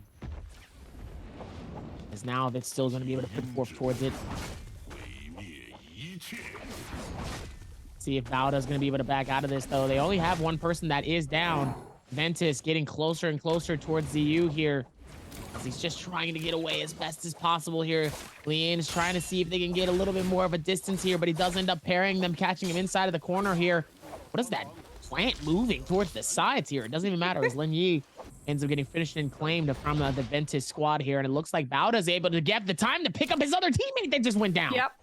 That was the exact reason why the Yui keeps going, doesn't lead them back to the other members from Bauda, so they're able to get that revive and rescue up onto their teammate. The Yui transformation form is so good at doing that, just clearing that distance very, very quickly and allowing yourself that space to be able to get that rescue off. As a result, though, you do lose the Yui, and it's going to be a lot harder to be able to pull the rescue off a second time in a row, especially if it's being camped. As ASE have already been able to pick themselves up legendary katanas coming through from Jin, just doing a little bit of aerial walking tech at the moment.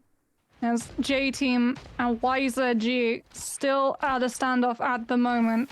YZG, because they didn't actually have to use that Viper ultimate, for the third party, since they go in when both the Takeda and Monk form have already been dropped, they're still sitting on that Viper ultimate to be able to initiate into this fight. And as a result, J-Team are just having to run away. They have to wait until their abilities are going to be able to contest us. They turn around. The Yoda ultimate is there, but ZK does not want to drop the ultimate in fear of being stunned and cancelled out early. They will be able to rotate for Zid, as these are going to be on the outside here. And he definitely has to be careful. Still with that as well. Alliance on the outside rotation here. So many people, along with this nice call of a Bane's Breath, going to be able to split it around on all sections here. Meanwhile, OUG going to be on the outer rotations here. It doesn't look like they were really able to get anything from the Bane's Breath. Telling you, those Bane's Breath needs to be called on those tighter circles. It would be so amazing if we saw that more often because, man, if you saw the scares that we saw yesterday with solos, it was massive. Oh, and it was that it put me and Jake on the edge of our seats. The danger with Bane's Breath is that it expires too late on into the game, so you don't want to wait on it too long so that you can't actually use it at all.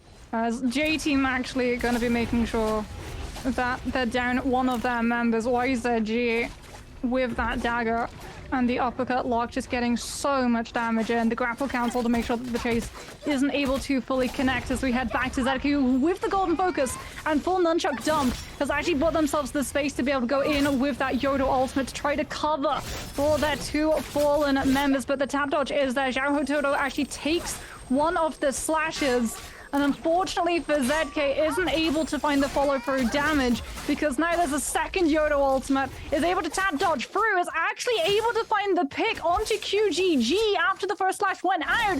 ZK is still alive, has those nunchucks charged on up, there's the golden focus, there's the full nunchuck dump, but unfortunately YZG just backtrack away the tap dodge to escape the stagger lock, immediately into the overhead slam from the spear, confirming the kill. It was gorgeous play from ZK. There is a moment where you think they're going to be able to turn it around, but unfortunately the health bar that they were working with just did not allow any margin of error, and they make just an ever so slight misclick. Even with that, still was able to march it in and put down a lot of space towards the finish here, as he was able to put it all together. As Ventus and Malmon looks like they're going to be able to back out of this. Playing this to the best of their ability, as Wolves is going to be sitting out, just out in the wide open, just waiting for the chance. And knowing that it's going to be popping up at any time here as he pops the ulti and immediately starts opening up the chest here. Throwing out some arms to try to get a little bit of some protection, just making sure that everything is all right. He's going to be able to shut that down towards it. Let's see if they're going to be able to figure that out. Well, that's one Draco Storm for EWG and a Vermilion going to be coming online for Wolves. And honestly, there is no better team in my mind of being able to use Vermilion Bird's Might, because Wolves are a very aggressive team. In Season 1, our main criticism of them was that they were too aggressive, that they committed into fights and unfortunately found themselves being third-partied because they were just so blind to others in the area. Vermilion Bird's Might plays into that aggression, right? It allows them to key it up to absolute 100 and just look for those fights, look for those kills, and that is exactly where Wolves want to be, as we can have a look at that absolute gorgeous replay coming through from CXC. The drop down into the counter is absolutely massive into the second parry. Are you kidding me? CXC, such a good player. Looks like they will be able to put all of it 1/4 together. Looks like they will be able to figure this out too towards it. A CXC is going to be able to rotate with it. See if they can keep the same momentum and be able to rock it down towards it. They're already at 12 kills. They need more. It's not enough. I need to see a 20. I'm sorry. I'm not sorry, actually. But I demand more. Demand it. For our entertainment, you may well receive it, as I'm sure we're going to be seeing a lot of aggression in the next 2 minutes. EWG and Wolves both using those buffs now, as it is going to be... Oh, goodness. That's a brutal semi-ultimate locking players in. If you try and tap dodge out of it, you're running into the falling roll, and I think that did actually connect onto one of those players. As Kakaishi with the slams able to find 17JL's Benchu and hold the form a lot longer. 17JL's AS might just slam the player down into the 40 roller. Oh man, what a beautiful time with the high roller is going to be able to shut it down as well. That's tough. Honestly, that's tough. That's... Man. It's like, how do you even do that, you know? This is so smart too, because these Temis are just throwing the Fs to get players locked in the Zephyr grasps as the phony roller runs out. And as a result, it does mean that NPG take a little bit longer to be able to push back onto GD's Dunkwing, but they are able to turn it around.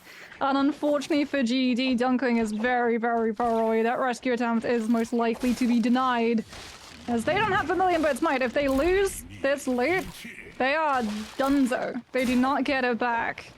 So it really is going to be all to play for as everyone just plays for survivability. MPG, with all of their members alive, though, have been able to isolate another member of GD.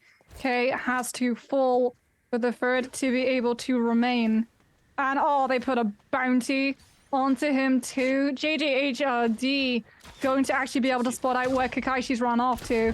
The scale rush from the Kitana to deny the grapple lock from keeping this poor monk into position. 63% to the ultimate is not going to be enough. Bellclang is available, but you have to choose your time to be able to use it, because that cooldown is so punishing and you only get one shot to be able to try and stun some of these players away. And Kakaishi is not given any opportunity, but Ventus are the one to down him, the bow snipe, the kill steal. And it is actually going to be JJHRD's bounty denied away from them as a result. Sadly, not going to be able to do enough here, as he does end up getting the finish and the see you later. Very unfortunate coming into this is now they will be able to shut this down and get the finish and says, hey, how you doing? What's up? That's GD gone, by the way. Entirely eliminated from the lobby. Finished. 5 eliminations down, too. They had such a good loadout. They were running in with legendary armors.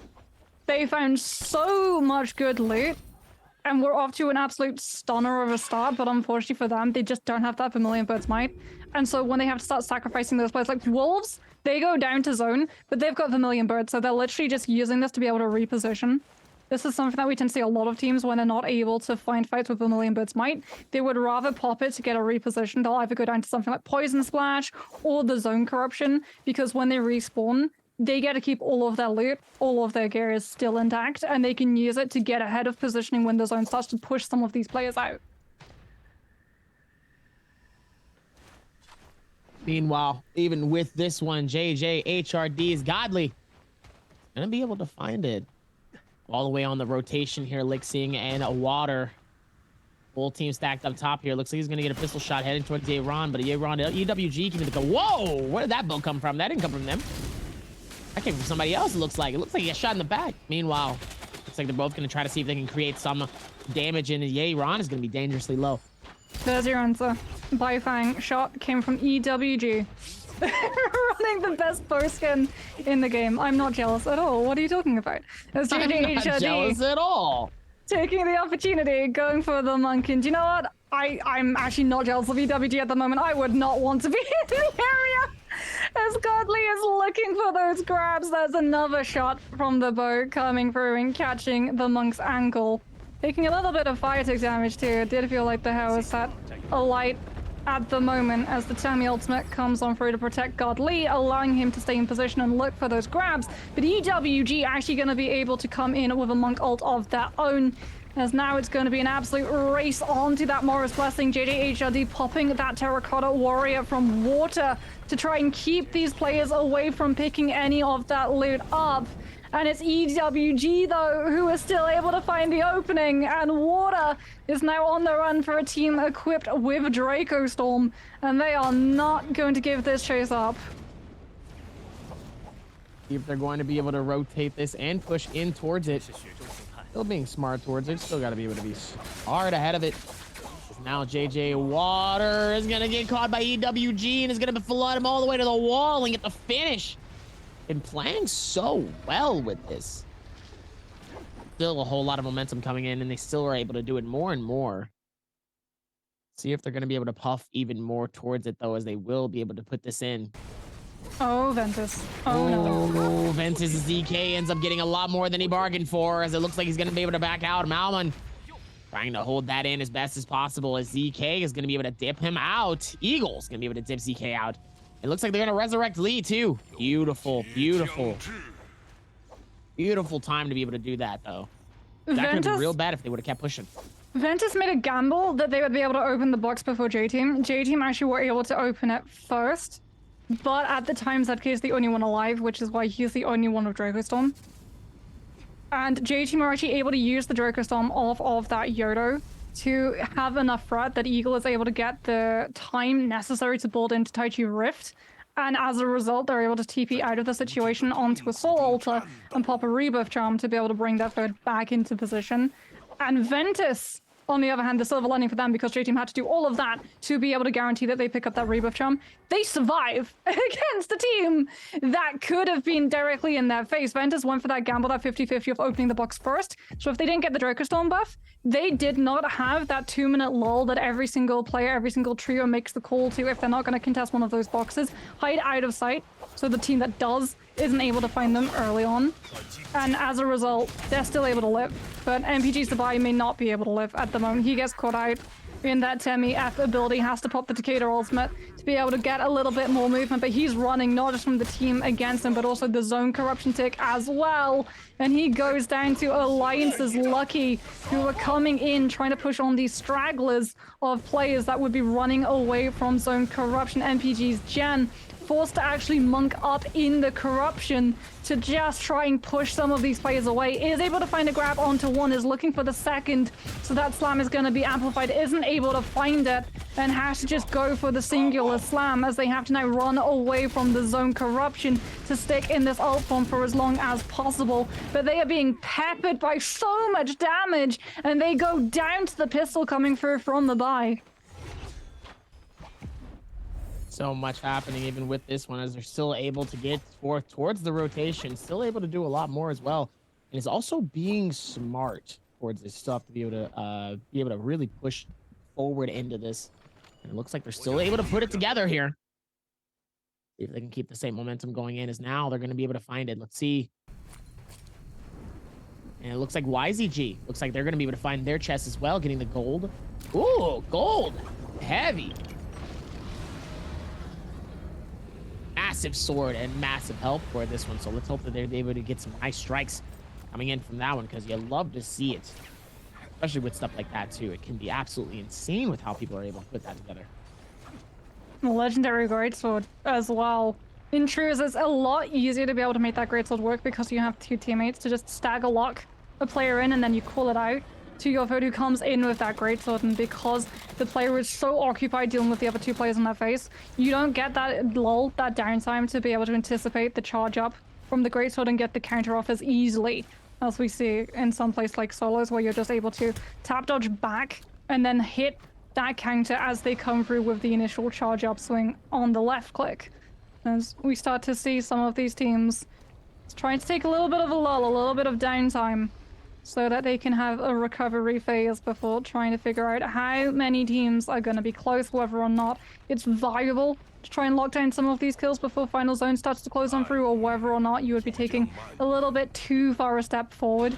J-Team, unfortunately, are without Lee at the moment, so they're going to be looking for a rebuff charm, and now they're going to be without Eagle as well. This team isolated out, not able to find any respite at the moment, as YZG just keep the chase up. As ZK going to have to play on the very outer corner of this zone in the hopes that no one comes this far out looking for exactly where he's run off to. Meanwhile, even with that, it looks like they're going to be able to open this up, get some gold shield and a swarm. It's like Gua's going to be the one that finds it as well. Very, very helpful. It seems like the swarm isn't necessarily the best one to find. It seems very hard to operate. So the swarm has a very long charge up is the problem. Like, the flamer is almost instantaneous. The cannon does so much splash damage. The swarm does a lot of damage, and it's great as you try and use it to sort of force a lot of players away from you.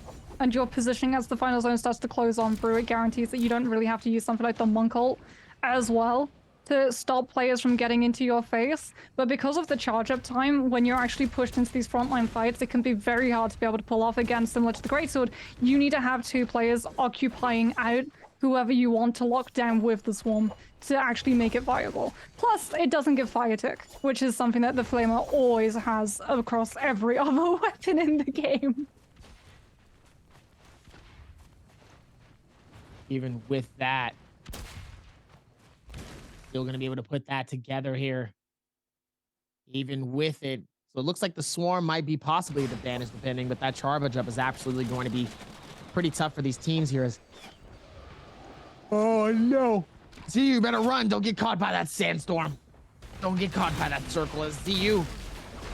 Oh, shoot song dangerously low here.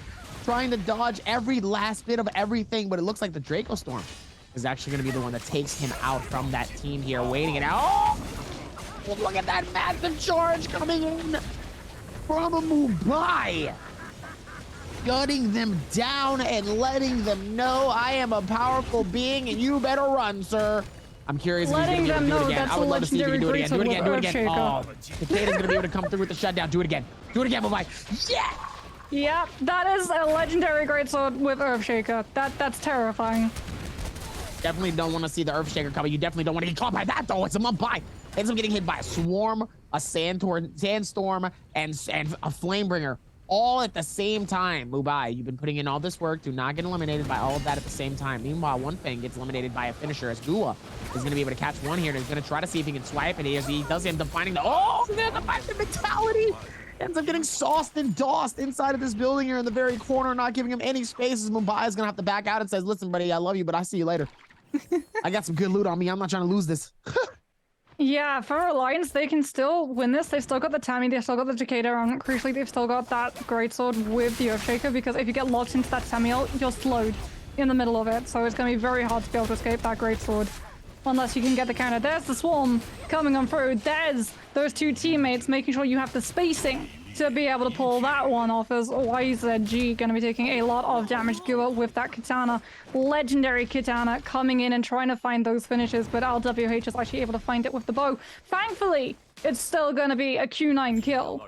So Q9 able to add another to their tally, sitting on this Monk ult as well. This final zone is going to be so punishing. So much open position and space for those players to have to worry about being grabbed out. Q9 having full control as well of one of the only rooms and bits of cover that you can try and hide away when those Monk ults start to come on out is a very smart decision. Unfortunately for them, though, they prized it over where the zone would be ending up. Now they're having to actually pop that Yui ultimate to be able to escape, as Gua gets the recovery, does not want to get forced into using that Monk ult too early, because if you go up into it, ASC waiting on the other side of this river bend are just going to hammer you with every single range damage possible in this game. The musket, the repeating crossbow, absolutely melting any player unlucky enough to have to try and contest. Even with that, Still's going to be able to put this together and rotate in as QGG. It's going to be able to find something here, trying not to get caught with all of this space all around it. Got to be able to play it well and got to be able to play it smart here. See if they can rotate, eat this in and find it, as QGG is going to be able to find the rotation, get the shield going. Climb up top here. See if they can find anything here, as he does find the charge. The question is, if he's going to jump down and find Alliance. Yes, he does. Massive charge strike coming in all the way. Mumbai is going to be able to hit the Takeda, as able to get the shield. Oh no, it looks like Mumbai is ready to get that revenge back here. Hold on. Has to be a little bit more careful here. Oh no, Mumbai is all the way down. He actually doesn't know he's about to drop down. He ends up trying to see, is he going to do it again? Oh, Mumbai is ready for the charge. Try to see if maybe he goes around the corner, finds nobody. Doesn't need to go through with that shield charge though. He's waiting for somebody to drop down here. Waiting for the opportunity just for somebody to strike down and get that finish. The Takeda comes through. Nice little finish. On the other side here, CXZ caught in a bad situation here. He's going to have to pop the Viper ulting, and it looks like he does. He's able to hit them. Nice stun. Question is he going to be able to stay alive here throughout all of it? And it looks like he might be able to. QGG gets elimination, and it looks like Mumbai also gets eliminated as well. He loses out on his heavy. It's like Gua, also Wolves 14 is going to try to see if maybe they can get the grabs though from their player. Just walk over to him, starts pinning. Let's go. Let's go. Fight it out. Fight it out. So foot slam comes through on the other side here. Looks like he's going to be able to go in for it. Oh, he ends up trying to see if he can throw the grab out, but not going to be successful here. Wolves going to be able to go outside a circle and get that Jin dangerously low. Same as Alex. The full ASC team almost struggling here as OUG is trying to fight all within this insanity.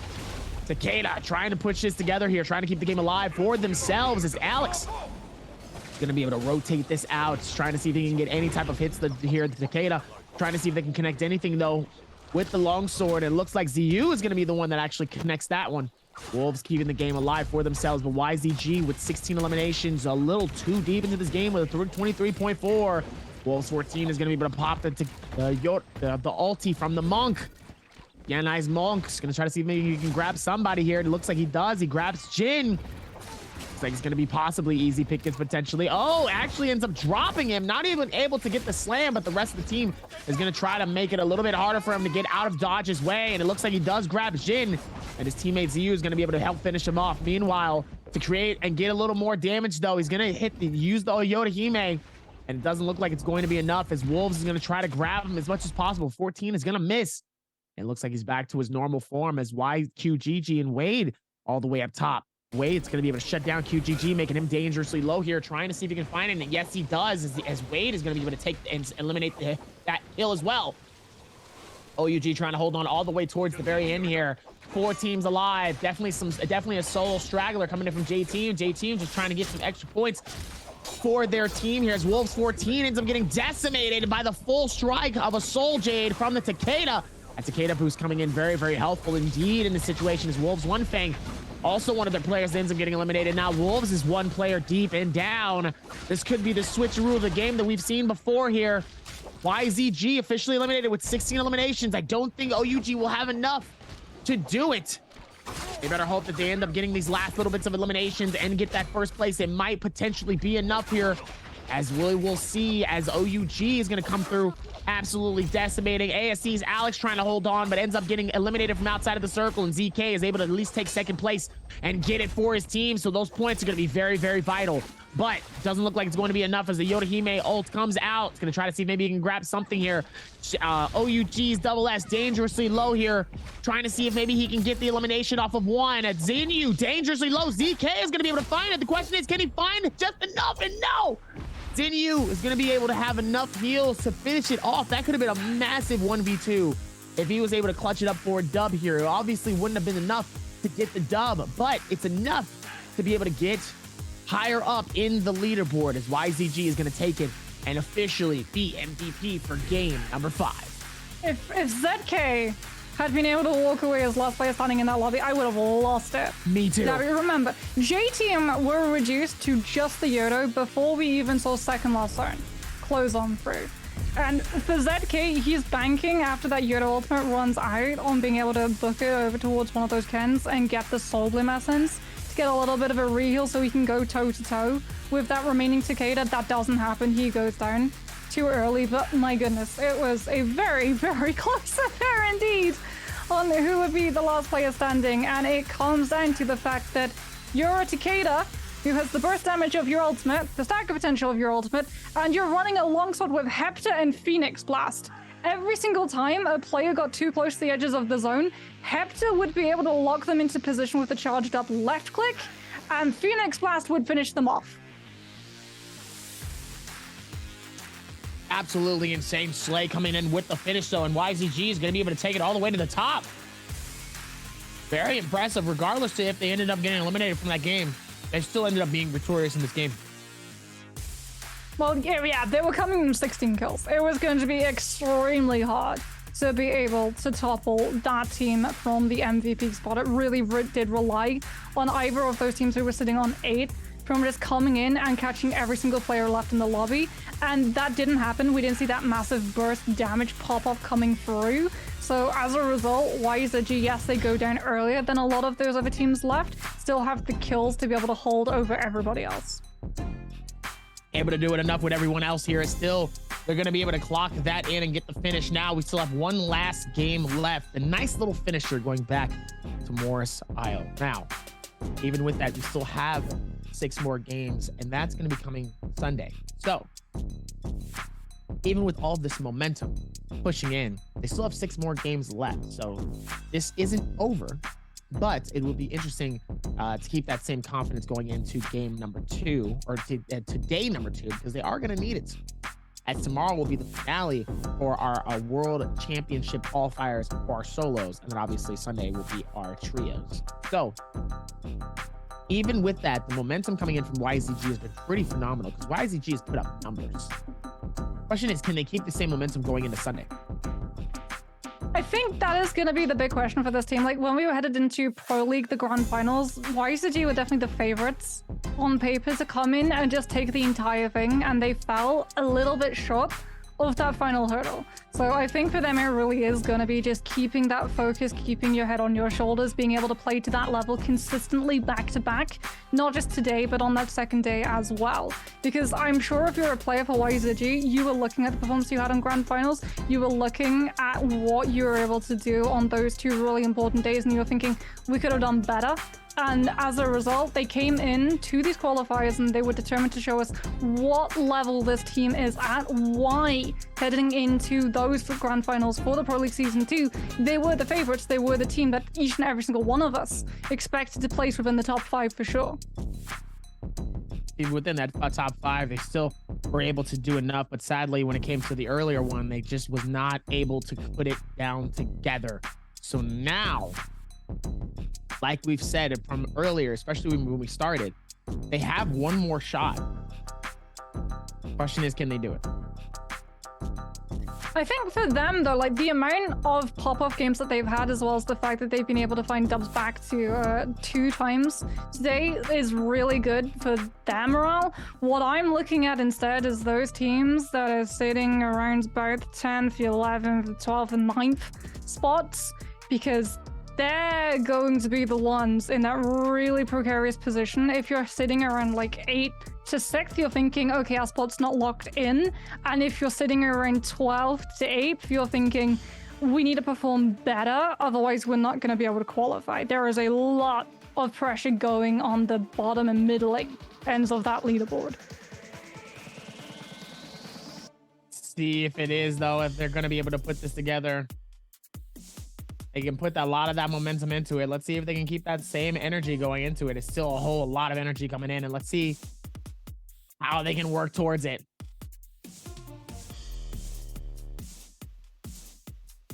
Man, J-Team with 11, Q9 with 11.4. They were very close, actually. 11.4, 0.4 points away from taking that 4th place slot. ASE with 16.5, 22.6 for OUG. OUG also with a very surprise performance as well here. I think OUG also another team that we need to pay attention to, hopefully coming into our Sunday. I think they've done a fantastic job, so let's see if they can keep that same momentum going into it. As we look at our teams here who have been putting in the lot, and it looks like QGG is going to be our MVP for these games here. 8 eliminations, 23,426 damage. Oxy. Oxy. I'm pretty sure we're going to see the Yodo Swordspin animation come through, and there it is indeed. It is going to be the Yodo picking up that MVP. Again, just hitting those burst damage potentials that we really want to see coming on through. This is actually his first MVP as well coming through from QGG, so he's going to be very happy with that one. Razor Swift, Stormstride, Blue Moon, Assassin's Lunge, Focus Fight, and Curative Bolts. All really good. You do a lot of healing with Curative Bolts off of your repeating crossbows, and you do a whole chunk of damage with all of your other soldiers. It's a brilliant balance. It is a balance. Question is, do you know how much of a balance it's going to be in this space, though? Because you can't balance now. It's not about balancing. Don't balance. Not enough about balance. It's about being broken. You want to be broken. You want to be powerful. You want to be OP. So that way, when you go into these games, everybody's nervous. Everybody doesn't want to go up against you. I see YZG out in the distance. I'm like, I don't know if I really want to fight that. I see OC. I'm ready to fight. There's a difference. You got to put a little bit of fear in these people. Just a little bit. Just a little bit. I don't know, because there was one team that got beaten out by everyone around them playing Fiddlesley, and that was Q9. However, we do have an interview ready, which is going to be our second last one for the day. So it is going to be Jaeger that we get to see throwing it over with one of our players on stage.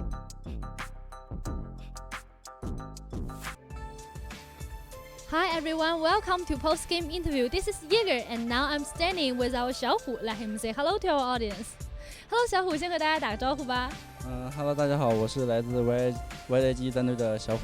小虎不要太紧张，也不要太激动啊！这样拿下本场比赛，你们现在内心肯定是非常激动的。So we would like to say congratulations. And today we saw that your teams, you like cooperate is so well, and because you are the 3rd position and you're playing Wuchen, so I think it's almost several times today that you saved your teammate's life, used the transport to a safe place. So I would like to know, at like this situation, how your teammates like cooperate together.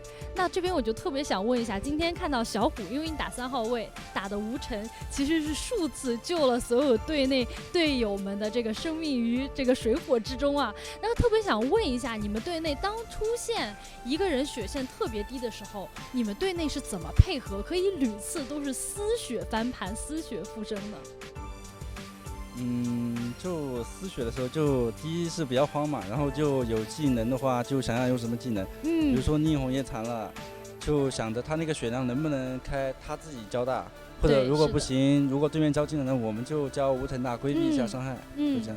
就是2种情况，看他交大或者是你交大去保他的性命。Okay, so to be honest, I think it had to have several situations. Like Viper, if Viper is only have little blood and not healthy, we can see if she can use the ultimate or not. If she can use the ultimate, just use the Viper's ultimate to save her life. And if not, just I will use my ultimate and transport my teammate to a safe place. And that's how we cooperate and can save everyone's life in our team. And also, you know what? I think your team, you are really good at like fight at the beginning, and always we can saw you won the beginning fighting. So I would like to know, do you have any skill? 那这边我就特别想问一下，因为我们看到 YZG 战队，你们有个特别擅长的点就是落地架，基本上我看到落地架都能打赢，自己认可吗？落地架的话就看状态吧，就是状态好的时候，就是我们3个人状态好的时候，基本上是都能打赢，但是有时候也会有状态差的时候，也会有，那肯定场上有好有坏的嘛。但是我看到你们大部分情况下能打赢，是队内有没有怎么样的技巧或者好的配合？就说这把吧，这把是一个虫天嘛，对，然后我们跳的那个地方旁边有2个虫，然后前文就一个人跳到那个点去吃2个虫，然后我们第一波团就有优势嘛。是的，好的。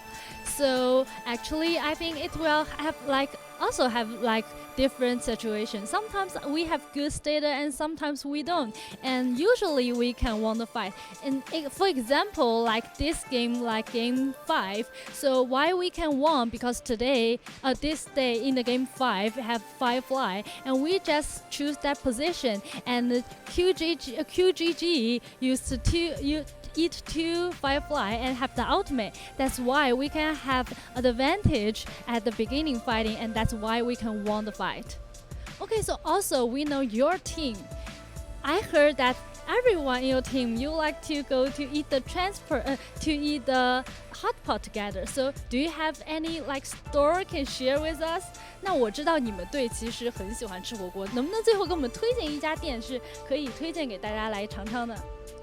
去那家去吃海底捞。海底捞 Okay, I recommend everyone to try the 海底捞 hot pot. It's really good. 好的，谢谢小虎今天的一个分享，再次恭喜你们。Thank you 小虎 for today's interview, and we will take a break and be right back later.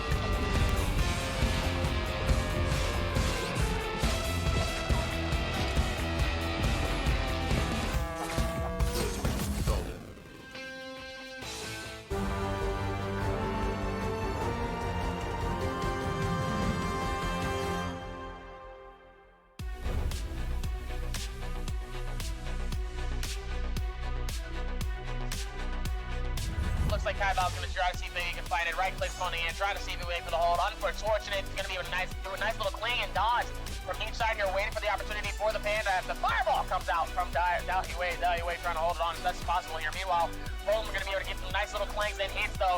The question is, who is going to be more successful? Is it going to be the dual blades, or is it going to be the nunchucks? Nunchucks trying to get a little bit more of the advantage, both dangerously low. Halfway through, is going to put the juggle out.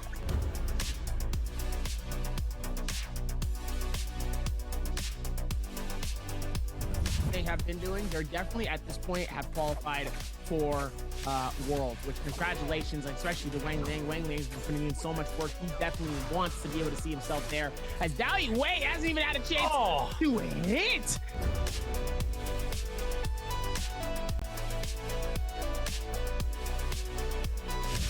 So fantastic start coming in from him, as XJin and Yeron are going to be back at it here. Going to be able to go face to face, looking at him and says, hey, what's up? What's going on? How are you?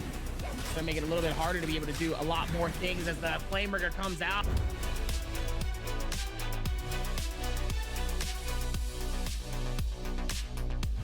And no one's going to find the parry here, as Shah is losing so much HP. XJin is playing this absolutely flawlessly. He was denied in that previous game from first, and he wants a shot back at it again. Eats the F ability from Shah, but it doesn't matter, because Shah is too low HP, and XJin gets his second kill.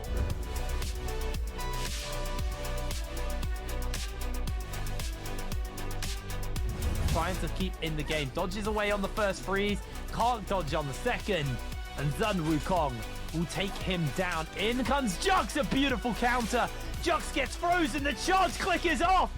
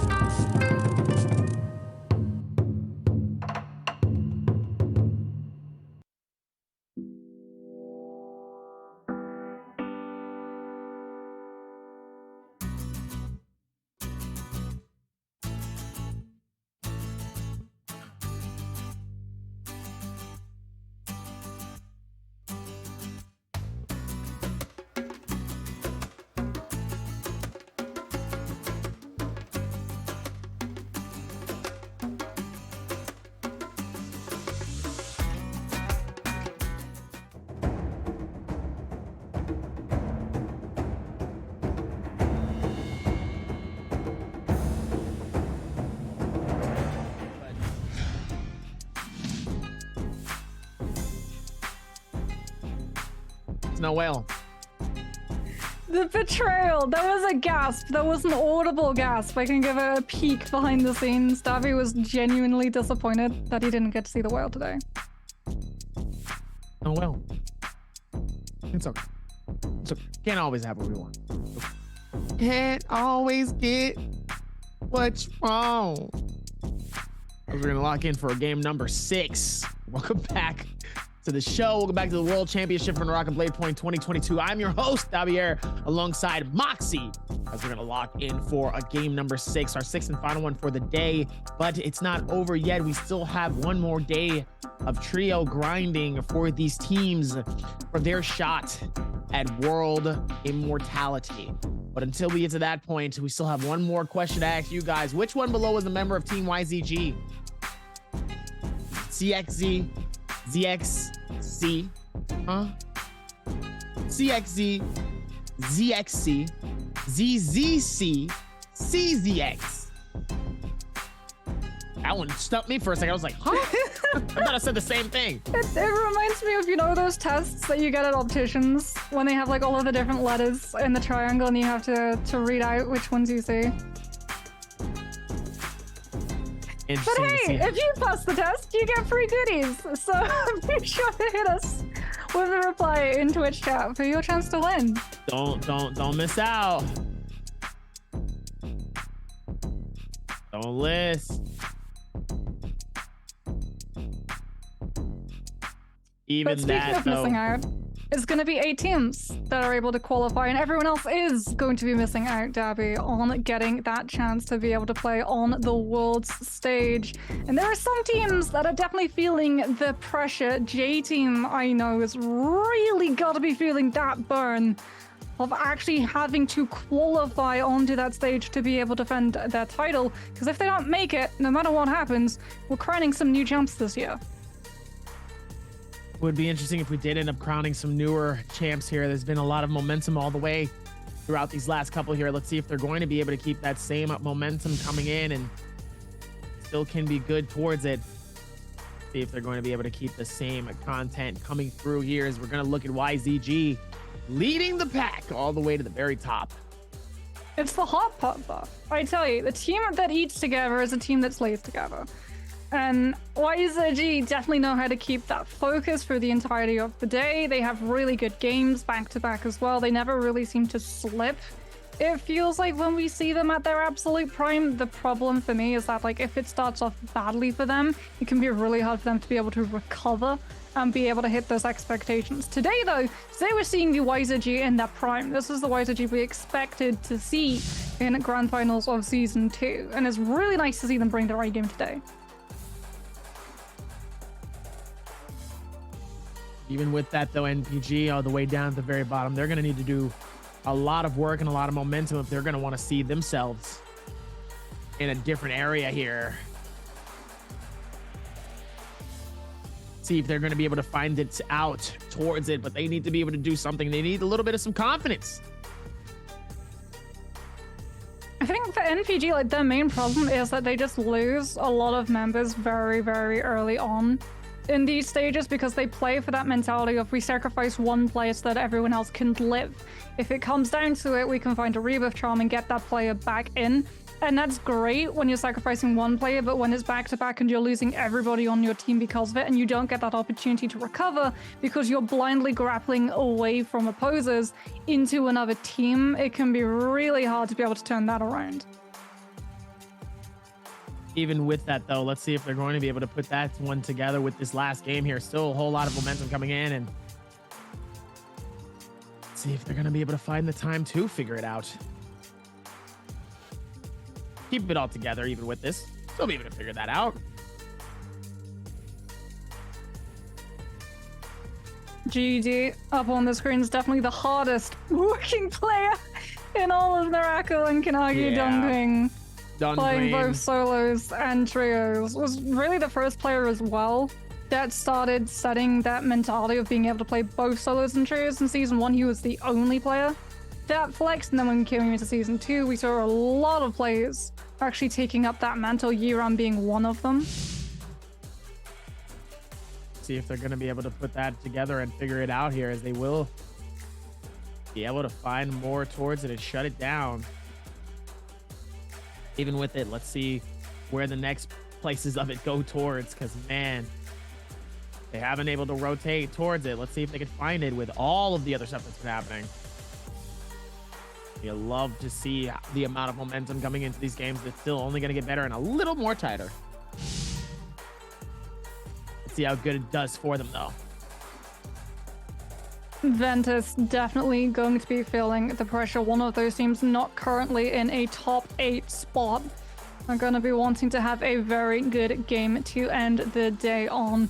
When they're able to really find their footing, find the loot, and find that confidence heading into Final Zone, they have some really good games. The problem for them is, again, similar to a lot of those other teams like MPG, they lose members very, very early on, and as a result, it has that domino effect. If you're running away from those fights, you're not going to be getting loot, you're not going to be building up into ultimates either, and you really do have that coin flip of when trying to escape a team, ironically running into an entirely new one. EWG, on the other hand, smiles across the board for this team. Very happy with their performance for the entirety of the day. They've been having some major pop-off moments, both in Grand Finals of Season 2 and also today, that we're getting to see them really come into their own. Even with that, though, let's see if they're going to be able to figure that out, putting it down. Going with all of the momentum they've been able to put towards it. Let's see if they can find it out. As Alliance is going to be able to put forth more and more effort and a momentum. See if they're smart with it. Well, game number 6, the last game of today. And it is going to be reflected surely in a lot of these compositions coming on through. We've seen a lot of burnouts from Monks potentially, a lot of Takeda as well very early on. So we might get to see a couple of surprise compositions coming through. I have my fingers crossed if there's any time that we get to see the Valdefors coming on through. It is probably going to be this game. And we've seen in the past it can have a lot of success using that ultimate to really be able to crowd control everyone around you. Stanzi even admitting in an interview with the host on stage that he likes to play the Valda because you literally got to cancel out every single ultimate that you run into from the other side. But I'm looking across the board and I'm not seeing any Valda. Sad times. Not seeing a lick of Valdas, honestly. Should we be surprised? Should we be surprised at all? Sadly, not really. That's okay. Because there's still more that we're able to do. There's still more that they can figure out and put together. So, with that in between, let's see. They're going to be able to patch it up all the way towards the very end and be smart with their decision making, because I've seen a lot of people be very, very aggressive, but sadly just not able to clutch it all the way towards the end here. But let's see if they can do it. I believe in them. I want to see them do it. I'm seeing a lot of Wuchen, like a lot of Wuchen coming through. A lot of these teams really putting effort into learning that Yodo, Wuchen, and Viper composition just because of how amazing that Wuchen ultimate can be. And my heart goes out to NPG and any other team not running that Wuchen because it's going to be extremely hard for both them and Ventus to try to reposition if they get caught out in a really tough position. It's going to force ultimates and potentially stacked late ultimates to be able to buy their way out. Looks like even with all of this, let's see if they're going to be able to rotate the spread the way that they have been doing it so far here. Let's see if they can keep the same momentum as Ventus. Looks like two other teams, and YZG is going to be standing really, really close towards Celestra here, as one other team is going to be landing all the way up in Stillside Temple. Looks like a 5-6 stack team headed towards Wreckage Plains, and another 4 stack headed towards Council Courtyard. Very interesting. Nobody in Sunwing, nobody in Shadow Jade. Top left, far right. Far right has not been found either here. Bureau Shard Pond, Moonlit Courtyard, Victims Havens, that's Winery. None of those places have really seeing any teams here. Very, very, very unexpected, to be honest with you. Definitely something I would have not expected into this one, as they're going to be able to rotate this out and put that together. Here's CXZ immediately from this team. YZG as AOW immediately shuts them down with the Reza and comes through with this. Definitely a different game of fight coming in, as GD wants to get a little bit of that payback from YZG. Comes through and it looks like they're going to flood the face of QGG. Is going to be able to put him down as much shut down as possible here, and K is not going to let him get away, as GD is going to successfully full man squad wipe YZG. And it looks like they're going to be facing ALW as well out of this as well. They're playing a little different. This is my main criticism, and Rune shares the sentiment actually when we see players in Pro League with Spears, because a lot of the time they just try to land the Dragon Slayers first so they can go fully into the Nezars with that golden focus where you can't be interrupted. And as a result, not only are you not really participating in the fight, CXC, because he tries to pull off the Dragon Slayers, doesn't manage to land it the first time, backs out to try to set it up a second time. It's really obvious what he's about to do. And so the counter, you can see it coming a mile away. He loses the spear, gets sent flat on his butt, and as a result, loses any momentum, any setup that Nessus was looking to just lock those plays into position. It gets turned against YZG, and as a result, they already have to burn through those rebirths. As heading over towards Shipwreck, not going to see any whales coming on through, but might see a couple of cans getting dropped in a matter of moments, as it is going to be Baudat versus OC. OC actually with their backs against the boat are going to have the higher loot area. And so maybe Baudat does not want to try and openly contest that, as Q9 have been able to find Ventus in the streets of Celestra. No fight currently being instigated at the moment. Neither team really wanting to commit, as Q9 don't have the best loot loadout at the moment. They're about to come with this Viper ultimate though, and that should give them the confidence to be able to try to push on forward. They wanted the high ground to be able to set HC up to come in with the Viper ultimate so you can drop down without having to worry about your Viper being chunked through, but they are actually just going to take it on the low ground. There's the Viper ultimate, the connection immediately onto Ventus. ZU goes extremely low, isn't able to back on out. The grapple cancel comes on through and ZU goes down as a result to Gua. LWH using that Yodo ultimate to be able to chase the receding backs of those members of Ventus, and it is going to be a wipe surely in a matter of moments as the parry is absolutely gorgeous. Unfortunately, it's not going to buy you any of the burst damage to be able to win 1v3.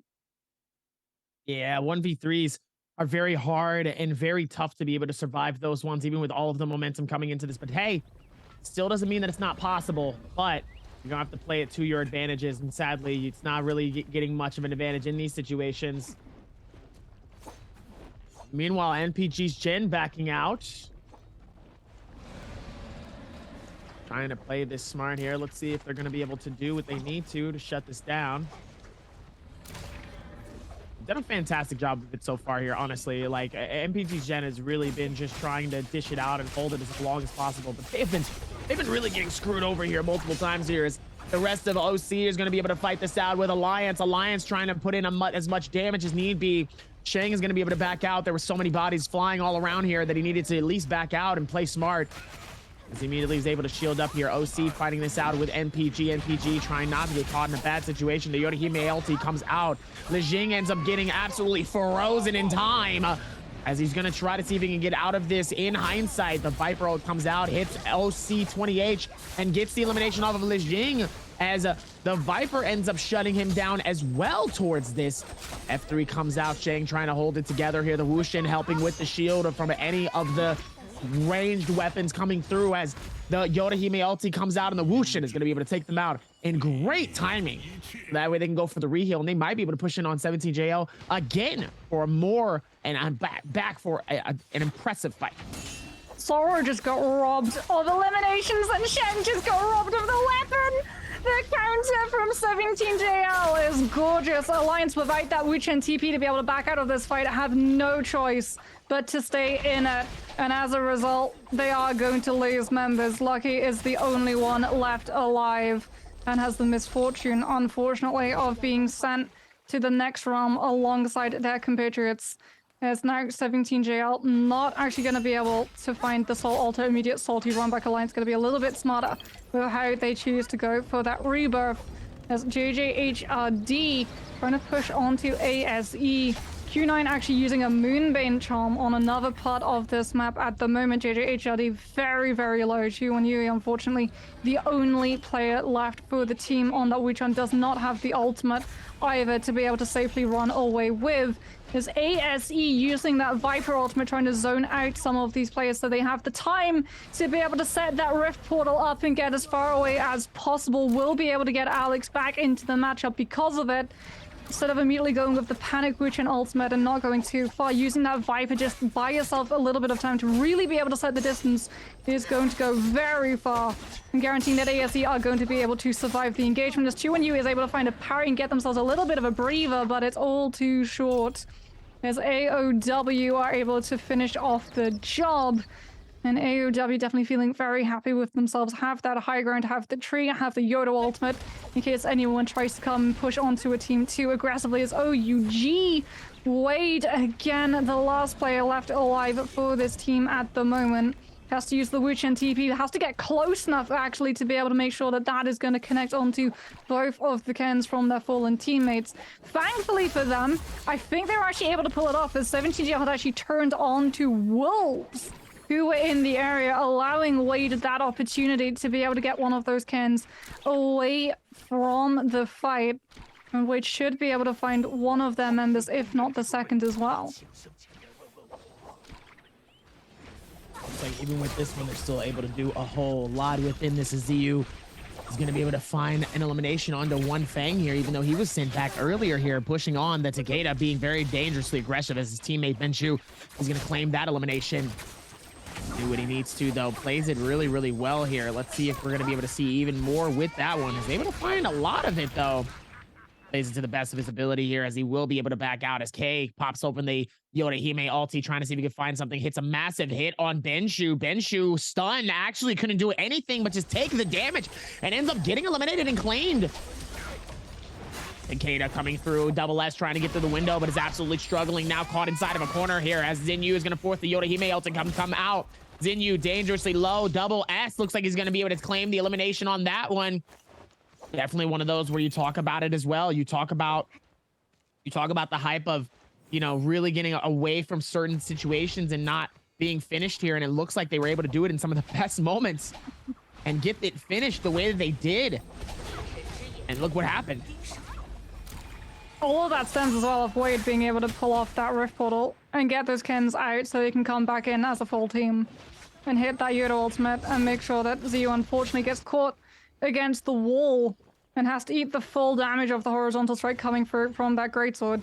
As AOW are able to down one member from OC, but the Wu-Shen TP should allow the resurrection and rescue to come online in a matter of moments. The question is, how far were OC able to use that TP to try and find their escape? YZG still going to be in the area at the moment as Morris blessings start to come online early. Tammy ultimate dropped for NPG as they look to secure that box. Doesn't seem like they'll have a lot of contest. It is pretty far away from where that zone is going to end up in the next iteration, so they will be able to immediately pick that one up.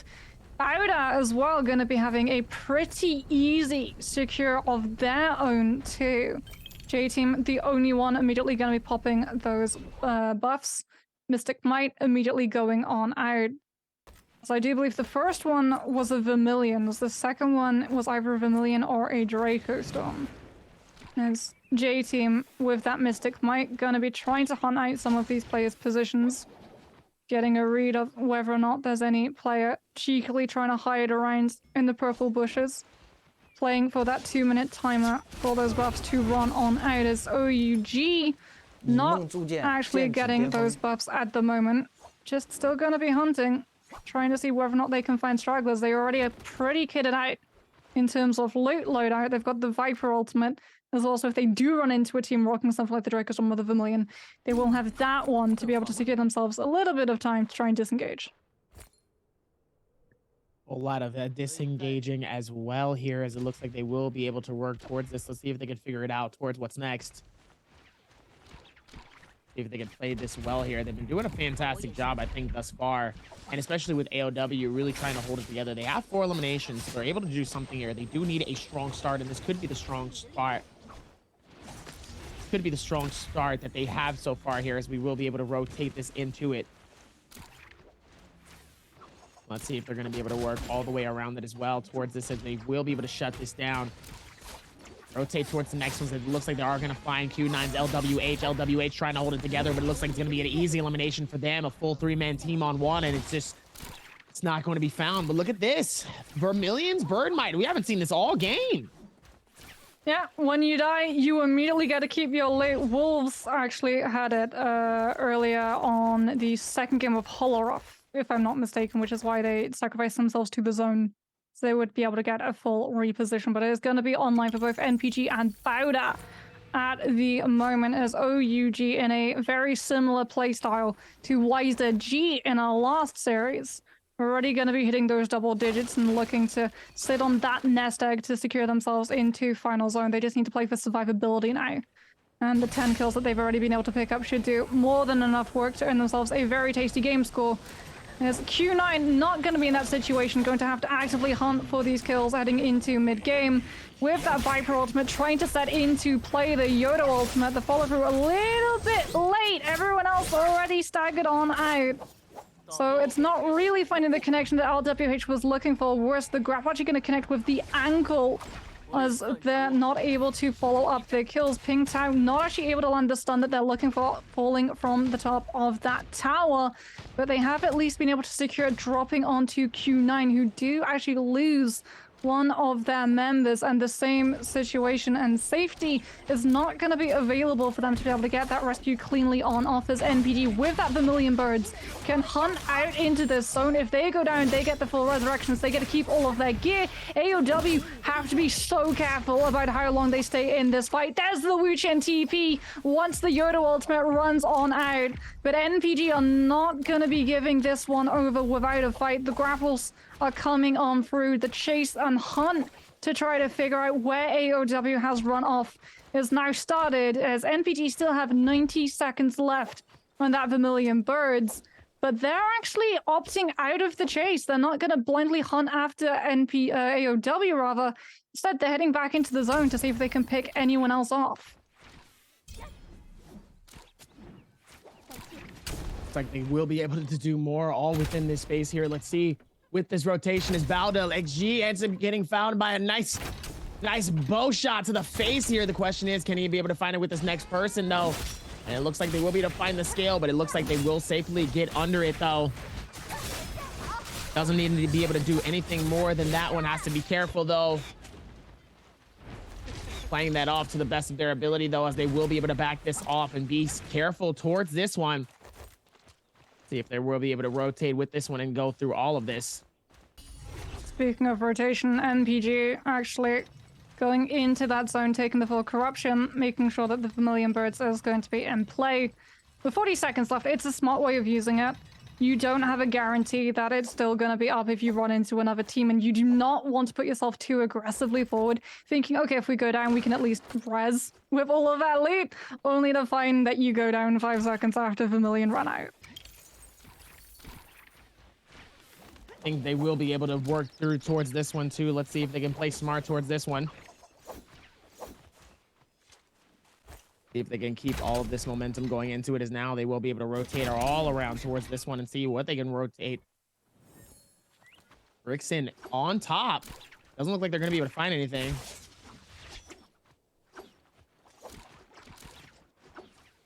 Looks like Zhao. Looks like he's going to be able to go with the rotation, though. Has to be careful, as he does end up getting eliminated. Full team YZG is out, but that's okay, though. They are in the lead, though, with 20+ points. I think they can afford one bad game. They'll be okay. You have to feel as well, because there was just no escape. You just got drifted against the side of that wall into the full download of that charged up left click from the dual blades. There's J-Team trying to get that box open as fast as possible, taking a lot of poke damage coming on through, and as a result, were not actually able to open the box. They had to actually disengage before they were able to secure the blessing. Thankfully for them, it's just a Mystic Might. So it's not going to be like you're trying to run away from a team who have a Dracostorm and will relentlessly pursue you for the next 2 minutes. As GD relentlessly pursuing any aggressive players close to them. OUG going to be in a very tough spot if they decide to push it a little bit further forward, and they're actually not going to deign into taking that fight. GD now wanting to try and figure out where exactly anyone has run off to. They do have a bounty on their heads. They're currently playing bodyguard to try and secure that player and keep any of them alive, as J-Team's Lee gets found out by 17JL. Unfortunately, remember, they burned a lot to try and secure that Morris blessing, and it was too early, and as a result, they did not have any resources to try and survive that downtime of the disengagement, as ASC's Jin is not going to survive the Yoda ultimate coming through from GD's K. Absolute gorgeous connection onto every single one of the Omnis Blade slashes. As K gets parried, Dealblade's gonna be on the ground. The Wu-Chen not able to find the kill, as ASC's Alex coming back in with a Yoda ultimate to be able to again buy themselves the time to set up that rift portal. Unfortunately, Wolves actually are on the ballista, so Jin was transported with the rest of ASC, but they've not been able to get the rescue because the ballista shot immediately booted them off the body. Worse, ASC have now lost a second player. Shocking. Even with this one, tied for 6 eliminations with OC and EWG. OUG deciding to pop off here. Right click, waiting for it, but it looks like he misses it just in time, though, as 28 still getting hit by some bows. Gonna have to see if he can maneuver it out here. It still has to play this safe here. Has the opportunity to, though, but he still has to keep all the momentum coming into this. See if he can rotate towards this one and see if he can do anything more towards it. He's going to need to figure this out. Still a whole lot of action and momentum going into this. Let's see if they can work towards it and figure it out.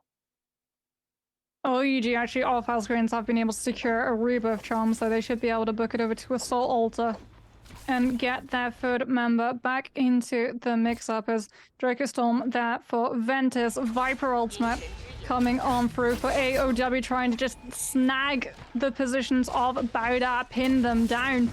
Unfortunately, Bauda had a Viper ultimate of their own, and it's actually going to force the turnaround as we see AOW trying to use the Wuchen TP, but Bauda, anticipating where they've teleported off to, actually able to meet them as the teleport ends with that Flamer.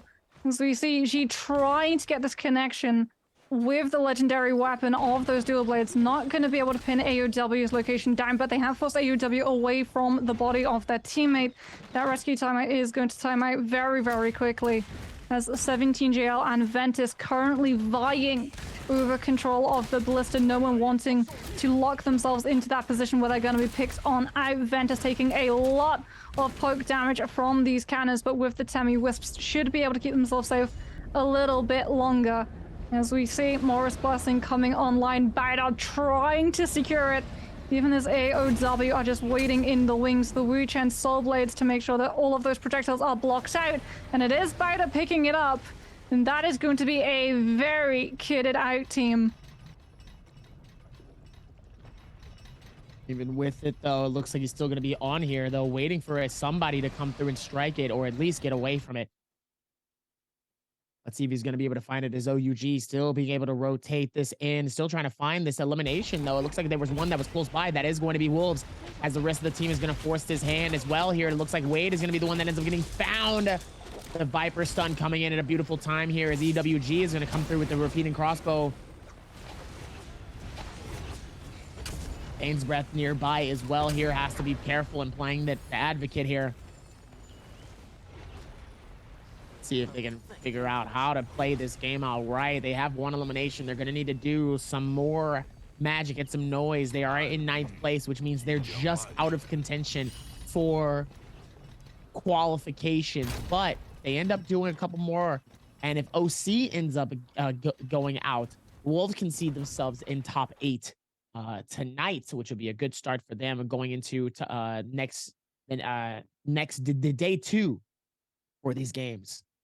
NVG at the moment are just holding AOW and Ventus hostage inside this building. Sorrow is raining on the high ground, giving information away to Jen, who's sitting alongside Zio on these ballistas, making sure that if anyone comes out, they're going to have the information. They're going to know when to set the ballista shots up.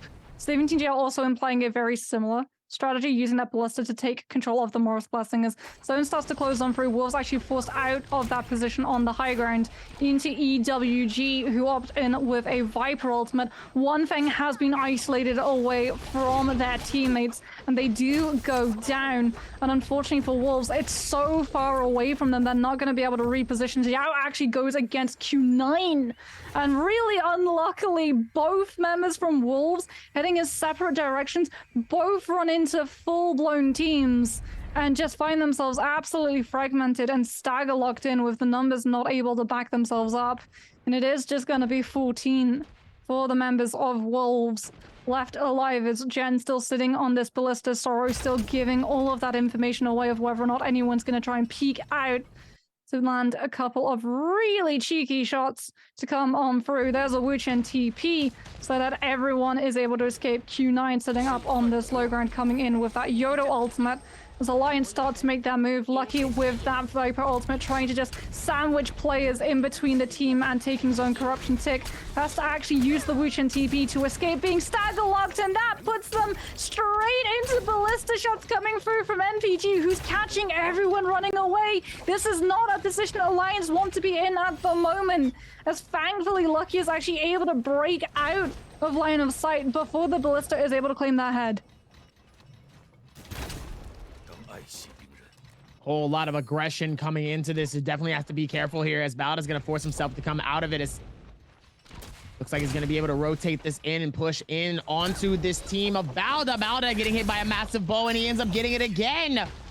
That was absolutely impressive, though. They took off one. Two of them was able to go through and push it. They didn't actually expect for the other one to still be there, and they end up snagging 2 free eliminations. That's why I said free.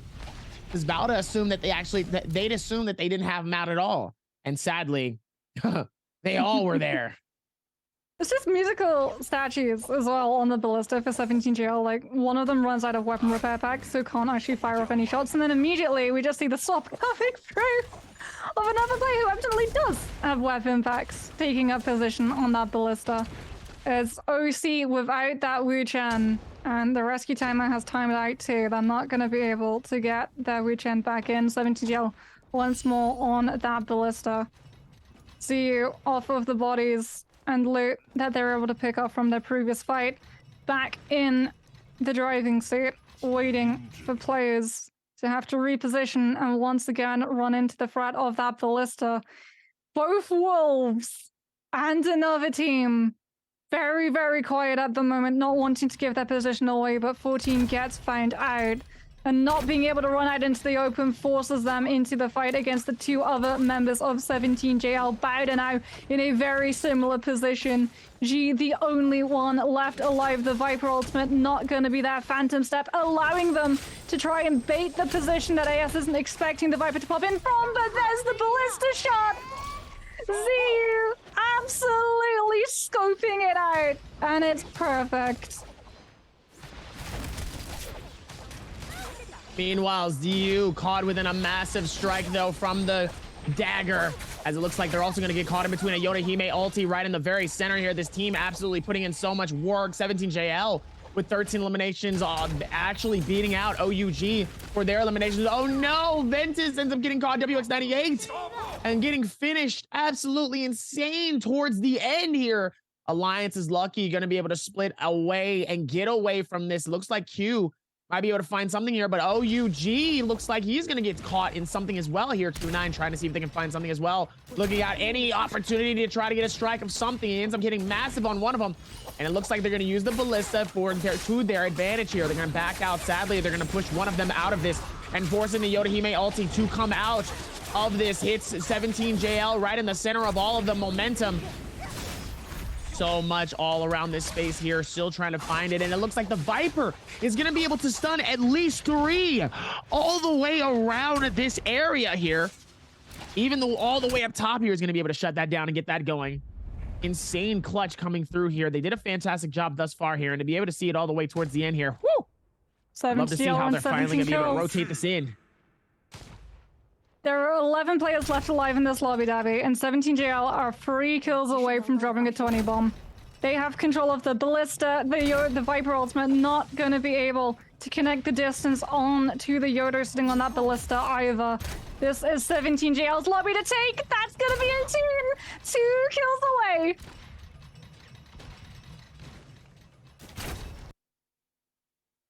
Going to be able to find more towards it, though. Let's see if they're going to be able to rotate this in.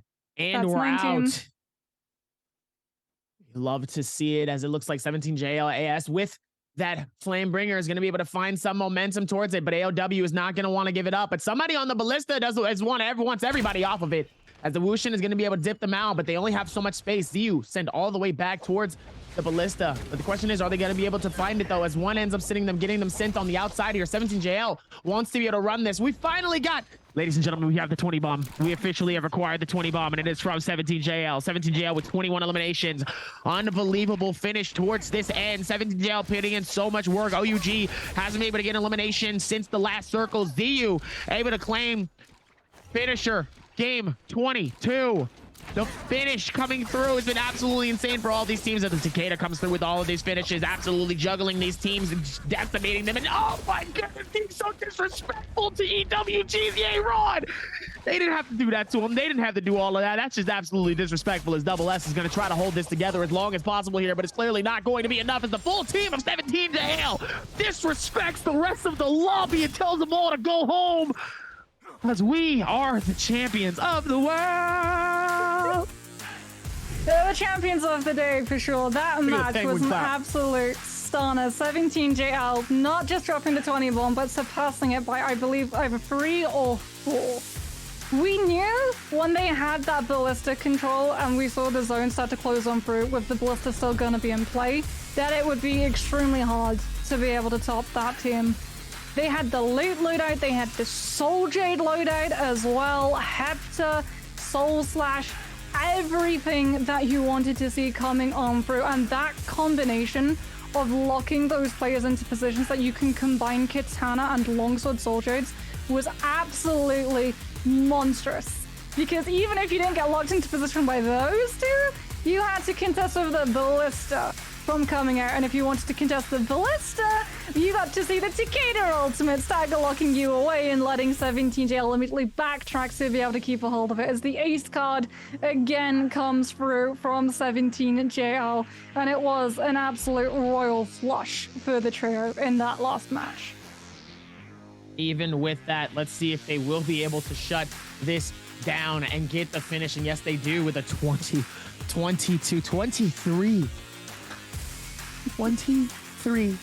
eliminations. Oh my goodness.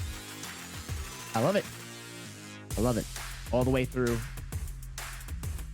All the way on the inside here.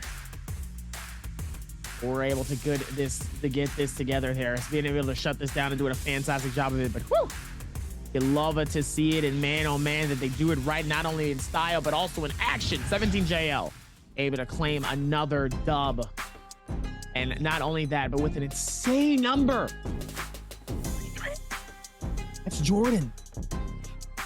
23. They were the last team too. The last team standing, so their game score is going to be absolutely insane off of the back of that. I can't even call who's going to be MVP because Ziyu is the one mainly manning that ballista, right? So he's going to be doing a lot of damage, but the other two members were running brutal perimeter checks. You either had to go outside and take the full hit of the ballista, or you went straight into the other members of 17JL who just corner checked you. There was nothing you could do. And even if you were able to escape the perimeter check, you're just running into Ziyu. Listen, the amount of disrespect from those last couple of teams that had came through trying to see if maybe they can just get away for a split second, only for 17JL to push in. They got juggled like they were from a circus. Like just they didn't even get a chance to touch the ground once they were off of it. The comm check. I cannot wait to hear the comm check coming through from that team because I guarantee you, Ziyu was going, it's okay guys, I have Hepta, I can hold them in position longer. They're gonna have to stay, just sit in zone corruption damage and be caught in my stagger lock even longer. Because they changed CC to an absolute brutal effect. It was just almost like 5 Viper ultimates going off in every single person's face, and it wasn't 23, Darby, it wasn't 23, it was 25. 25? That's a game score of 45. Oh, I cannot wait to see what this effect is going to have on the scoreboard, because YZG were at the top, but they were attainable for some of these teams. 17JL might just have rocketed up because not only did they pop off and post 45, YZG only picked up 2. That gap is now closable. Closable? They could have taken them over all the way to the top in just 1 game. The leapfrog may be in full effect. I agree. I cannot wait to see what effects and how shaken up our standings are going to be after the absolute rampage that 17JL just put on. That is by far the best performance they've had on this stage to date. Absolutely insane coming into this. I mean, we've been able to do so much more towards this, and they made it look good all the way to the end, but good God, didn't expect for it to be like that. We're able to shut it down and make it look nice, but whoa, wow. That's just absolutely insane. If you look at it the way that you want to here, they're going to be able to shut this down and make it look nice. And It's fitting Ziyu takes MVP. It's very fitting, though, with 18,000 damage, 12 eliminations, a Sky Force, Hepta, T-Tatch, Soul Release, Phoenix Blend, Aerial Ren, and a Phoenix Phantom Step. With longsword eliminations of 9,300 plus damage, and the Ballista comes through on the damage rotation for 6,400. What? Yeah, that's why it's so fitting. Zio is the one that really kicks things off. The 17JL, remember, there are 2 ballistas in play. NPG have control of one, 17JL have control of the other. The problem for NPG is that the zone actually forces them off their track, and everyone who was running away to try and escape where that zone was going to end up runs straight into 17JL, who are just able to find those teams that have already had fights, have already burnt abilities. And as a result, things like the Temi, which could have dropped the ultimate to maybe try and counter some of the initial fire coming through from that ballista, ejecting Z from having that full control of how that lobby panned out, that doesn't happen. And instead, 17JL are just free to weave between all of those teams, find the kills, retreat back to the ballista, keeping control of it for the entirety of the matchup that remains. And as a result, everyone is playing on the reactive.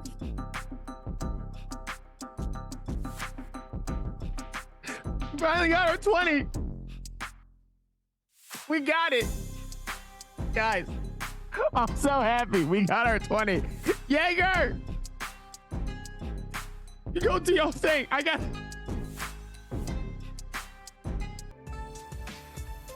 Thank you, Darby. I'm also very happy to see you. And hi, everyone. This is Jaeger, and welcome to Post-Game Interview. And now I'm standing here with AS, and let him say hello to our audience. Hello, AS， 先和大家打个招呼吧。Hello， 大家好，我是17JL AS。欢迎来到我们英文流的采访，也恭喜你们今天是第2次接受采访了。So we would like to say congratulations because today Team 17JL, you guys are excellent. And you know, back to the game 6, I think you have really good relationship with the ballista, and I would like to know how you guys can control it and make it as your weapon. 那我们来讲下这场比赛啊，讲回这场比赛。这场比赛我们看到一个非常让我们震惊的点，你们已经把工程弩变得像你们自家的武器一样了。这个是怎么去做的，可以把工程弩控制得这么好呢？因为他好像我们去抢之前，有一队人把那个工程弩的人给爆了一次，哦，是的，是的。我们就抓住这个机会把工程弩就是死守下来，也没人敢过来跟我们抢。是的。So at that time, so another team there are 2 teams, they are fighting there near the ballista, and after that we just get there and control the ballista, and no other teams would like to fight with us and control the ballista with us. So that's why we can have very high damage with the ballista. Okay, so also after the season 2 grand final, it seems like your team, you guys are changed a lot. So I would like to know these days what you like as the resting day, what's your plan and what did you did to do some change and have very good status today. 那我们也看到，其实17JL 经过了 S2 的一个总决赛之后，好像突然发生了一个巨大的改变一般。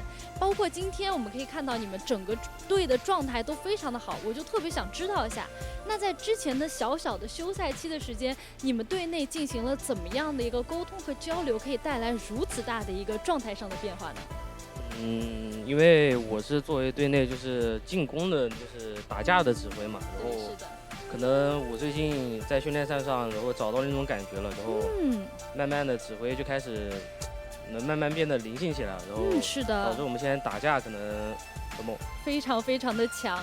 So after the grand final, it's like I'm awake and I find because I'm the attacking position in our team, and now I'm also the leader in our team. So I would like to awake and find the speed to be more flexible in our team. That's why we have very good status these days.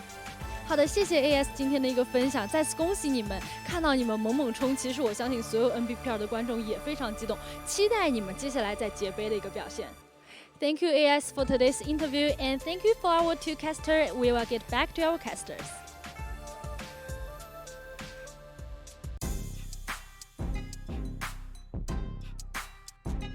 Have you recovered from the 25 bomb?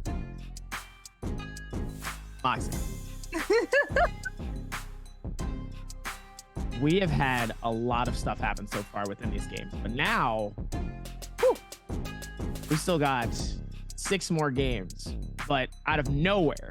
Let me show you what I mean by nowhere.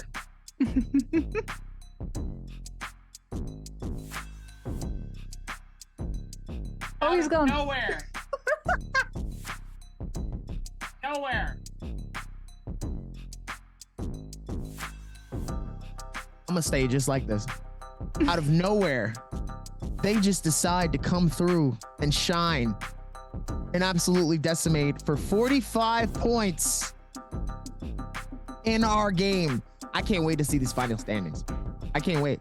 Please, I hope that they are in top 3 just off of that one game. That's actually scary.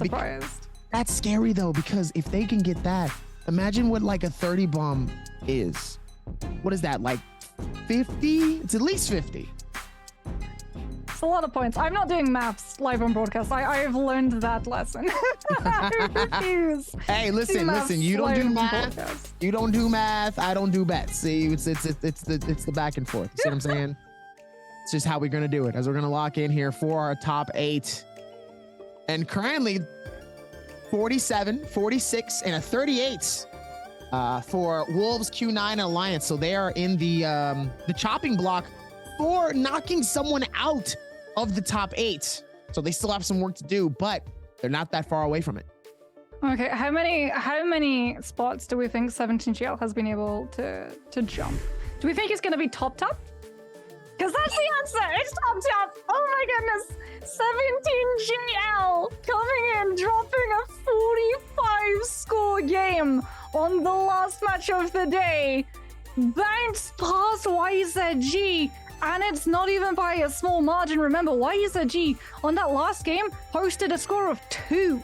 As a result, 17JL are more than 10 points ahead and have all but secured their standings in the top 8 to be able to go onto that world stage.